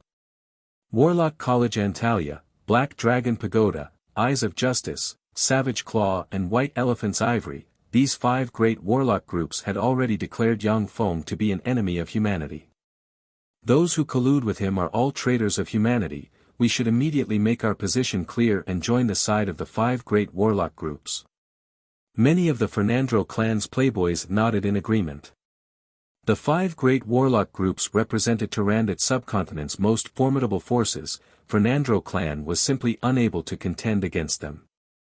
One had to know that Fernandro clan only had 2 level 2 warlocks, and one of them had even died at Yang Feng's hands. Currently, the entire clan only had Lamix as a level 2 warlock. The experienced elders looked at Elton and the others with gloomy expressions, as if they expected better from them. Lamix's face darkened. He wanted to reprimand the useless Elton. Helena glared at Elton and berated him sternly, "Idiot, the 5 warlock groups aren't existences that we can contend against. Similarly, the City of Steel is not an existence that we can contend against. With the power of Steel City, they could casually dispatch a mechanical army to wipe us out. Even if Jessica married Yang Feng, Steel City still wouldn't give up on hunting us down for her sake. No matter which side we offend, there's no way out for us, that's our biggest problem."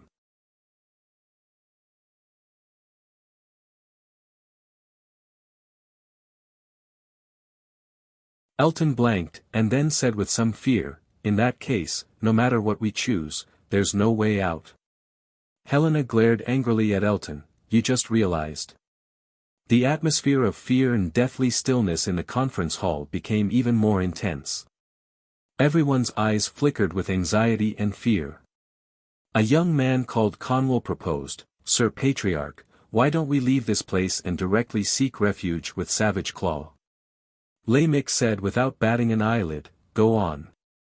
Conwell said resolutely, "Although Steel City is powerful, but when compared to the 5 great warlock groups, they're still not on the same level. Even if they have Snow White Madam, they only have a single great warlock, which isn't enough to contend against the 5 great warlock groups. They're bound to be defeated." Many elders in the conference hall nodded silently.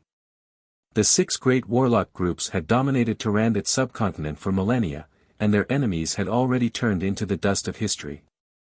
Although Steel City wasn't an existence that Fernandro Principality could contend against, but it still wasn't necessarily a match for the 6 great warlock groups. Conwell said loudly, "We only have to abandon Fernandro Principality's foundation, take all our wealth and leave this place, seek refuge with Savage Claw, and then look for a secret place to hide. After Steel City is destroyed, we can re-establish our warlock family. If we stay in Fernandro Principality, only death awaits us." The few official warlocks in the conference hall looked at Conwell and revealed a trace of satisfaction. Although they didn't want to abandon Fernandro Principality, but as long as they were alive, then everything was possible. If they stayed in Fernandro Principality, then they would be caught in the cracks, only death awaits them. Lamix said lightly, "I obtained a piece of information.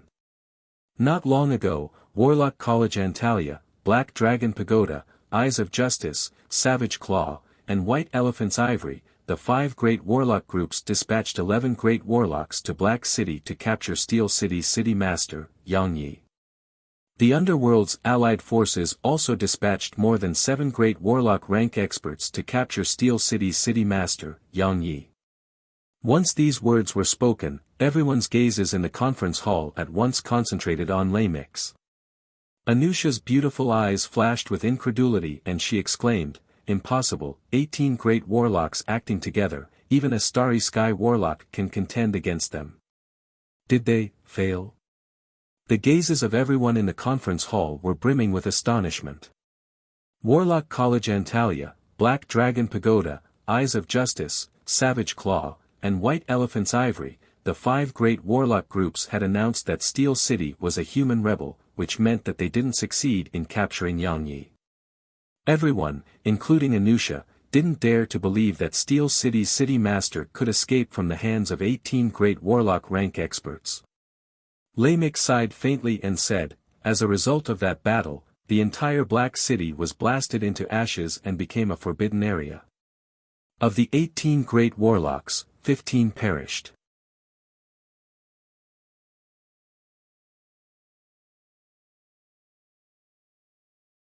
Conwell was dumbstruck as he repeatedly shouted, "Impossible. How is that possible? Even if all of Black Dragon Pagoda's great warlocks were dispatched and used semi-divine rank secret treasures, it would still be impossible to kill 15 great warlocks. Impossible. How is that possible? How is that possible? 15 great warlock rank experts, how could Steel City kill them? Impossible.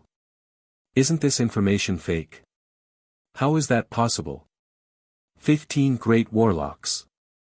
That's a great warlock with godlike strength. How could they be so easily killed by Steel City? That's impossible." Panicked and disorderly voices of doubt sounded in the conference hall. No one believed this information. In Tyrannid subcontinent, there was absolutely no force capable of killing 15 great warlocks at once. Every great warlock had countless life-saving trump cards. Furthermore, they would choose to escape when they saw that the situation was anything but reassuring. They were the most difficult enemies to deal with. The allied forces of the underworld's races had spent countless years, dispatched countless spies to infiltrate the human world, spent countless painstaking efforts, poisoned, besieged, assassinated, and stopped at nothing to assassinate 10 great warlocks. Of the 10 great warlocks, 3 were merely seriously injured, while only 7 were truly dead. The allied forces of the underworld's races had spent countless painstaking efforts to kill 7 human great warlocks. But now, a trifling Steel City had actually killed 15 great warlocks. This was simply a myth. Lamik said lightly, this information was sent back by Jessica. Reportedly, she saw it with her own eyes. Furthermore, White Elephant Ivory's legend rank secret treasure White Elephant's Tusk, Warlock College Antalia's legend rank secret treasure Book of Gaia and other legend rank secret treasures have already become Steel City's spoils of war and are being toyed with by Yang Feng. Once this statement was made, everyone in the conference hall inhaled a mouthful of cold air. Jessica was a genius carefully cultivated by Fernandro clan. She was also very loyal to Fernandro clan. The information she sent back definitely wasn't fake. But in this way, Steel City's foundation and strength would have to be re-evaluated. Anusha couldn't help but feel a touch of deep jealousy and envy when she heard that. She deeply hated herself for not replacing Jessica and going to Steel City to form a marriage alliance. An ambitious girl like her naturally wasn't willing to be ordinary. She wanted to become even more powerful and have a longer lifespan. In order to become stronger, a huge amount of cultivation resources was indispensable. And becoming the wife of a formidable warlock group's young master was the fastest shortcut to obtain a huge amount of resources. Lamik said with a faint smile, Jessica has already sent a message. She wants us to join Rose Garden. As long as we throw ourselves into Rose Garden's embrace, then with Rose Garden's protection, Warlock College Antalya wouldn't be able to do anything to us. That's a good idea. Jessica actually wants us to join Rose Garden. She's really capable. Since Jessica said so, then we'll do as she says. There's nothing wrong with that. Sounds of approval came from the conference hall. After hearing that Steel City had killed 15 great warlocks in one fell swoop, Jessica's status in Fernandro clan once again received a huge boost. Everyone was clear that whether Fernandro clan could obtain glory in the future or not, it all depended on Jessica's future performance. Lamix revealed a trace of a smile. Before long, Fernandro Principality announced that it had joined Rose Garden, becoming one of Rose Garden's subsidiary forces.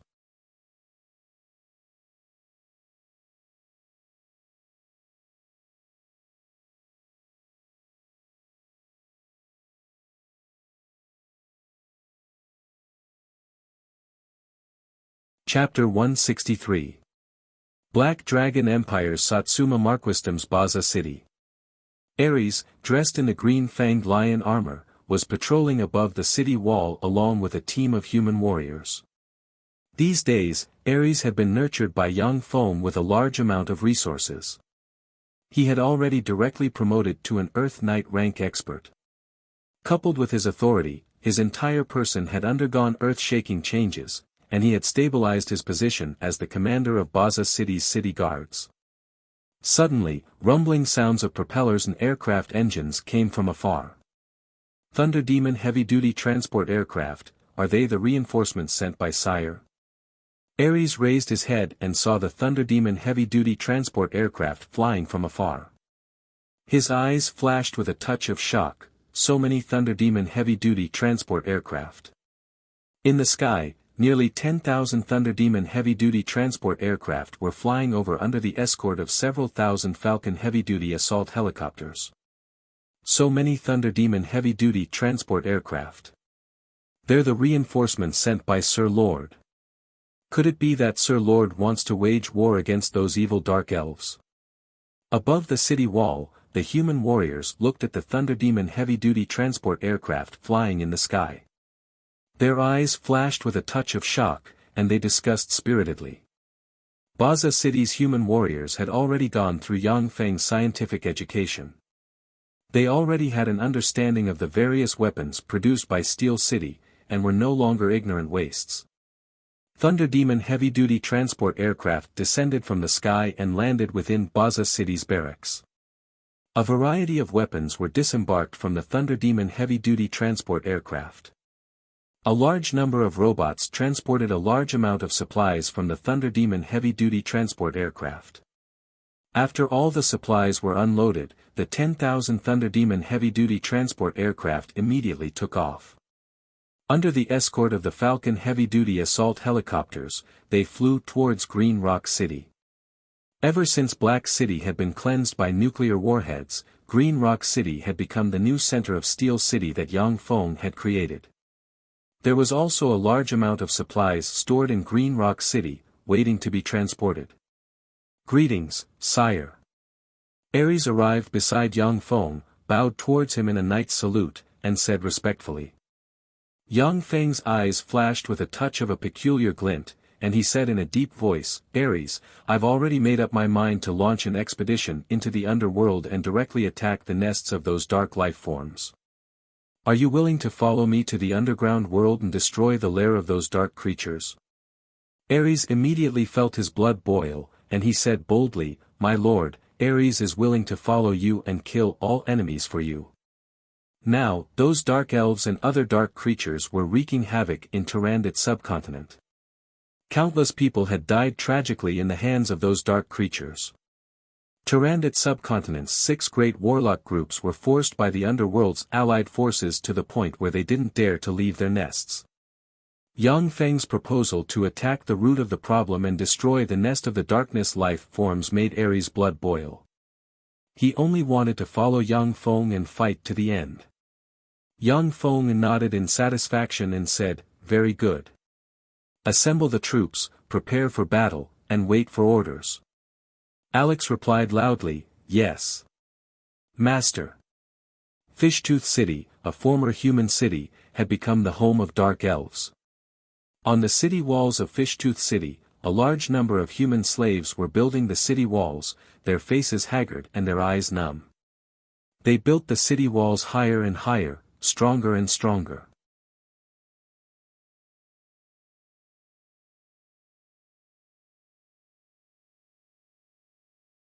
Outside of Fishtooth City's city walls, there were extremely thick extraordinary plants full of sharp thorns, venomous spike blood-sucking rattans.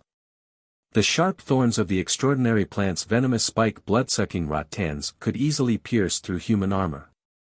Once a human was stabbed by the venomous thorns, they would fall into paralysis and their blood would be sucked dry by the venomous spike blood-sucking rattans. Outside Fishtooth City, there was a 20 m wide moat. The Dark Elves had also lured a shoal of extraordinary life forms black-scaled piranhas into it. The shoal of black-scaled piranhas was extremely terrifying. Even if a level 3 warlock fell into the moat, if they couldn't cast a spell in time to escape, then they would still be devoured by them. Damn bastards, why haven't the reinforcements arrived yet? Within Fishtooth City's city master's mansion, Biska had an anxious expression on her face, her beautiful eyes filled with haggard, and she couldn't help but curse. Ever since she was defeated by Yang Feng, Biska had taken her troops and holed up in Fishtooth City, continuously requesting reinforcements from the Underworld's allied forces. But with the Underworld's allied forces sweeping through Tyrannid subcontinent, there weren't any extra troops to dispatch to her. They only had her defend Fishtooth City and replenish her with 2,000 Dark Elven warriors. Biska was very clear that her troops couldn't withstand Yang Feng's mechanized legion. Therefore, these days, she had nightmares of Yang Feng's army attacking and the scene of her being killed. A dark elf with a panicked expression ran to Biska's side and shouted, "Darren, it's bad. Darren, Satsuma Marquisdom's Lord Rex is leading his troops to attack." "What? He's attacking?" Biska was both startled and angry, but also seemed to have a trace of relief. She immediately changed into her armor and walked towards Fishtooth City's city wall. When Biska arrived at Fishtooth City's city wall, she saw a dense crowd of level 8 beast-type bladed troops moving towards Fishtooth City's city wall. Biska looked at the dense crowd of level 8 beast-type bladed troops, her scalp turned numb, and she cried out, "Fuck, how come there are so many high-level alchemical battle golems? I'm afraid that the battle strength of these battle golems is comparable to that of a level 1 warlock." The strength of alchemical battle golems was generally directly related to their size. Those level 8 beast-type bladed troops were as tall as 6 m, as tall as a 2-story building. According to Tyrannid subcontinent's common sense, such alchemical golems generally possessed the terrifying battle strength of a level 1 warlock. The pretty faces of the dark elves watching from above the city wall turned pale, traces of fear flashing in their beautiful eyes. Break the city wall. Yang Feng swept Fishtooth City with a glance from within the dense crowd of beast-type bladed troops and ordered extremely domineeringly. Now that Steel City's strength had been exposed, there was no need for him to continue hiding.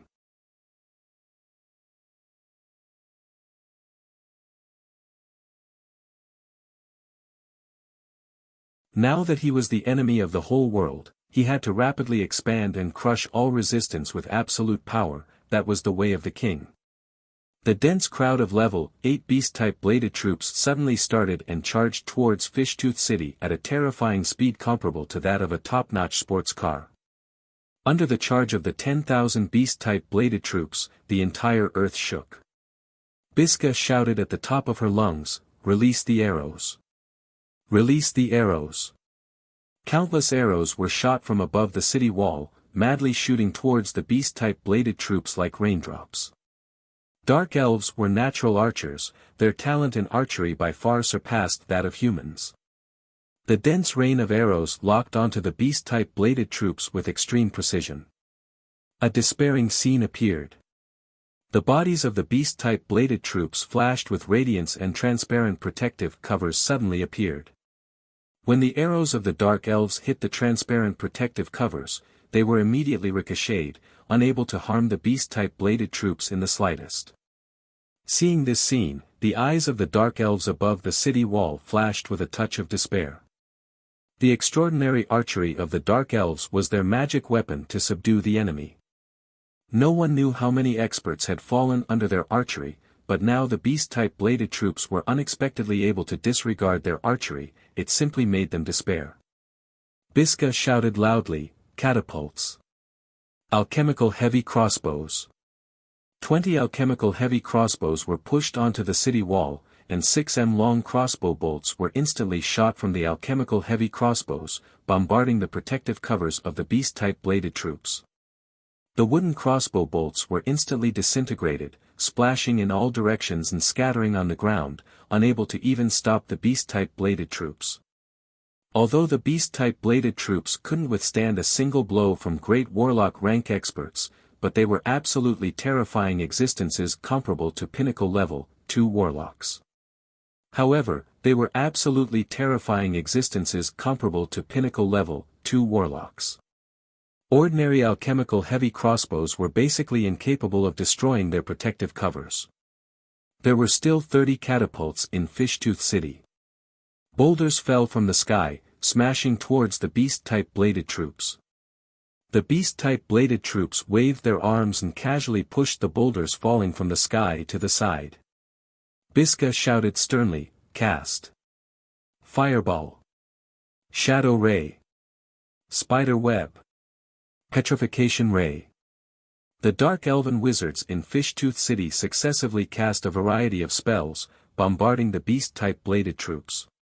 The spells merely set off ripples on the bodies of the beast-type bladed troops, before disappearing without a trace. The auxiliary spells Spider Web, Grease, and the like merely caused a little inconvenience to the beast-type bladed troops, delaying their pace of attack. Within a dozen seconds, the engineering robots rushed to Fishtooth City, then quickly spread out and built steel pontoon bridges, passing through the moat and directly arriving at Fishtooth City. Boom! Boom! Boom! 300 artillery troops launched a blanket artillery barrage towards Fishtooth City. The terrifying artillery barrage instantly smashed Fishtooth City's city wall to pieces. The 10,000 beast-type bladed troops rushed in through the gap blasted open. The Dark Elves were worthy of being elites trained in the underworld's cruel racial wars. Even under such a huge disadvantage, they still launched an attack against the beast-type bladed troops. But the Dark Elves' attacks had no effect, they couldn't break the defense of the beast-type bladed troops. The beast-type bladed troops casually hit the Dark Elves with their electric batons, causing the Dark Elves to faint one by one.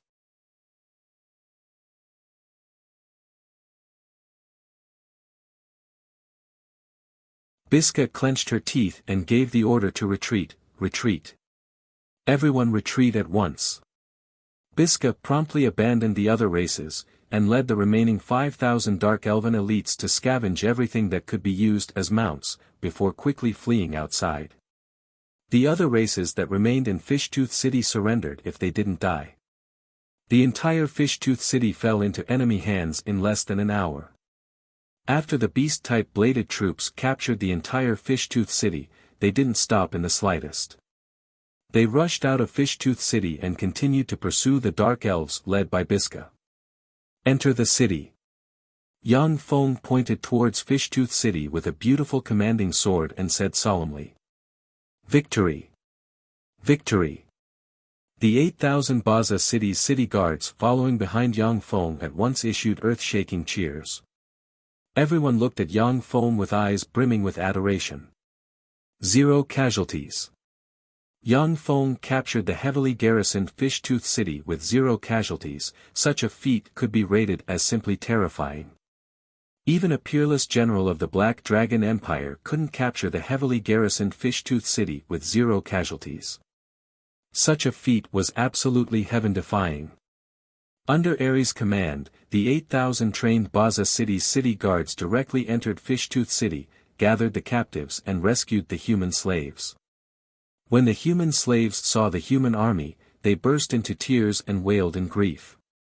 Many of them had their families ruined by the other races, and hated the underworld's dark races to the bone. Now that Yang Feng captured Fishtooth City, it was tantamount to saying that he was their savior, allowing Yang Feng to easily win the hearts of Fishtooth City's people. Biska, along with more than 300 Dark Elves, was shuttling through the jungle.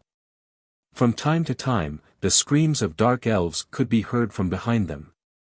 With a haggard expression, Biska cursed somewhat crazily, "Bastards, those bastards are truly vile, they don't give people a way out." After Biska escaped from Fishtooth City, she took the Dark Elves and fled towards the entrance to the underworld. But she hadn't escaped far, when the mechanical bladed troops chased after her from behind and started fighting with her.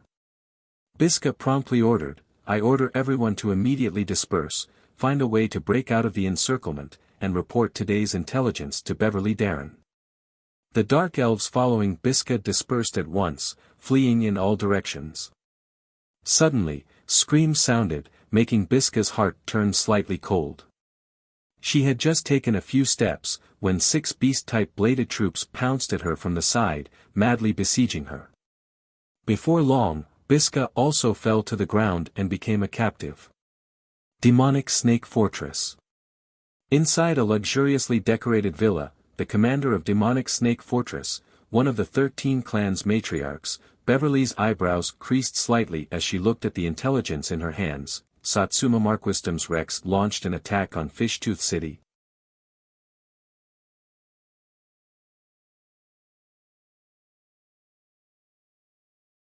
Moreover, he wants to attack Demonic Snake Fortress. How is this possible? Biska isn't a good-for-nothing, how could she send such a ridiculous intelligence? Beverly hesitated for a moment, but still made a decision. Demonic Snake Fortress has already been impenetrably managed by us. However, this matter is of great importance, it's better to consult Great Matriarch Cheyenne. For Beverly to be able to become one of the 13 clan's matriarchs, it wasn't only because she was a formidable level 3 warlock, but also because she handled matters very cautiously. If it was an ordinary Dark Elven commander, then they would absolutely ignore this somewhat ridiculous intelligence.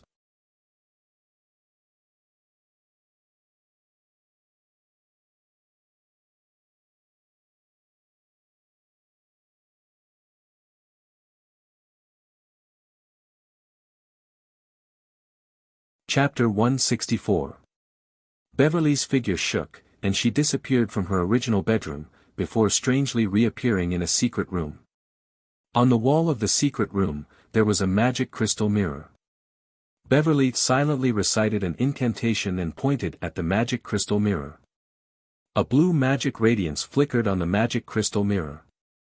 "Beverly, what's the matter?" Cheyenne's voice came from the magic crystal mirror. However, her tone revealed a strong sense of impatience. What the hell happened? What happened to the great matriarch? Beverly was somewhat bewildered. Cheyenne was the most outstanding great matriarch among the Dark Elves. Usually, he had a kind and holy image, as if everything was under his control. Even when facing the 13 Dark Elven clans matriarchs, he had never been impatient. But now, her attitude was clearly somewhat odd. However, although Beverly was bewildered, she still reported the intelligence to Cheyenne verbatim. Cheyenne's cold voice came from the magic crystal mirror. "Demonic Snake Fortress's commander is you. You can make your own decisions on these trivial matters. Later, don't bother me with these trivial matters." Beverly was dissatisfied, yet she said respectfully, "Yes. Great Matriarch, 3rd layer of the underground world, in the depths of the Holy Spring Divine Pool in the great temple of the City of Dark Elves." Cheyenne was soaked in the milky white Holy Spring Divine Pool. Her whole body was covered in frightening scars. Her originally peerless face had been burned beyond recognition, and her charming body was covered in disgusting radiation abscesses. She no longer had legs in the lower half of her body. In the center of the nuclear explosion, Cheyenne had practically exhausted all her trump cards before barely escaping the calamity. However, not only were her legs blasted away, but she was also heavily poisoned by radiation. Her injuries were extremely serious. Cheyenne silently recited an incantation, pointed with her lily-white finger, and cast the level for divine spell Great Healing on herself. Black divine light at once shone on Cheyenne's body. Under the effect of the power of the divine spell, Cheyenne issued extremely painful groans. Every time the power of the divine spell dispelled a bit of radiation, she felt as if someone was stabbing her body with a knife. The power of the gods was one of the top powers in this world. Even radiation could be dispelled. However, that divine power was incomparably domineering. When it clashed with the radiation, it would similarly bring about great pain. Under the effect of Great Healing, the radiation abscesses on Cheyenne's tender body burst open, and then slowly healed, repaired, and once again became as smooth as jade. However, after using greater healing, Cheyenne was tormented to the point of panting. Her face was filled with pain, and she didn't have the strength to cast a second greater healing. Cheyenne's face was ferocious as she shrieked, damned Steel City, damned Yangyi, I will tear you to pieces, I will tear everyone in Steel City to pieces. After venting for a while, Cheyenne could only helplessly collapse in the deity's pool and cry softly. The Dark Elves were filled with betrayals, conspiracies, and massacres. Cheyenne was currently in a weakened state and didn't dare to trust anyone. Once she exposed her weakness, what awaited her would be an extremely miserable fate. Even those who were originally loyal to her would directly bite back at her. At this time, Cheyenne's heart was filled with regret that she couldn't resist the temptation and personally went to Steel City. If not for that, she wouldn't have suffered such heavy injuries. Even if she was a legend-rank priest, with the help of Goddess Loltha's divine power, it would still take her half a year to recover. And this half a year would be the most dangerous half a year. If she didn't pay attention, she would be consigned to eternal damnation.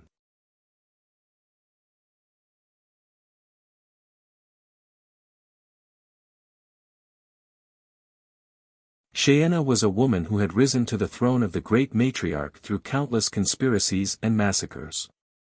She was keenly aware of the strangeness. There's a conspiracy, there's definitely a conspiracy.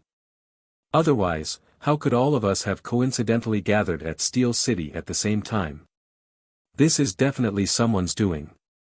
Cheyenne thought through clenched teeth. From the point of view of the beneficiary, this conspiracy should be a trap set by Steel City to catch us all in one fell swoop.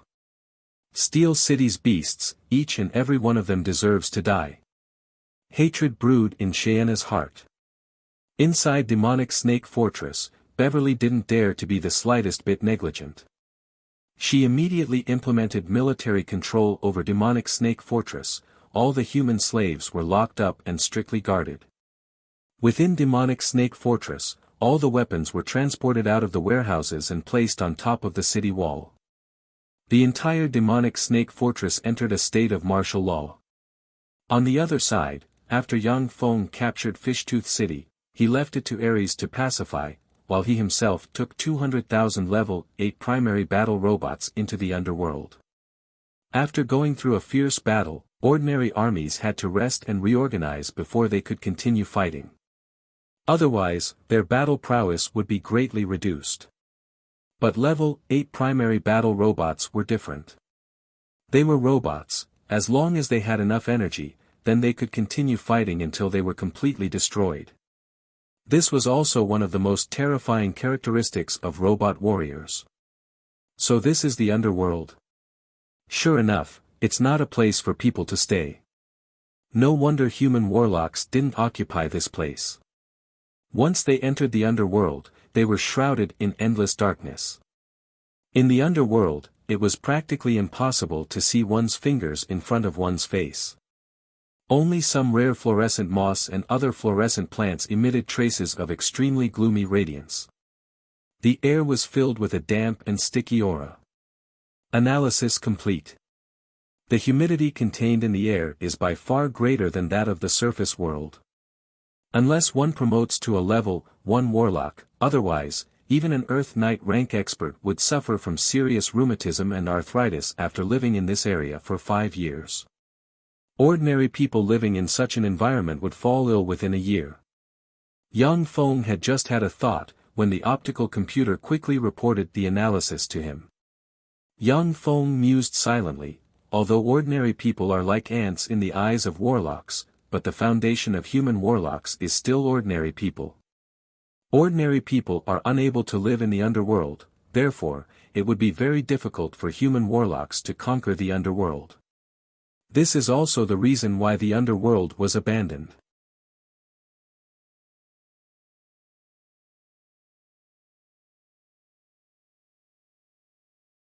However, for the ancient warlocks to be able to completely conquer the underworld, the strength of the ancient warlocks was really terrifying. The underworld was still under the control of human warlocks during the time of the 8th Warlock Dynasty, the Dawn Dynasty. Tyrandot subcontinent's underworld was also under the control of the ancient warlocks belonging to the Dawn Dynasty, and was transformed into a trial ground. After the collapse of the Dawn Dynasty, the underworld once again returned to the hands of the dark races, and became a land of despair for humans. Humans only had some bridgeheads like demonic Snake Fortress in the underworld, where they traded with the underworld's major races. Turn on the lights. Yang Feng ordered, and the 200,000 primary battle robots turned on their searchlights, brightly illuminating the places they passed. Once the 200,000 primary battle robots turned on their searchlights, a dense swarm of thumb-sized extraordinary life-form vampire moths immediately flew towards the 200,000 primary battle robots. Vampire moths were the most commonly seen extraordinary life forms in the underworld. Once they saw light, they would be attracted by the phototaxis of life forms, and then they would suck the life forms dry. Many human experts who came to the underworld weren't prepared. Once they lit torches or similar light sources, they would attract countless vampire moths. Among those terrifying blood-sucking moths, even level 3 warlocks had the possibility of dying. Electrify. Crackle, crackle. Following Yang Feng's order, the 200,000 primary battle robots were electrified. When the dense swarm of vampire moths touched the 200,000 primary battle robots, they issued crisp sounds, and then fell to the ground. OM. OM. OM.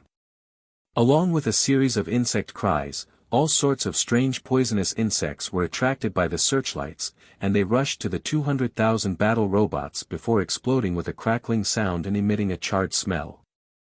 The 200,000 primary battle robots practically crushed countless insect corpses as they marched towards demonic Snake Fortress.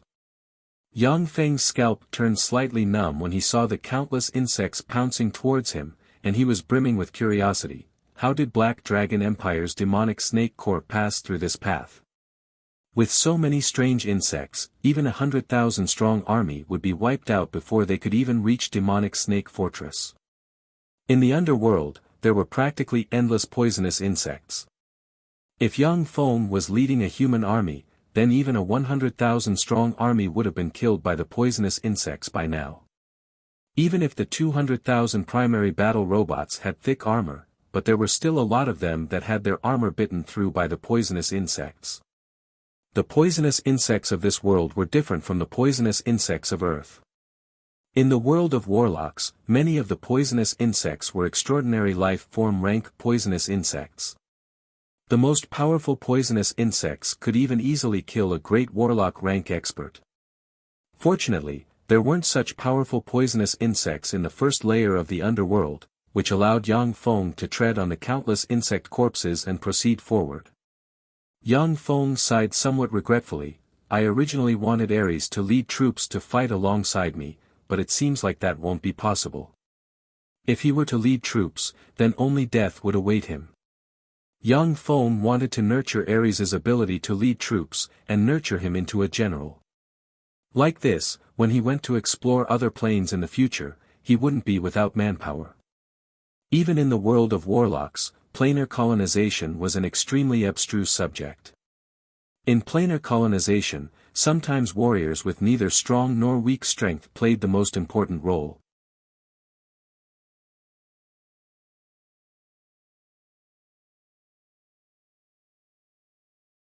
You're tuning into the Han Li's Wuxia Adventures YouTube channel. We're so grateful for your support, and don't forget to subscribe to join us on this incredible journey through captivating stories. Your generosity through donations truly makes a world of difference, as it's the primary source of revenue that allows me to expand and enhance this channel for you. Thank you from the bottom of my heart for being a part of this adventure.